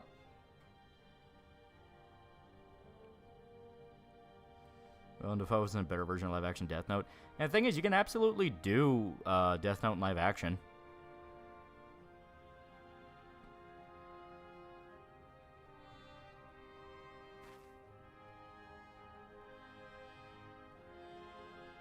What the fuck is an Echo? Are you talking about the Marvel show? Because it's a show based around Echo.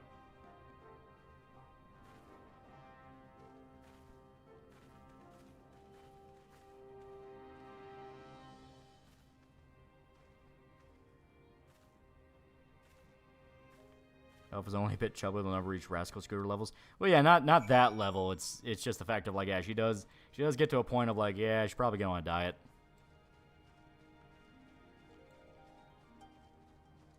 Japan did a live action Death Note years ago. Don't know if it's good. They've done like 3 versions, and one of them was good because it ended with L winning, which to me is the ending. I don't care. Death Note and Monster are probably easiest enemies to adapt. Yeah, very true.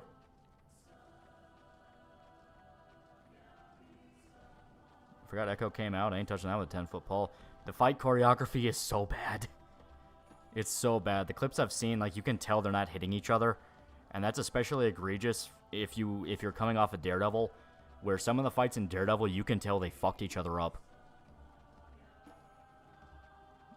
Monster definitely a candidate for live action, but doesn't need live action. That is true, especially with the material covers.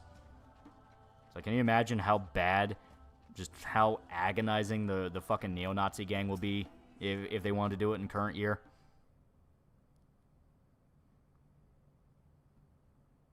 It looks like CW. It really does. Useful has been an over-exaggeration. Nobody willingly use tank LBs unless it's the fight that absolutely requires it to survive some obviously telegraphed raid wipe. That is true. That is true. Where like it's a very obviously telegraphed like wipe move where it's like, hey, use your fucking limit break, you know, that kind of thing.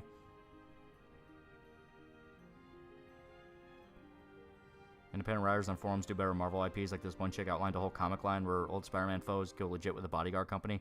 That could be cool. Is your first main story quest playthrough?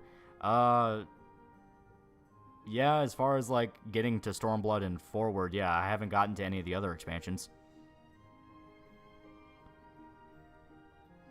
The son interviewing slave traders and asking them if they're One Piece fans. You should interview a neo-Nazi and ask him if he's a Tanya the Evil fan. RoboCop vs. Terminator has not been done. Because as much as I like RoboCop, Terminator will kick its ass. He will kick poor Murphy's ass. Unless you get like later RoboCop where he's more human. Then he'll win. Ryan Gosling is Johan. I will say this. If they ever do a monster live action adaptation, maybe tone down the Johan simping a little bit. Recently I went through Monster again just to have like a whim. And I will say it really kind of jerks off Johan a little bit. Where, like, he is the most evil guy ever, and he can kill entire towns. It's like, that's a little much. Going through it again, that's a little much. Where it's like, I get it, he is the devil in flesh, but, like, gets to a little, it felt a little masturbatory. Where it's like, oh, yeah, really? There's a lot of parts I really liked in it. And as stated, I understand the purpose of Johan. You know, I understand the whole idea of it and kind of the subtextual thing they wanted to do. He is Tenma's Frankenstein monster. I get that. But it was one thing where I'm a little like, okay, really? Really, dude? Johan would suck his own peen and hate himself for acting gay. That kind of is what he does. May I make a suggestion? It is cool. Shocker and Rhino legit go let go of their beef with Spidey the moment they finally get a steady paycheck. Spidey's weirded out with the politeness. It's hilarious. That would be fun. Kind of reminds me of the Batman the Animated Series episode where like Harley tries to go legit and people are like freaked the fuck out by her.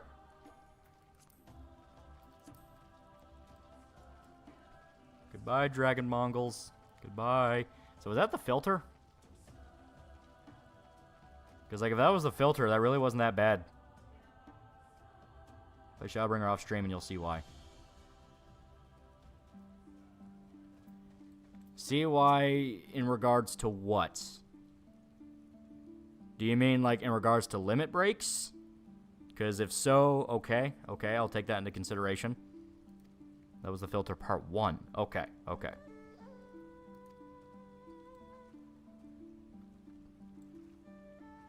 Tombstone and Mysterio go legit. Yeah. I can't tell you spoilers. Okay, okay, okay. Okay, then. Like, there you go. Lord Chungus. Ugh. Harley Quinn's only good when she's Joker's henchman. Yeah. It's when they're able to use her properly. Any other context, she's just kind of Deadpool's Joker. DC's Deadpool. Dragon's also genre savvy and opens a restaurant where Whisk and Fisk eat, so you know nobody fucks with their place if the fat gangster eats there. Yeah. It's like restaurants getting in bed with the mob where it's like, yeah, you just kind of understand that there are rules. Is it filter or just MMORPG filter? That's what I want to figure out. Because I kept hearing how this is the segment that filters people on Stormblood, and so far I'm not having like any major problem with it. Like, I am still enjoying it. I am still having fun. Now, granted, I am streaming it, and I'm talking with you guys, so that may help. Maybe playing it by myself would be agonizing. And I'm only doing story stuff. I'm rushing through main story quests because I'm at a level where I don't really need to do side stuff. I don't really need to do side content. I mean, obviously I'll do like the Hildebrandt quest because Hildebrandt's fucking amazing, but you know, it's like maybe I'm not gimping myself on it. Can't say why. If I say it's worth the run, you'll see why later. Okay. Unfortunately, issue with Star Trek is that I want to get a younger audience, but no one under 30 cares about Star Trek. How many reboots they needed before they realize it? Yeah. Well, you know, it's taking something that's meant to be a niche nerd series about, like, philosophy and all that, and trying to turn it into dumbass action. Nice people are going to crack a hissy fit if she becomes Joker's second in command instead of being with Poison Ivy. Yeah. Even though the Poison Ivy and Harley's best dynamic is when they don't like each other, but they're working together. But they keep wanting to make them girlfriends, and it's like, I hate that. I love the concept of Wilson Fisk. He's actually an evil gangster, but is so pragmatic he understands the need for stability and investing in the city. Yeah, Kingpin's a great villain. That's a Michael Duncan Kingpin. Fucking tragedy that we couldn't get him in Daredevil, the Netflix show. Fucking tragedy. The material they gave Vincent D'Onofrio is fucking great as Kingpin. Michael Clark Duncan is that. I think he would have been fantastic.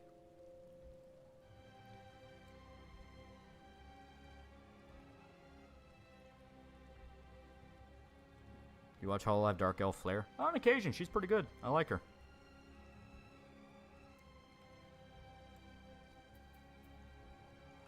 Star Trek literally isn't meant to be cool mainstream. It's the nerdiest of nerd shit. It really is. I hear they turned Echo into a Kingpin simp.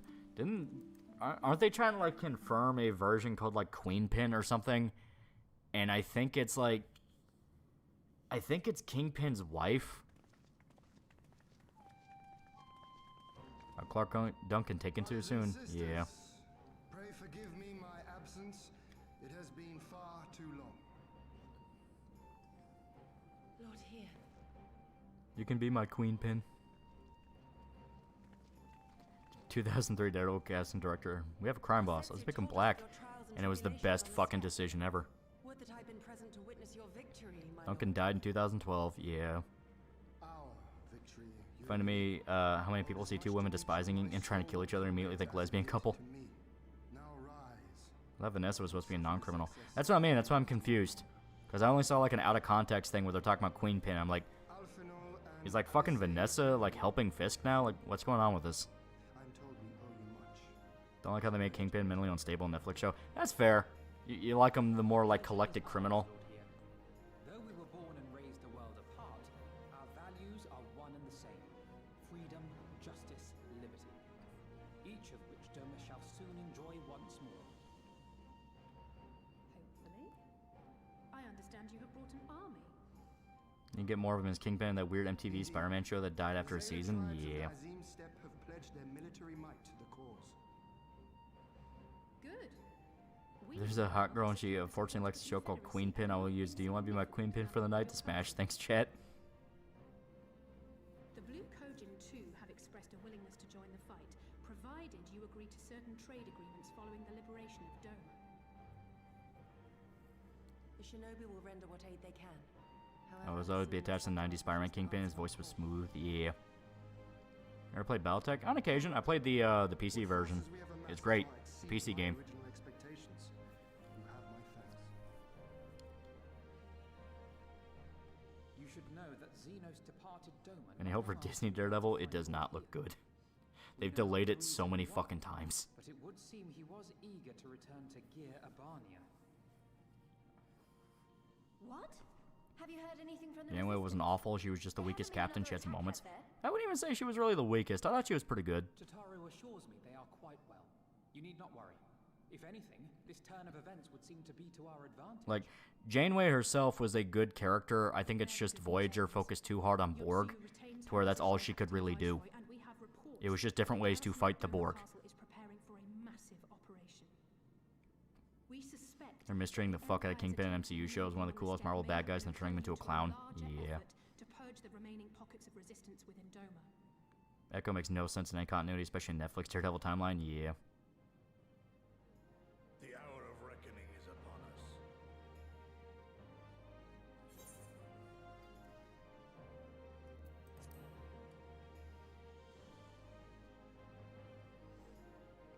I think of psychics and media. I think it's the coolest thing. I need to get more psychic media. Let's Yukihime when it released on Switch. It can be very, very easily misdone, but a good psychic and a piece of work can be very interesting. In this place, in this moment, I call upon you all. 25 years of oppression, of tyranny, of shame. Love how at the end, Kingpin knows who Daredevil is, but has to keep it a secret because having people find out he got his ass kicked by a blind guy is not good for his rep. Yeah.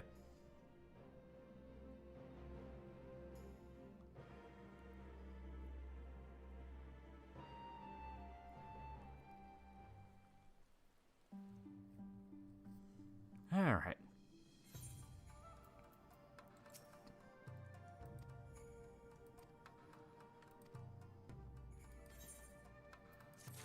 And with this, I think I'm gonna call it, because I am kind of paranoid about the internet dying. So let's call it here. You know, it'll be great. It'll be great.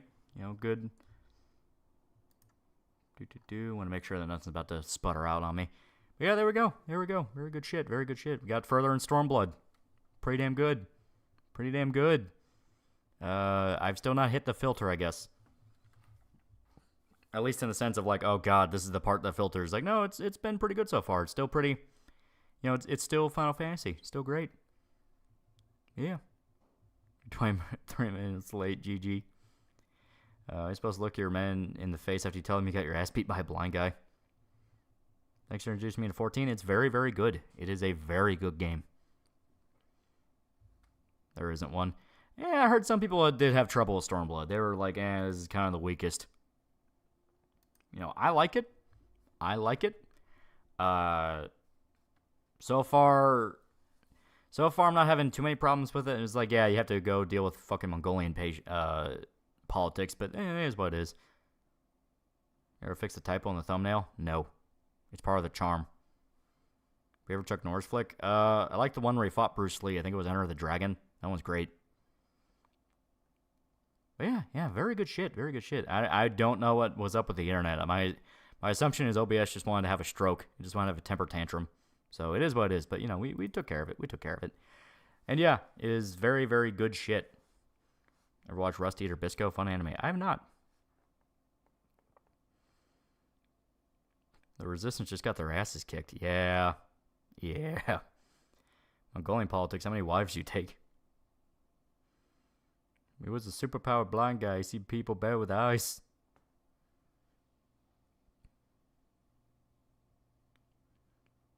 And then early. Only about like an hour or so. And that's it. It's mainly because of the internet. The internet is kind of making me antsy. Or it's a little like, I don't want it to start sputtering again. So. But, you know, we went about like 4 hours. I don't think that's too bad. 14 is a very good video game. Very, very good video game. I enjoyed it a lot. I am more than happy to shell out the subscription for it. I'm at 227 hours at the moment, which is pretty good for an MMO. I usually don't put near as much time into these. You know, very, very good game. Very good game. I'm excited to get into Endwalker and Shadowbringer and Onward and all that shit. It'll be great. I'm still going through the Final Fantasy Pixel remasters, which, you know, that's pretty good. I finished 1. I just started 2. I like a lot of the systems in 2 because to me it just kind of seems like prototypes for the job system where like you don't level up the character particularly, you level up the weapons, which is like, okay, that's basically the job system where you just swap the weapons for different characters, and because they haven't been using them, they don't have as much experience.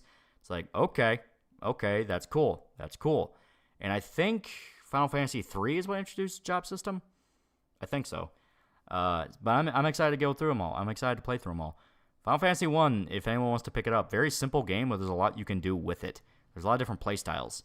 When I was talking to dudes in the Discord, they were talking specifically about, like, if you make your entire party monks, you can have, like, one of the more broken parties in the game because their physical damage output is insane. And towards the end, bosses are... the only thing they really take damage from is physical attacks. So if you know how to build them right, you can steamroll the whole fucking game. Forgive me, I don't do spoilers. Trust me, it'll be worth it. I'm excited. My brother in particular, he fucking loves Shadowbringers. He says that's like some of the best Final Fantasy content in the entire franchise. I'm excited for it. You know? But yeah. At this point, Reed Richards takes bribes from big corpos to not make his better tech while giving his tech to small businesses suckers. Echo isn't an amputee in the comics, and her powers are more like Taskmaster. She doesn't get it from her Native American female ancestors. No, that's the thing I kept hearing when the show was coming out, where Echo had like the photographic memory power, like Taskmaster, where she could see someone fight and copy them perfectly. And for some reason, they decided to change that just because, like, you know, Hollywood just refuses to ever accept the perfect photographic memory thing. They just don't like it.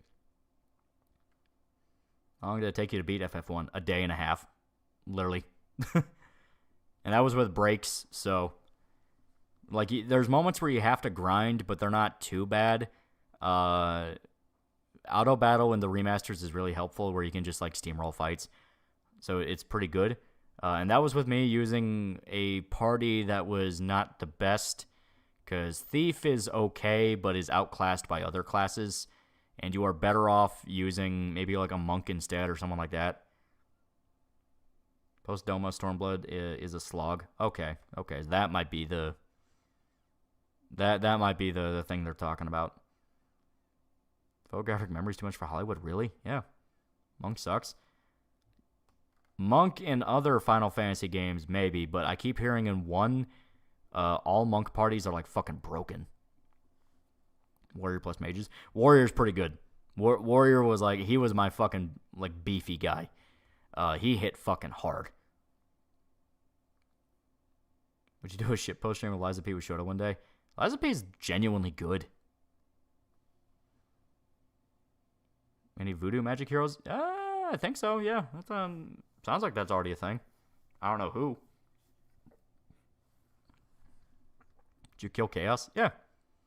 He's the final boss. You gotta kill him.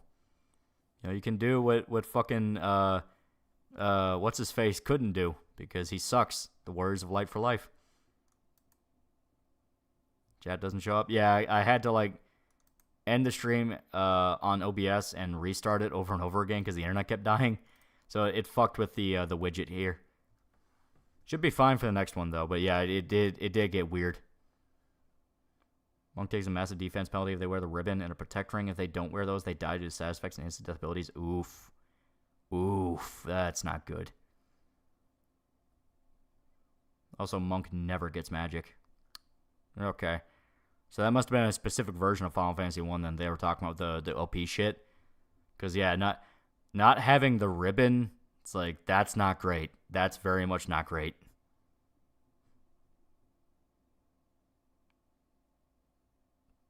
Check, don't care, didn't ask, plus you're not Chaos. Watched an interview with James O'Barr did for The Crow, where originally the movie was going to make a lot of changes to the comics. James said if you're going to change everything, just make your own. Yeah, very legitimate. They want to adapt it. What's up with Yellow Flash and EVS? I don't know. I know Eric July came with a voodoo superhero. That could be cool.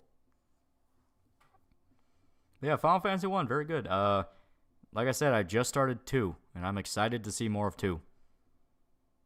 Monk is only really, really good at the very end game of GBA PSP Final Fantasy 1. That's only if you grind the bonus dungeon to max out all your stats and then do like 4 the damage of the night. 4th the damage of night. Oh, okay. So really, yeah, just do... It's like, I can see would that be useful, but it sounds like you'd have to carry him a lot. So, I don't know. 4 times. Okay. Yeah, I can see how that's useful. It's like 4 times damage of night, and I can hit pretty fucking hard. But you'd have to carry him, so... I can see the trade-off. I can see it. It'd be fun for a gimmick one.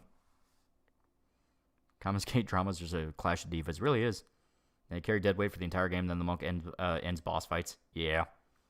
I can see that being fun, but sounds more of like a challenge thing where deal with it until it stops sucking. But regardless, I'm now in 2, and 2 is its own thing. It's going to be fun. It's going to be really fun.